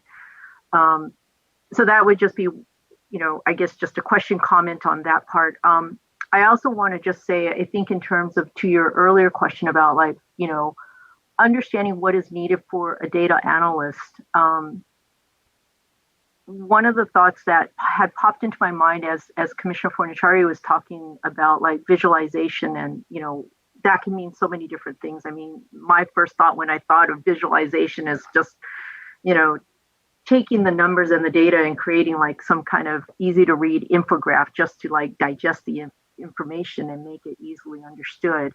But what that also led me to think about is that just because somebody may be good at pulling out the patterns, creating kind of a report on, what does all of this data that was collected, both the public input and the COI tool input, I think the data analyst should be looking at all of that so that that equalization occurs. But just because somebody is good at analyzing it, they may not be good at putting it into a visual form. And that, I just want to say, maybe a completely other different kind of skill set, but you'll have to decide, do you want someone with that skill set, or is that as important as having somebody with the skill set of being able to do the analysis of all of these different reams of data and to pull out the relevant kinds of patterns that then will help us to make the decisions and the line drawer to also make or draw those lines, based on our guidance. So maybe more questions? Thank you. Commissioner Sadwani, Commissioner Turner, Commissioner Yee, and then we're up against a break in less than 8 minutes. Oh, I guess just some general thoughts here, and I apologize because I had to step away. First, I just want to thank the subcommittee for all of the work that they've done to really think through what the process of all of this data, what processing this data will actually look like, because I think that that's a huge undertaking. And I just so appreciate you all thinking about that. I think, when it comes to the analysis, what is the role? I agree with Commissioner Okutagawa, Commissioner Fornashari, and others that have said it's going to be fuzzy. And I very much agree with that. And I think had we realized all of this earlier, if we could go back in time, I think we could re-envision the RFP process, even for the line drawer, and really think about, okay, well, what does it take to have a line drawer and that assessment and analysis? And can we build that into an RFP? Can we find a line drawer who's going to have someone on their staff who can conduct this kind of analysis that it sounds like we want, right? And maybe that's a lesson learned for 2030, like be thinking data analysis up front. Because I can see how it's going to be a challenge to have sort of like an outsider or our staff member working with our line drawing consultant and making sure that relationship, that it just gels, that it jives. I agree also with Commissioner Okutagawa that the analysis can be different from visualization. I can analyze data in one format, but like in Stata, but using R to do ggplots and such things, it's like I struggle with it, right? So though they can potentially be different skill sets, I agree. The other piece in terms of timeline, if we could go back in time, I think we could rethink this process, but we are where we are. And in 3 weeks, hopefully, we're going to have a line drawer. And I just wonder if we can hold like all of this great thinking on what the process, how we will process this data until we have that line drawer, so we can better answer what does that data analysis actually look like, and what capabilities will our selected line drawer have or not have, right, to actually do some of this for us. Maybe they'll have someone on their staff who can do it. I don't know. We didn't include that in the RFP, but maybe we'll get lucky. Maybe we won't, and we're going to definitely have to hire like an analyst, someone who can do the visualization and the data manager. Like, I think I've struggled with this conversation because I don't know the answer. And I think once we have a line drawer on board, we'll be better situated to answer it and assess our needs. And the good news is, hopefully, that's only 3 weeks away. Commissioner Turner, then Commissioner Yee. Yes, thank you. Thank you, Commissioner Satwani. I think with the delays that we have, and we actually have the luxury of waiting those extra weeks to try to figure out what that's going to look like. Because one of the other flags that continue to come up for me, at least, is around the usage of the COI tool or not, and understanding why we would not use the COI tool. And it certainly can't be because it's either cumbersome or it doesn't do something or it doesn't, because that would not be, I would imagine, the message that we'd want to send to the community, that there is other ways to draw outside of what's been allowed through our COI tool. And so I would want to for sure ask that question. What would be preventative about a line drawer using this tool that we've asked all of California to use, and why they would need to do something different. So, and I think we now have the time to wait on understanding that as well. Thank you, Commissioner Yee. Thank you to everyone for this conversation. Thank you to the subcommittee. It's such a complex task being done still in the abstract, and I think what's going to happen is, we're going to get a lot of inputs. It's going to look different from region to region, of course. And I think what we need right now is a lot of flexibility because we don't know what mix of data we're going to get. So I'm trying to keep it all straight in my mind. So in my mind, a line drawer, what are the lines that the line drawer is going to draw? Ultimately, the lines of the final maps that we submit. Before that, the lines of draft maps that we develop. Before that, and this is what we're talking about now, is maps for discussion based on COI tool input, I guess, and other inputs in concert with the data analyst. So it seems to me that if that's true, then the data analyst needs to actually be primarily responsible for all inputs, whatever form they take, because somebody has to be responsible for them. There's going to be such a mix. I mean, I can imagine a COI tool input, a submission that may have a really cogent narrative attached to a map that actually doesn't quite match the narrative. I mean, you're going to get all kinds of inputs that take some judgment and interpretation. That alongside merely verbal or solely verbal inputs and so forth. So somebody is responsible for weighing all that. We're going to be trusting the judgment of that person quite a bit. But that hopefully is going to get us further than 2010 had, with nobody doing that in that role. So I think I'm agreeing that we don't want different kinds of input to be analyzed by different people here, right? By the line jar versus the data analyst. But we're thinking that the line jar has mapping skills and so forth that the data analyst may not have. I guess I need some assurance that the proposals that we're putting out are flexible enough, but yet specific enough to make sure that somebody will do that work, and it won't be a case where neither is actually responsible for doing that work. I guess that's not super clear, but that's I'm just trying to check where my thinking is right now. Thank you, Commissioner Yee. Commissioner Anderson? How about if we come at this from a completely different way? Number 3 is the types of questions. We're grappling with, who's dividing up and all this analyzing. What do we want? What are we asking? What are we, we're sort of envisioning there's these communities of interest. And so what do we think, try to kind of spin that in our minds. What questions are we asking? I mean, why, or another way to put it, why are we asking for a data manager? And then let's go to number 3. What questions are we asking?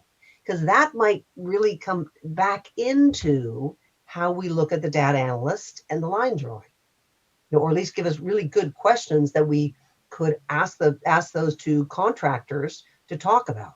Because the data analyst needs to know, well, what do you want to know? And so what do we want to know? What are we sorting? What do we want that needs to be sorted?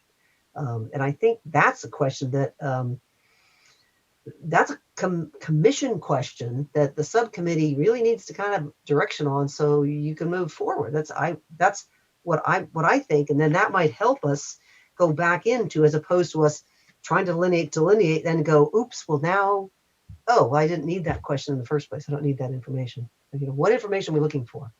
Is what I would propose. Let's skip this, move to number 3, or come back to number. Thank you. Thank you. We are right at our mandatory break. So let's pause and be back in 15 minutes. Let's be back at 3:26, and we'll pick up right where we left off. Thank you. Good afternoon. It is 3:26 p.m., February 9th, day 2 of the California Citizens Redistricting Commission business meeting.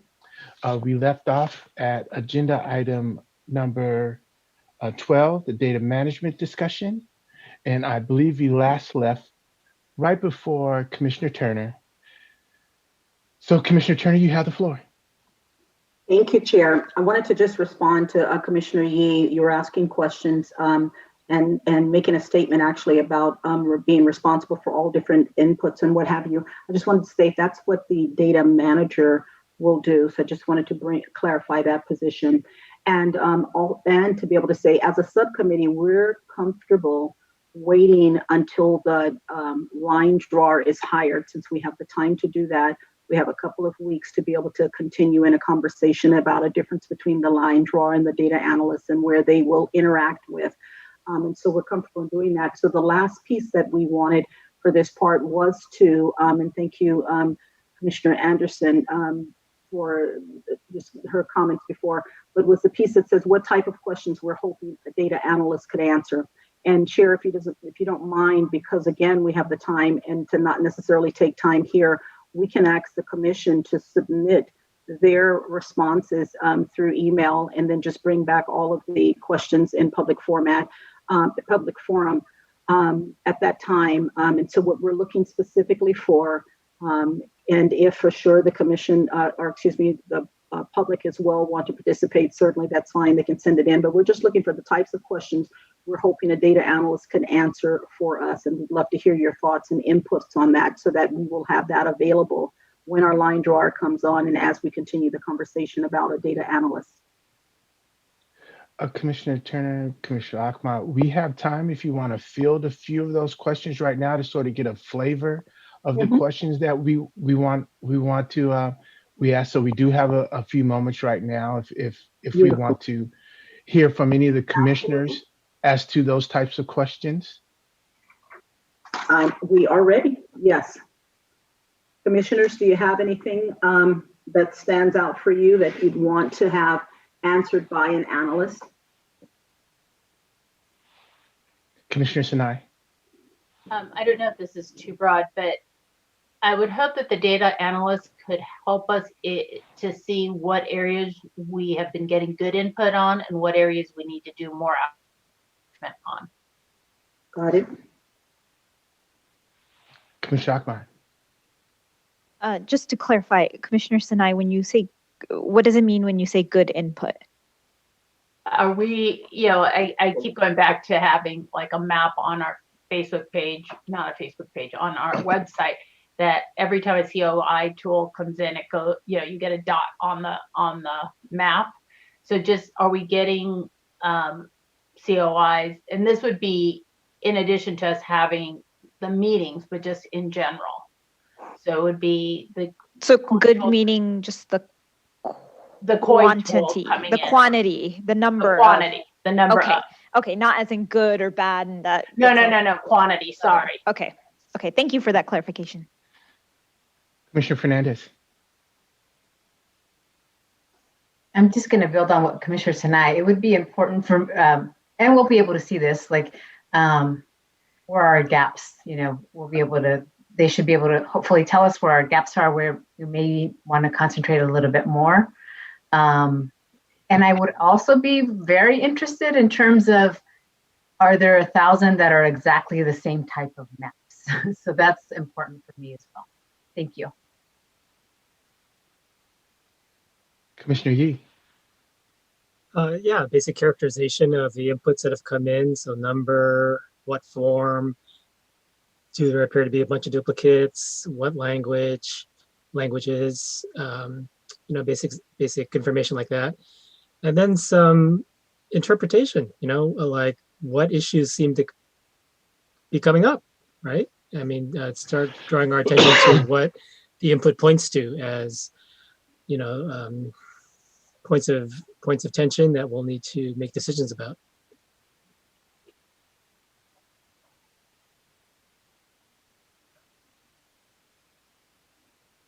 Commissioner Anderson. Thank you. I always wonder, at some point, are we going to have to come up with criteria to when we have 6 COIs, they interlap, they don't interlap, when we're going to have to draw, we're going to have to create a district somewhere between them. At some point, we're probably going to have to evaluate them, and I really hate to have to do that on the spot. I think we should kind of have a look at criteria. And so in the questions, what criteria would we need to do something like that? And I don't quite, I can't grasp around what the criteria would be, but, and this is kind of throwing this out for the commission. When we find ourselves in this situation, what do you think we might need? Thank you. Commissioner Sadwani. I think my thoughts are somewhat similar to Commissioner Anderson's, actually. So I would ask a data analyst to identify the areas in which COIs are overlapping, as well as identifying areas where we seem to have multiple conflicting COI submissions that we would have to kind of work through and think more about. And then as to Commissioner Yee's perspective of thinking through the different types of submissions, I would add to that different COI types. So those may include things like racial or ethnic groups. It might include environmental, as we heard today, business regions of some sort, something tied by transportation lines or geography. I'd be really curious if an analyst could identify submissions in those ways, like put label them in such ways upon input, so that as we're receiving, okay, we have 10 COI submissions in one area. If we can look at like racial and think about that in turn, in vis-a-vis these other kinds of types of COIs, I think it would just be a helpful way of perhaps analyzing it when it comes to making key decisions, as we will invariably have to make trade-offs. And I think that might help us in doing so. Commissioner Achmad, then Commissioner Anderson. Sorry, I'm just asking clarifying questions so I make sure I document it correctly. Commissioner Sadwani, you said overlaying, you would want an analyst to be able to tell you the overlays of different COIs in relation to some secondary or tertiary characteristic of that area, that region? Yeah, potentially. So if people are saying that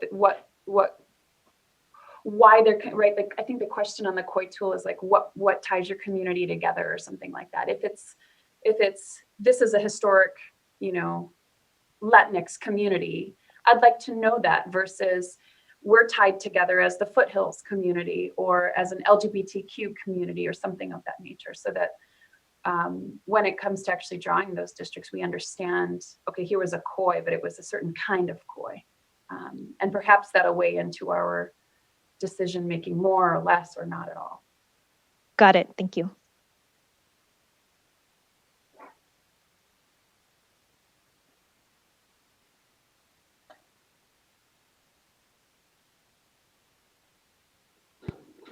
Commissioner Turner. I'm going to read some of these back, just written a little bit differently in case it jogs someone else's thought. So what are areas that we're receiving information in? Where do we have lack? Where are our gaps? Which inputs were identical but multiple times submitted? Characterizations of inputs, the where, what was said, the interpretation of, evaluation of criteria, the process, how whereby we would evaluate criteria. identifying overlapping areas of COI inputs, conflicting COI inputs, the ability to identify the type, what was tying them together, what they say are tying them together. Is it racial, environmental, region, transportation? What are some other things we're thinking about?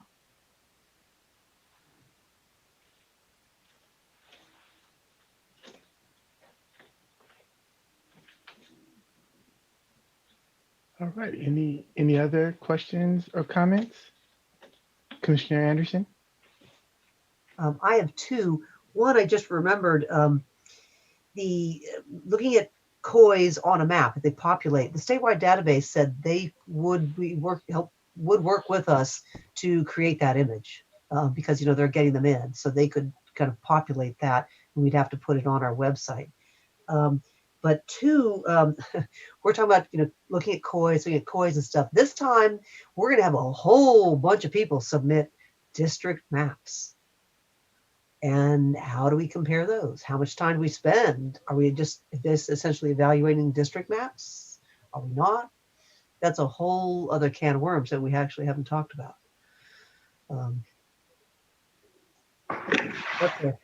That's a whole nother thing. Mm-hmm. Commissioner Sadwani? Yeah, just to throw in one other monkey wrench, I think in the coming weeks, the VRA subcommittee will most likely have a document to share with you all from a professor who is a VRA scholar, who's going to raise some interesting points around the creation of VRA districts using total population, using citizen voting age population, using various forms of population in conjunction with a racially polarized voting analysis. I don't anticipate that the data analyst has to do too much there, but I think at least a familiarity with those different kinds of populations, I think would just generally be helpful.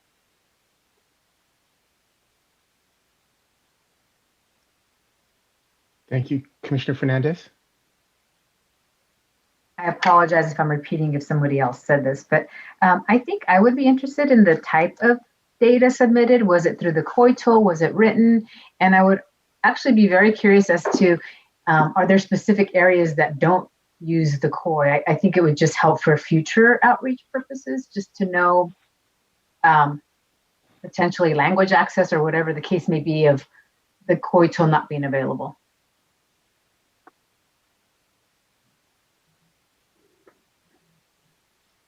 Thank you. Commissioner Kutskawa?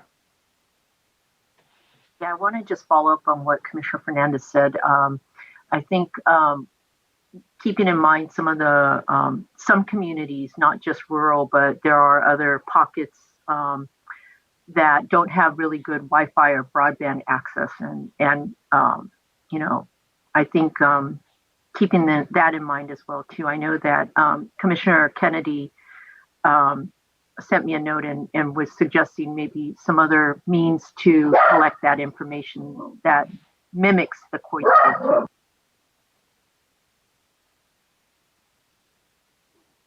Thank you. I think that's a great place to start. Any other questions or comments, or we can submit them to the Data Management Subcommittee? Commissioner Vasquez, I'm saying your name just because I haven't said your name.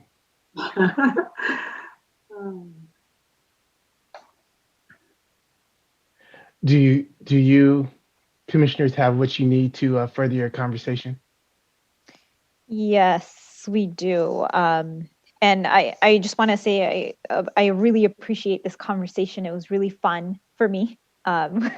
We didn't jump into machine learning or AI or anything like that, but maybe in 2050 or something like that. That's not even the correct year, but sometime in the future we can jump into something like that. But this conversation was extremely helpful in helping us move our objective forward, especially from the line drawing subcommittee providing the context of bringing in that line drawer. And that's something Commissioner Turner and I have had conversations with USDR about, is the data analyst role reactive to the line drawer or supplemental implementing the line drawer, and just waiting for that entity that to come in is going to make delineating the roles and responsibilities so much easier.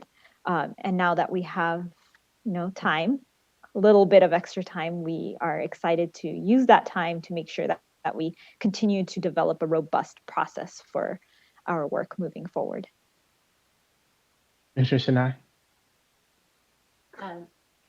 My question goes back to what Commissioner Akutagawa just said. You had said that you and Commissioner Kennedy had sent a note talk about how to mimic the COI tool outside of kind of being able to use the internet to access it. That's a big issue with incarcerated people. So I was wondering, are you all looking at that already, or is that part of the COI tool working group? I actually want to defer to Commissioner Kennedy. It was his idea, and he just brought it up. We haven't talked about it yet. Commissioner Kennedy? I've just forwarded the request to Director Hernandez to see what staff can come up with as far as a mocked up paper COI tool form. And we'll take a look at it and come back to the full commission with our thoughts on that. But yes, the incarcerated populations are a perfect example of a good target community for a paper COI tool form. Commissioner Sinai? No, I was just going to say, we will then, what we learn, Commissioner Fernandez and I learn as we're having these conversations, we will make sure we're sharing it with you all as well if you're creating that tool.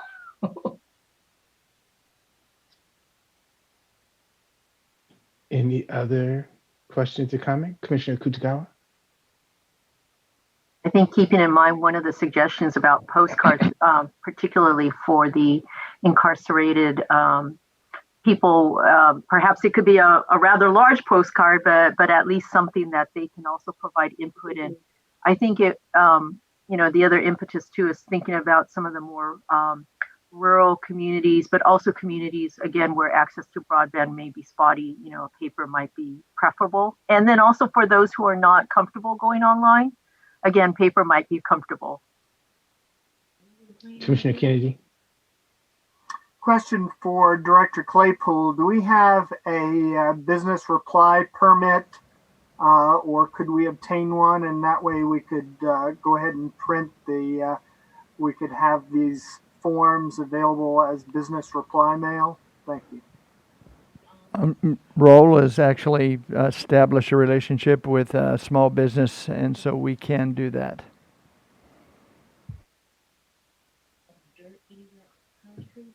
Thank you. Any other questions or comments?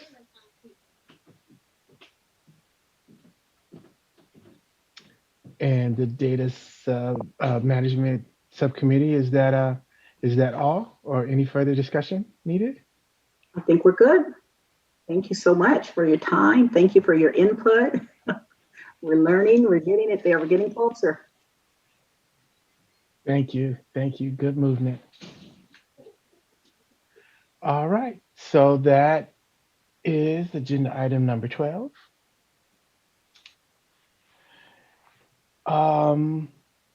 Agenda item number 14 is not needed. We're on to agenda item number 15, discussion of future meeting dates and agenda items. So the floor is open. Is any adjustment to our meeting days needed? Do we need to move into the month of March?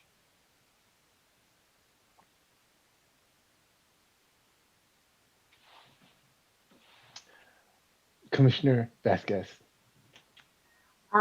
We had said last meeting that we may be open to a conversation about time of day for upcoming meetings, whether one's already scheduled and or thinking about our March schedule. So just wanted to reopen that conversation. That's correct. Commissioner Fernandez and Commissioner Kennedy. Actually, I just wanted to clarify the appropriate place for us to document our future agenda items, because this last week or last 3 weeks, we've been going back and forth in terms of where to post. And it's been a little bit frustrating because I know at one point I had posted something to be on this week's meeting, and all of a sudden it wasn't on this week's meeting because it had to be somewhere else. So if we could just get like, okay, this is where to go to post. That way I know it's not being changed and hopefully will be looked at for future. Thank you.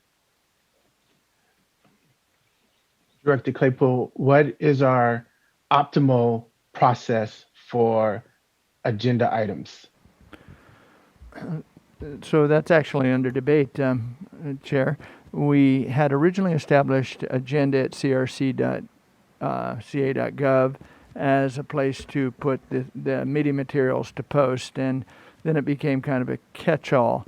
Then at some point there was a doc in Google Docs, a shared drive, that allowed us to put in the different meetings and presentations and so forth that we wanted to post or that we wanted into the agenda. So we've been using both.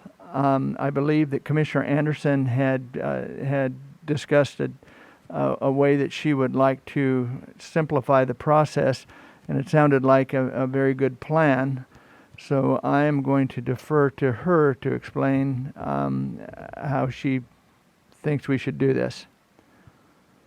Thank you. And just as a point of process, I believe from Commissioner Kennedy to Commissioner Lamont to myself, we use the Google Docs as our basis for our agenda building. Commissioner Anderson? Yes, that is indeed my proposal. Is that we use the Google Doc as our primary and essentially singular source for everyone posting their agenda items to that. And I don't know if I can share my screen and actually pull up, or something. If someone wants to pull up the Google Doc sheet, what we've done is added 2 columns to it, so now it's 5 columns. Can anyone quickly do that? I mean, I could try, but I may or may not be successful. Commissioner Sinai? I got it if you want me to pull it up. Sure, I'd appreciate it.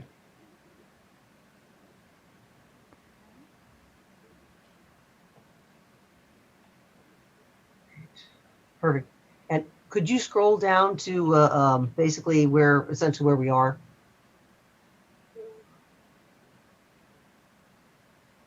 And what you'll notice pretty soon here. Okay, stop. I'll go back just down a little bit. Perfect. See, now we have new categories: agenda posting date, your meeting date, your proposed agenda items, who's proposing. Those are exactly the same. The 2 on the outsides are the new ones. So the proposal would be, and if you notice, here's the meeting we're in. Everything was up there. The one on the right is your handouts have to be posted on that date. And those handouts are posted on the website, which I believe is agenda. Correct me on that one. What's the website on that to post the handouts? Send it to. That agenda at crc.ca.gov. Right. That's where all your handouts go. And the idea is that's the date. By 5 p.m., everything has to be sent there. And if Commissioner Sinai, would you pop down to the next page? And you see how on this one, for this next meeting, we already sort of did this. February 1st, that is the date where your agenda items have to be on the Google Doc by that date. And hopefully at that point, they are as specific and as close to what you ultimately want to have on the agenda. So then the chair and vice chair can just grab the contents, put it on in an agenda, just clean it up a little bit and basically send that out. So the idea is, notice I have 10 a.m. on that. if you submit your ideas, make sure everything's on it by 10 a.m., then, and you'll get put on by 10 a.m., then there should be essentially, submit that by 10 a.m., and then by, I guess, 5, but it'll go posted that day by 5. I'm thinking the chair might, if we wanted to do a separate document of this is actually what we look at as the agenda, that would be a separate document. We could do a Google sheet that would be, boom, here it is. Look at it by 3, make corrections because it's going out at 5. Those details, we necessary. But the idea is that's the date. You have to get all your agenda items on the agenda document.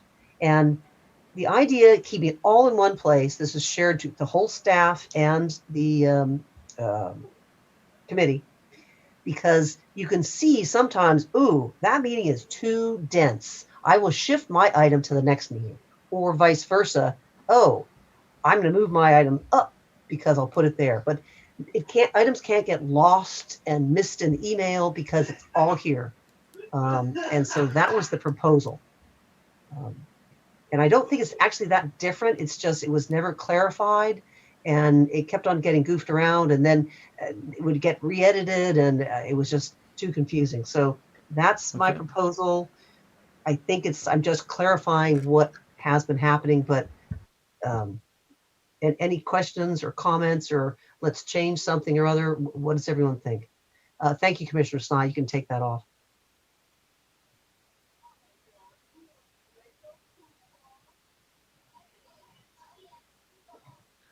Commissioner Kennedy, Commissioner Lamont. Thank you, Chair. 2 points regarding agendas.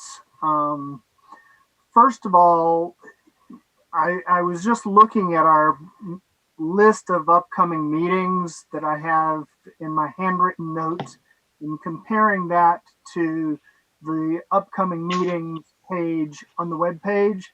I think part of what the public has been telling us, and we haven't done anything about it, is on the page where we have upcoming meetings, let's put all of those dates, even if we don't have the agenda yet, even if we don't have the handouts yet, let's put all of those dates so that they can know when these meetings are coming up. Let's not wait until we're 2 weeks out to put a meeting date up if we know 8 weeks out that we're going to have a meeting.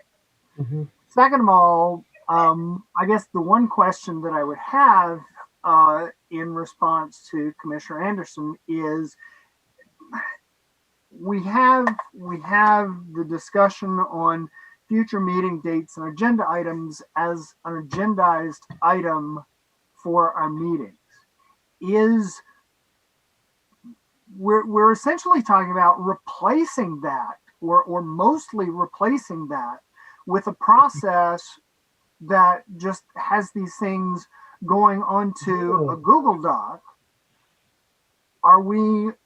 Is that where we want to go? Or I just want to make sure we're being sufficiently transparent in the building of our agendas.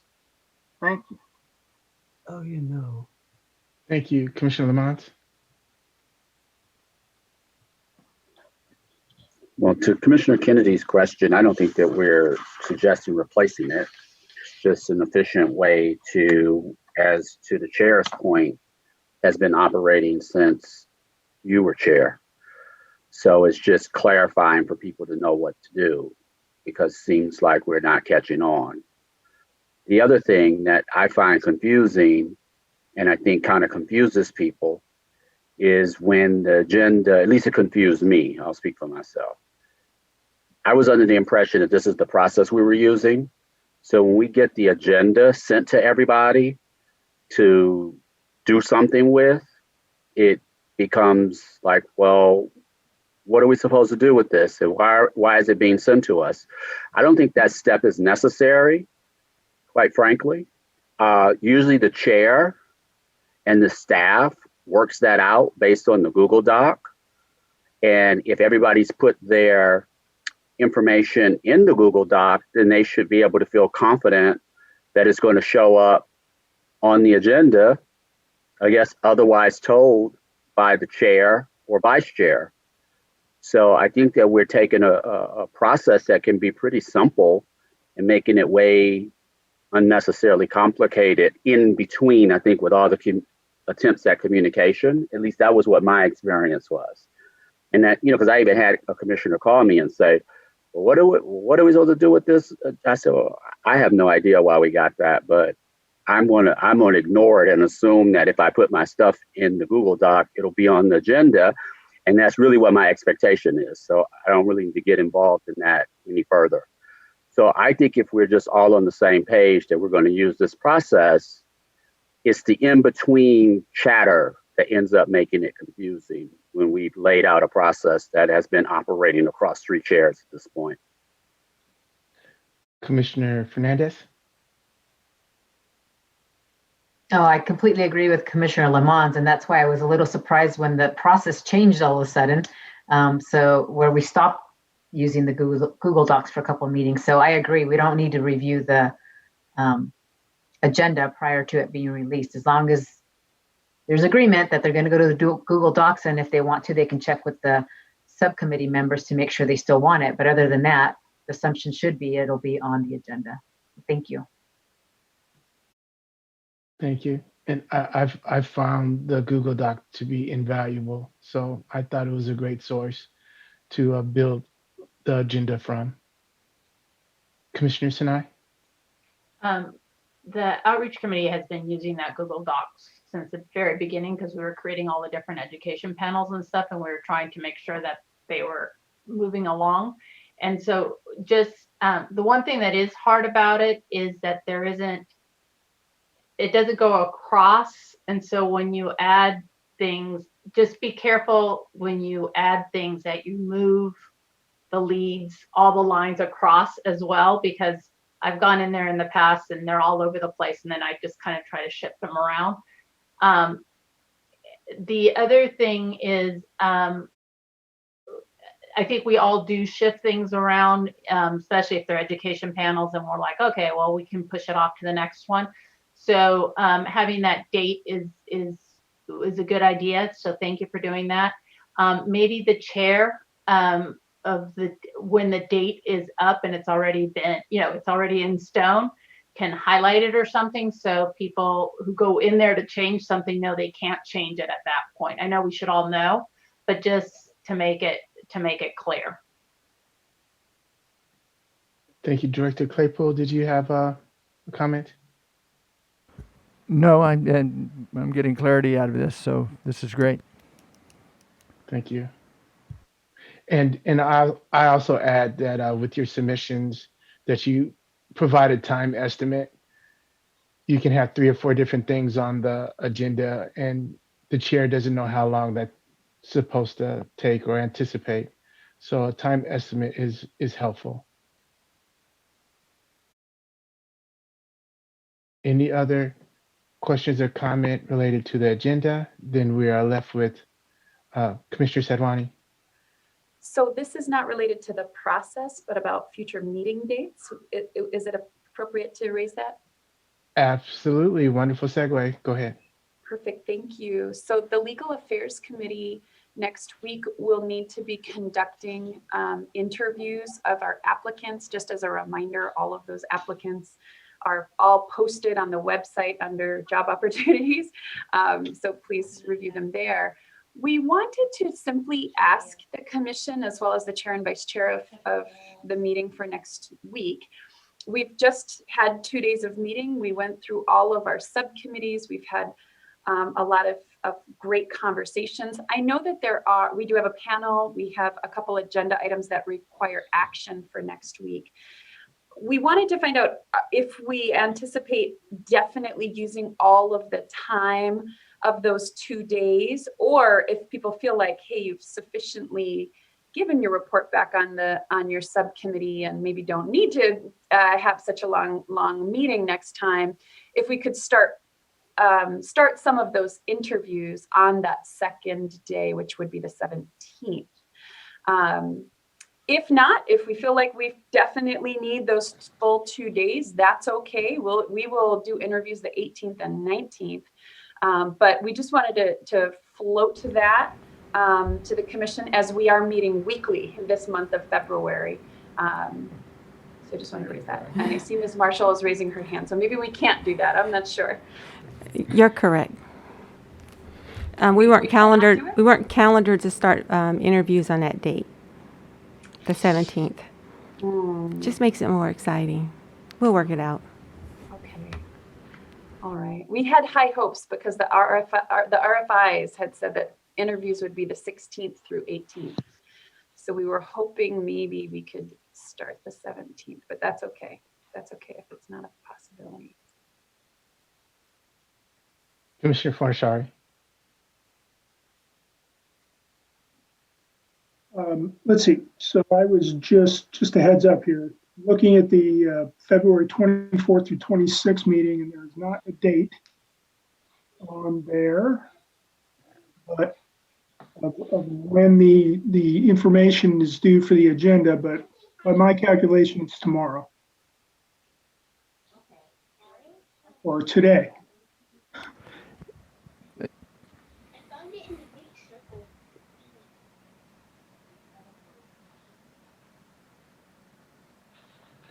Director Claypool. It is today, and I was going to be I've already circulated the draft to both the chair and the vice chair. So today we need to have these in, and we can post it up. When? Commissioner Fernandez. Is there any way, maybe on the Google Docs, if we can put who the chair and vice chair is? Because honestly, I don't remember when my turn is. So I was thinking, is that my turn? I'm not sure. So, I mean, there needs to be, I'm bad, but there needs to be some way. If someone can trigger us that, oh, you're up next, you gotta get on it. I don't have that, Director Claypool, and I am the vice chair on that one. And I'm the chair on that one. Right, but you don't have the document that I sent to you. I sent both of them. I can resend them. Yeah, I did not. I just checked. I don't. If you could just send them, that'd be great. I know I have email issues. Okay. One thing I do want to say on the 24th to the 26th, that it's going to be very busy because that is when we are doing the presentations and evaluations and scoring and awarding of the line drawer, as well as I think I'm more so moving to the 26th.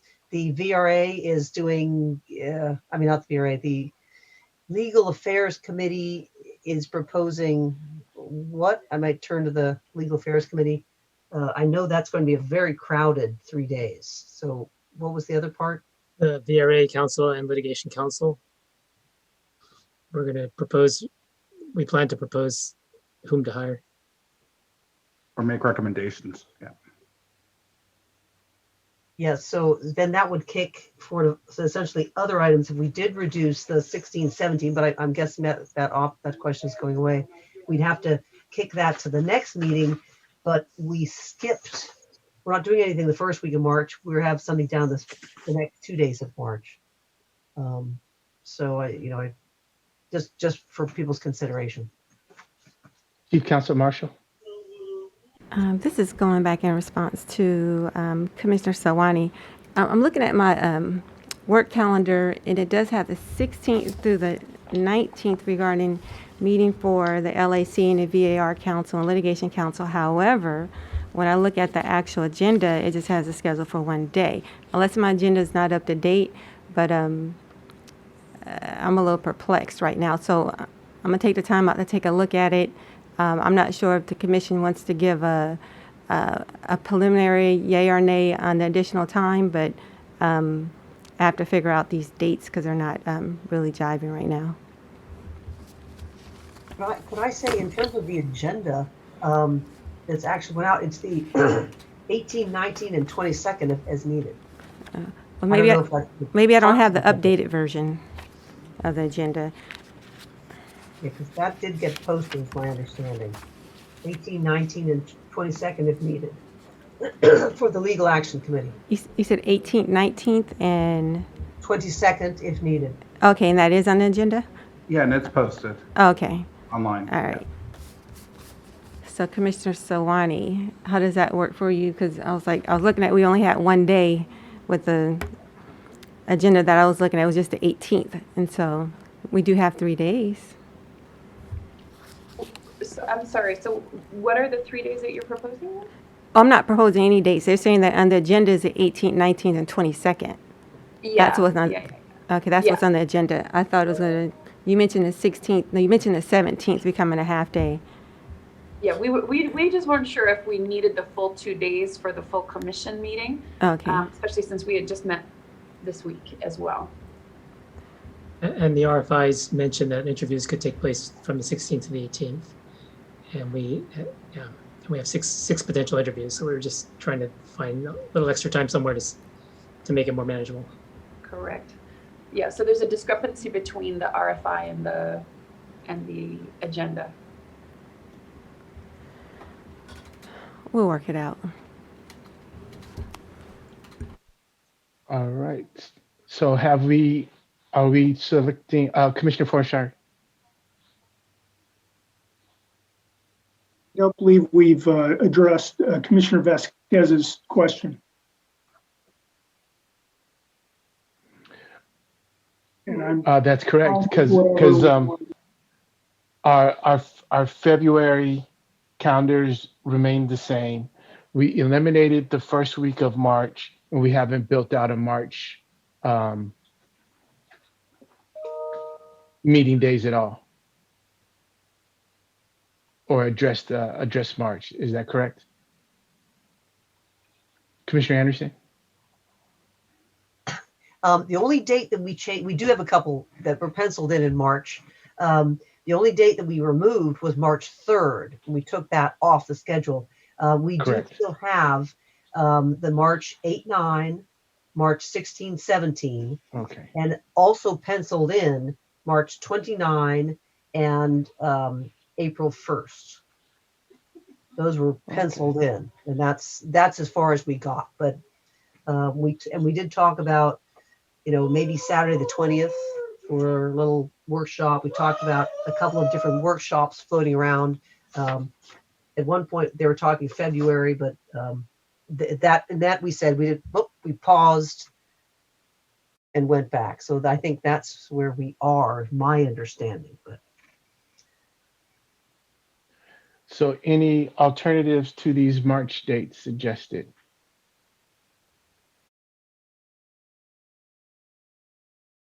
Some outside of the box thinking.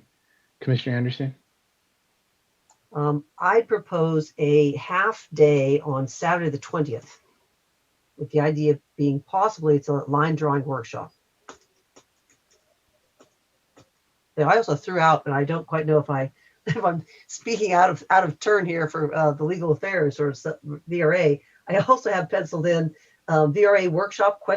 On Monday the 29th. And I don't know if I was racially polarized. I was moving that ahead. I don't quite know. That could have been just I was penciling out loud, but that's what I have.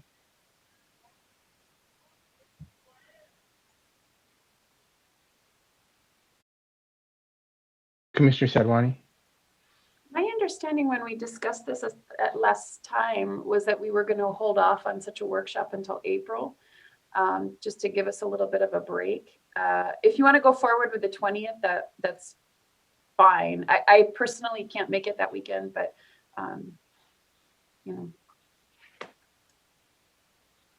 Commissioner Turner, then Commissioner Sinai. Thank you, Chair, and thank you for taking us through this. I just wanted to say, if we're going to move out into the weekends, in which I do think that's a good thing, even for April, my weekends gets super busy, and I don't mind moving things, but I need them further out. So I don't want to wait till further in March to determine when April weekend meetings are going to be. So if we can arrange them now, I can certainly alter my schedule to accommodate what the commission needs. So all that to say, weekends, yay, and let's get them in early. Commissioner Sinai. And as I say, I'm all for doing the later. We had talked about instead of starting at 9:30, starting, at 3:30 and going later. My only concern right now, as we're doing public education sessions, is a lot of those sessions are in the evenings, and so we're already in some cases doing commission meeting in the daytime and then resting for an hour and jumping on to a public education one. So I'm hesitant to take up our evening because that's going to make it even harder to schedule those for some. But anyway, I just want to put that out there. Commissioner Kutagawa. Excuse me. I want to echo what Commissioner Sadwani said about pushing the line drawing workshop out a little further. I also, I guess I'd like to put in maybe a word in for the evening meetings. I understand, Commissioner Sinai, what you mean by the public education meetings. I don't want to assume that all of them are going to be in the evenings. And then I think it's also important that we also start thinking about our business meetings like this being held at more of a variety of times so that others who do want to take part in this can also take part in it. And I think I'll also say for those of us who are working full-time too, that variety may also be a little helpful too. So we'll still be working the full day no matter what, because even after these meetings, I'm still working. It's just shifting what work goes first. So I am fully in support of evening options for those who may only be able to listen in during the late afternoon, evening hours.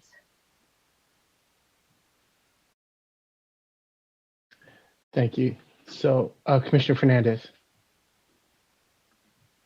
And also, as Commissioner Kennedy suggested, that if we post our future meetings and we also post the times, that way the organizations will know when we're available versus not available if we have a meeting. Even if our meetings start at noon versus 9:30 is kind of like an odd time to start. I don't know why we don't start at 8 and then finish earlier, but if we start at noon and finish, by 6 or 7, that's good as well. I would also recommend, and maybe I'm going to throw this to Executive Director Claypool until we get a board secretary or someone that can, at every meeting, it would be very helpful if maybe on this agenda item, in terms of discussion future meetings, if we could already have like the future meetings noted in there, so I'm not having to go through my calendar to try to remember what the dates are. So that would just be very helpful. And then, yeah, apparently I'm not as organized as I would like to be. So thank you all.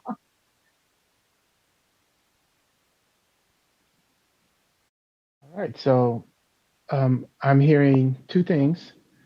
One is that we want our future meetings listed somewhere, be it on the agenda or on the website, preferably both, so that the public as well as us can be aware of those dates.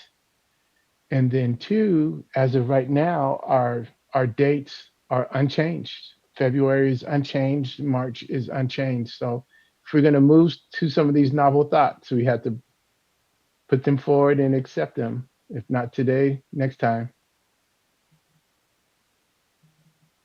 Commissioner Sinai.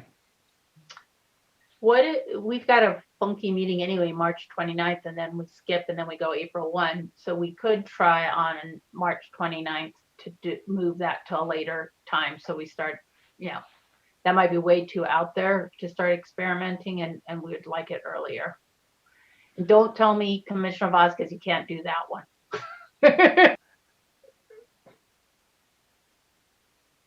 So it is Halloween. So does that come up with evening events? It's the Holly Festival, or the celebration, the 29th of March. We can all bring paint, white clothes and paint. Chair, if I may, yeah. Absolutely. I was going to propose maybe we could experiment on the 8th and 9th with a later date or a later time start for both days. I'm open in terms of like backwards mapping when people think they will need to end. So maybe not going later than 8. So backwards mapping from there. How long are our meetings? 9:30, 7 hours. So maybe starting after lunch at like 1. We do have to be mindful of staff that is present at our facility. We don't want them leaving the building too late for various security reasons. We don't want staff having to leave the building at 9, 10, 11 o'clock at night if they don't have to. So I would probably think a tick earlier so that we could be done by 6 or 7. Commissioner Akutagawa? I'm just curious, is there, for them to, for the staff and is it an option or could they work from home on those evenings or on those days when we would have a late evening? Although I guess because of the streaming, it's just going to happen. Actually, forget I asked that question. I just realized the streaming makes it also complicated too, so. Correct, and I think per statute, we have to be there. Director Claypool? So the streaming can be done from their studio. It doesn't have to be done from this facility. And we could also have staff on those days come in from home. So we could vacate this facility to accommodate that. I mean, if I could just interject, I know that it's not our prerogative in this, but there is there would be setup time required when we change venues. So part of we're kind of taking advantage of having a home base here. So that's just something to keep in mind that there does need to be lead time. Thank you, Christian. Commissioner Kennedy.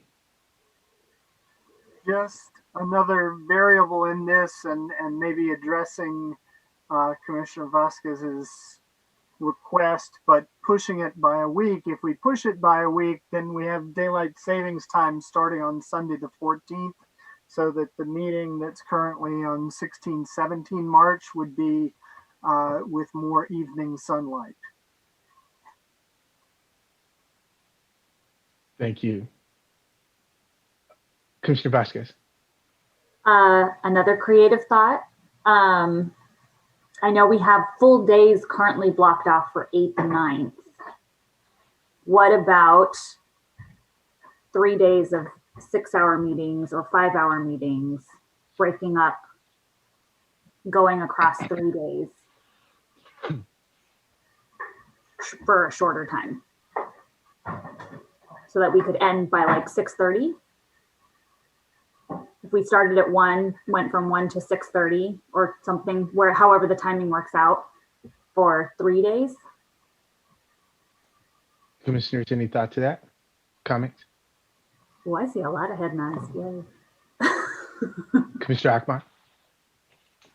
Just only one thought to that, Commissioner Vasquez. We would be paying for 3 days instead of mushing all of our business stuff into 2 days. That's the only thing that I could think of as fiscal consideration. Thank you. Any other thoughts or comments?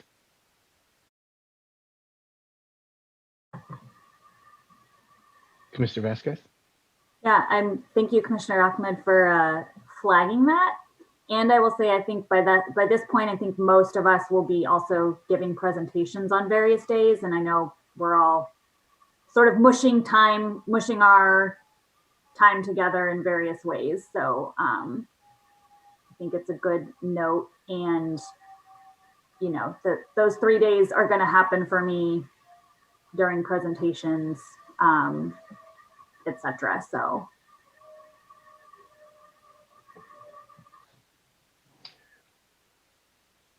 Any thought to experimenting with time on the 16th and 17th, perhaps a noon start.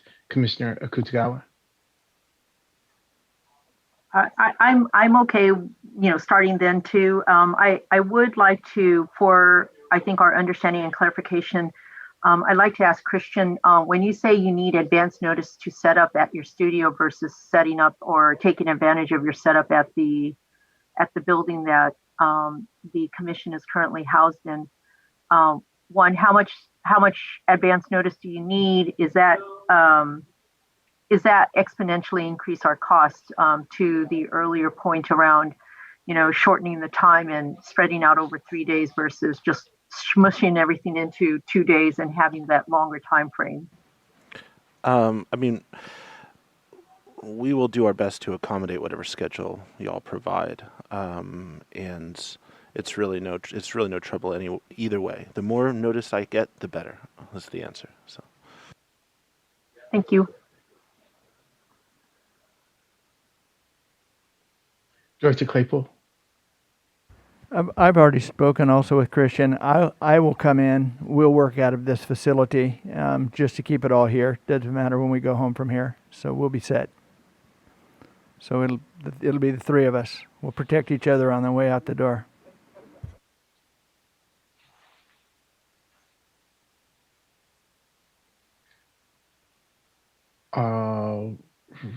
Commissioner Anderson? I know if we do later times, we have to figure out how that would work and all the logistics of it. Another wrinkle is, March 17th is St. Patrick's Day.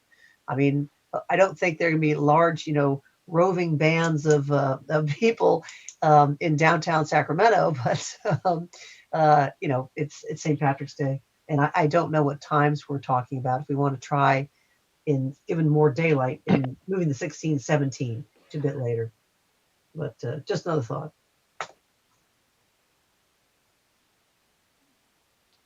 Commissioner Sedwani, and then Commissioner Fernandez. I don't have any reservations about moving it to evenings in general. I would, I just wanted to pause and take a step back. And for the month of March, we are scheduled to meet 2 days every single week. And I just want to ask ourselves, like, well, do we need that much time? Do we feel like we have a lot on our plates in March that we have to be meeting every single week? I don't know. Just a point, we're not meeting every single week. We are meeting three of the 4, the 29th and 1st of April, but we just 8, 9, 16, 17. We're not meeting that week of the 22nd to 26th of March. We are not meeting then.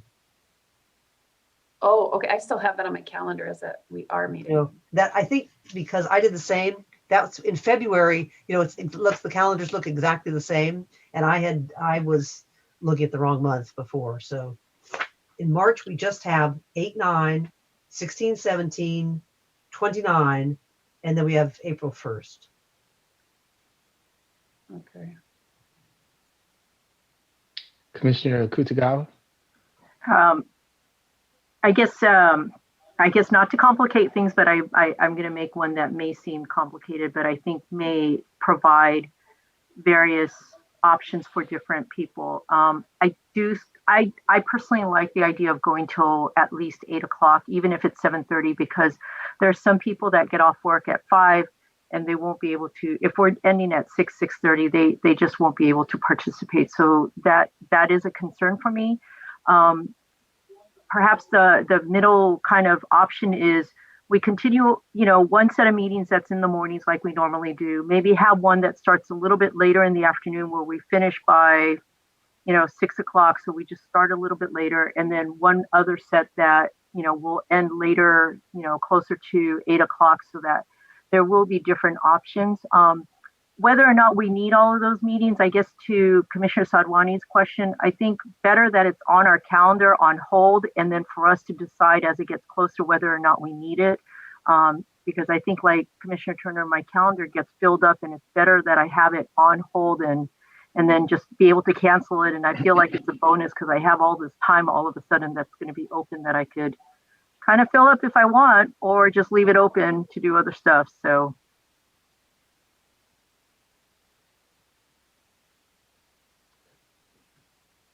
Copy. So I'm Commissioner Turner. Thank you. I wanted to agree with Commissioner Kutagawa with one exception. In times, the question that I believe Commissioner Sadwani posed was, do we need the days? If it's close, if it's looking like perhaps, I'm in total agreement that it needs to be there as a placeholder. And when we get it back, yes, we all celebrate. But if we can't answer that we think we need them, I would rather clear them on the calendar and be able to continue in other business. Thank you. Commissioner Fernandez. Oh, this is great, Chair. Just a reminder, no Wednesday nights, because I believe Commissioner Sadwani has, she specifically rescheduled her teaching for Wednesday nights. So let's keep that in mind. Also, I do agree with Commissioner Sadwani too, in terms of, as a chair and vice chair, I would really challenge all of us to maybe take a look at not only the meetings that you're chairing, but maybe the future meetings. Because if there isn't much, like for the next set of meetings, maybe we try to move that up to a meeting that is going to happen to clear up some time. So, because honestly, I really feel like I could use that time to really expand on my outreach efforts in my zone, which is I would really like to get out there to do. And I love the meetings, but it does, take up that chunk of your day. And then sometimes I need the next day to kind of recoup. So anyway, yeah, let's just try to remember no Wednesday evenings, and then try to be a little bit more forward thinking on agenda items and keeping our agendas full, which we have been, but just looking ahead. Commissioner Anderson. On that specific note, I was trying to do that same thing. Could we just quickly, just a quick, heads up, oh, this is coming, run through the subcommittees in terms of what do we still need to work on? I know line drawing, I needed that 24th, 25th bingo, and then I'd like to put a workshop in somewhere. Those are things that I have in mind. Other subcommittees, I know Commissioner Lamont said he has, what was it, an RFI or something or other that was going to come out. That needs to go on somewhere. What subcommittees have items like that we need to put on the agenda? Because we could very quickly figure out, yes, we do need these days, and when we can maybe take a 2-week break. That Commissioner, I would think that would be the purpose of our Google Doc. Great, we all have to use it.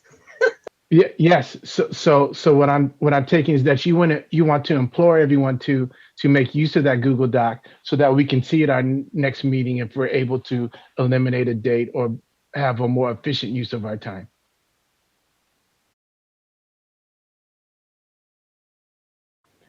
Any other questions or comments? Commissioner Sinai. Just a quick one. A lot of the education, I'm calling them education panels anyway, that Commissioner Farnashari and I are doing, as well as other members, those can be moved around. We just need to know ahead of time. So if there is, you're like, oh wait, I need to fill in 2 hours. I know we can end a meeting early, but if we're already there, let's be productive. We can bring people in or move them around, but we just need to know.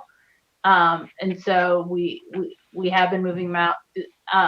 So I just wanted to always put that out there, that we're flexible on those, unless we've already told the groups this is the day we're doing it. Thank you, Commissioner Turner. Thank you.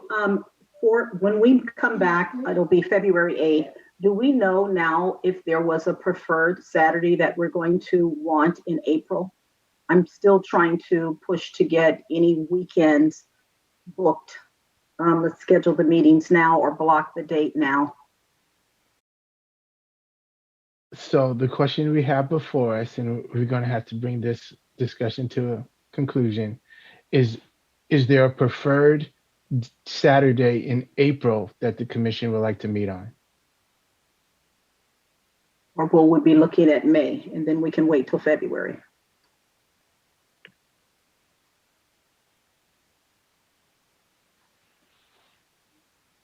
Commissioner Sinai.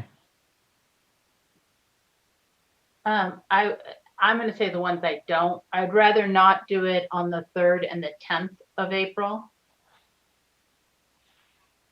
just because it's the kids' spring break.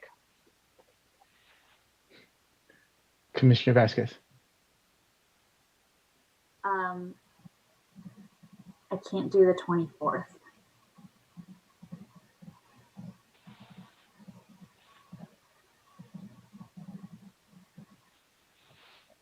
So the 17th? 17th.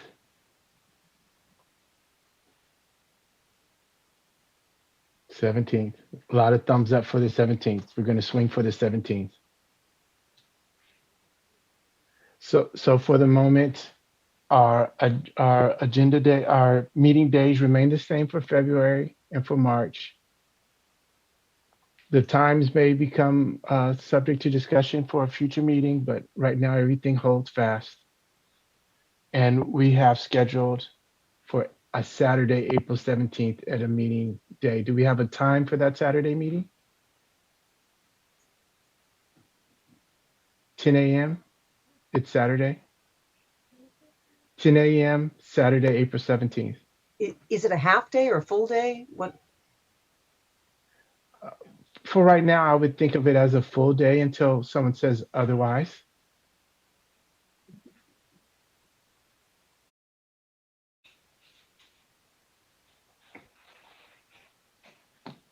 Any other questions or comments? Commissioner Kutagawa?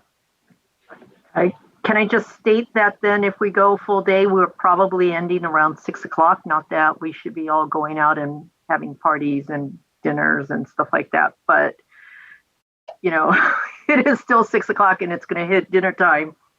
And if we, for whatever reason, end up running long, I don't know if it's better to just be willing to wake up a little early and end by around 5.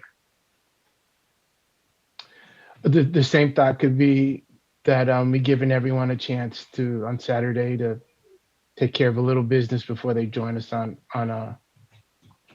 a meeting too. So I think we go both ways on that as well. So we yeah, it's I'm fine with 10. I'm fine with a little earlier. It's up to the consensus. Commissioner Fernandez, then Commissioner Turner. Actually, I'm kind of going along with Commissioner Kutagawa to a certain extent, because it actually depends on, is it a full meeting where we're going to go through all the subcommittees, all of that, or so it could be a condensed type schedule as well. And it could be just a standalone where it's not associated with maybe Friday, Saturday meetings. So we could maybe, whoever's chairing that could work around those type of issues, whether or not they want to make it a full. So that that can be addressed in the agenda building for that particular day.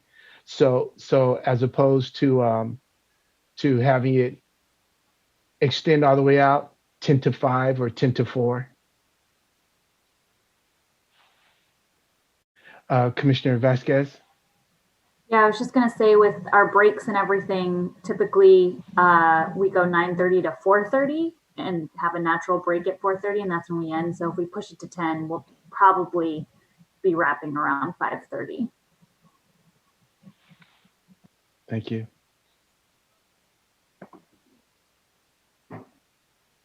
Any other questions or comments? Commissioner Turner?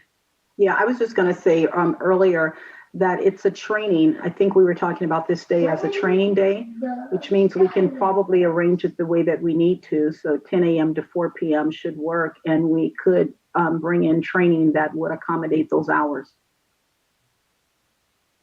That's correct. So whoever's chairing that meeting, we want them to be mindful of those constraints, possibly a 10 to 4. Any other questions or comments? All right, then we will close this agenda item. We'll move on to public comment. Katie, can you invite in our public for general public comments, please? I can, Chair. In order to Thank you. maximize, you're welcome. In order to maximize transparency and public participation in our process, the commissioners will be taking public comment by phone. To call in, dial the telephone number provided on the live stream feed. It is 877-853-5247. When prompted to enter the meeting ID number provided on the live stream feed, it is 957-6586-8432 for this week's meeting. Once you have when prompted to enter a participant ID, simply press the pound key. Once you have dialed in, you will be placed in a queue. To indicate you wish to comment, please press star 9. This will raise your hand for the moderator. When it is your turn to speak, you will hear a message that says the host would like you to talk. Press star 6 to speak. If you would like to give your name, please state and spell it for the record. You are not required to provide your name to give public comment. Please make sure to mute your computer or live stream audio to prevent any feedback or distortion during your call. Once you are waiting in the queue, be alert for when it is your turn to speak. And again, please turn down the live stream volume. We do not have anyone in the queue at this time. Thank you. We'll give it a couple of minutes.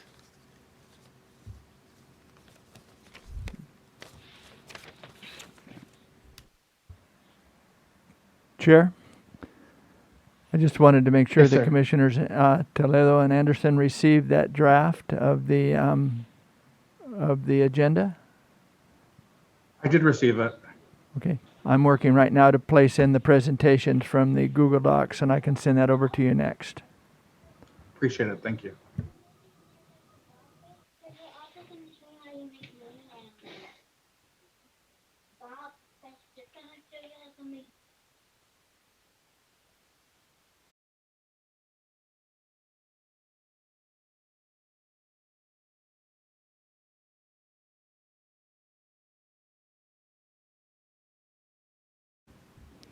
And Chair, the instructions are complete on the stream, and there is still no one in the queue at this time.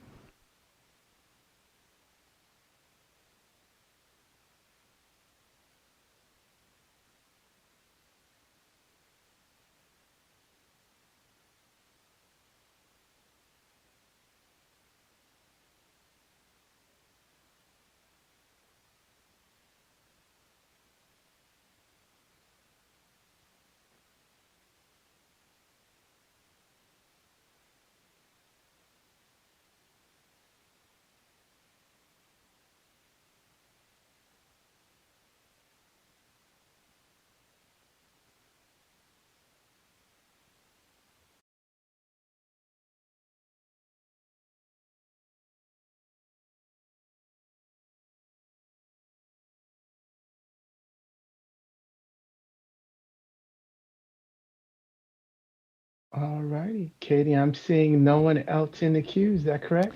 You are correct, Chair.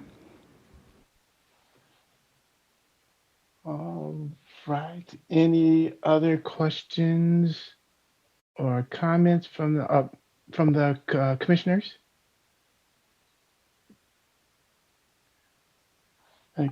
Katie, I think we're going to close public comment at this time.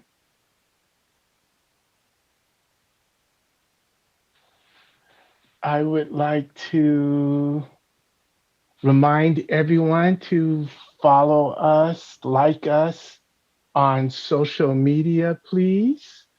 At Facebook, We Draw the Line CA. Twitter, We Draw the Lines. Instagram, @We Draw the Lines. Find us on LinkedIn and YouTube. Let's build up that social profiles and increase our footprints. Again, any other thoughts, comments from the commissioners? Just very good job, Chair Taylor. Thank you very much. Thank you. I hope I could be of service. add to the line of our previous chairs. Commissioner Ahmad? Just one quick question. I see tomorrow there is a legal affairs subcommittee meeting. For folks, commissioners who are not on the subcommittee who would want to watch, do we just tune in as a Californian? As of right now, we tune in as Californians. Awesome. Thank you. All right. Any other thoughts, questions, or comments? Commissioner Toledo, Commissioner Anderson, we are in your capable hands next week. And I bring this meeting to an adjournment. Thank you.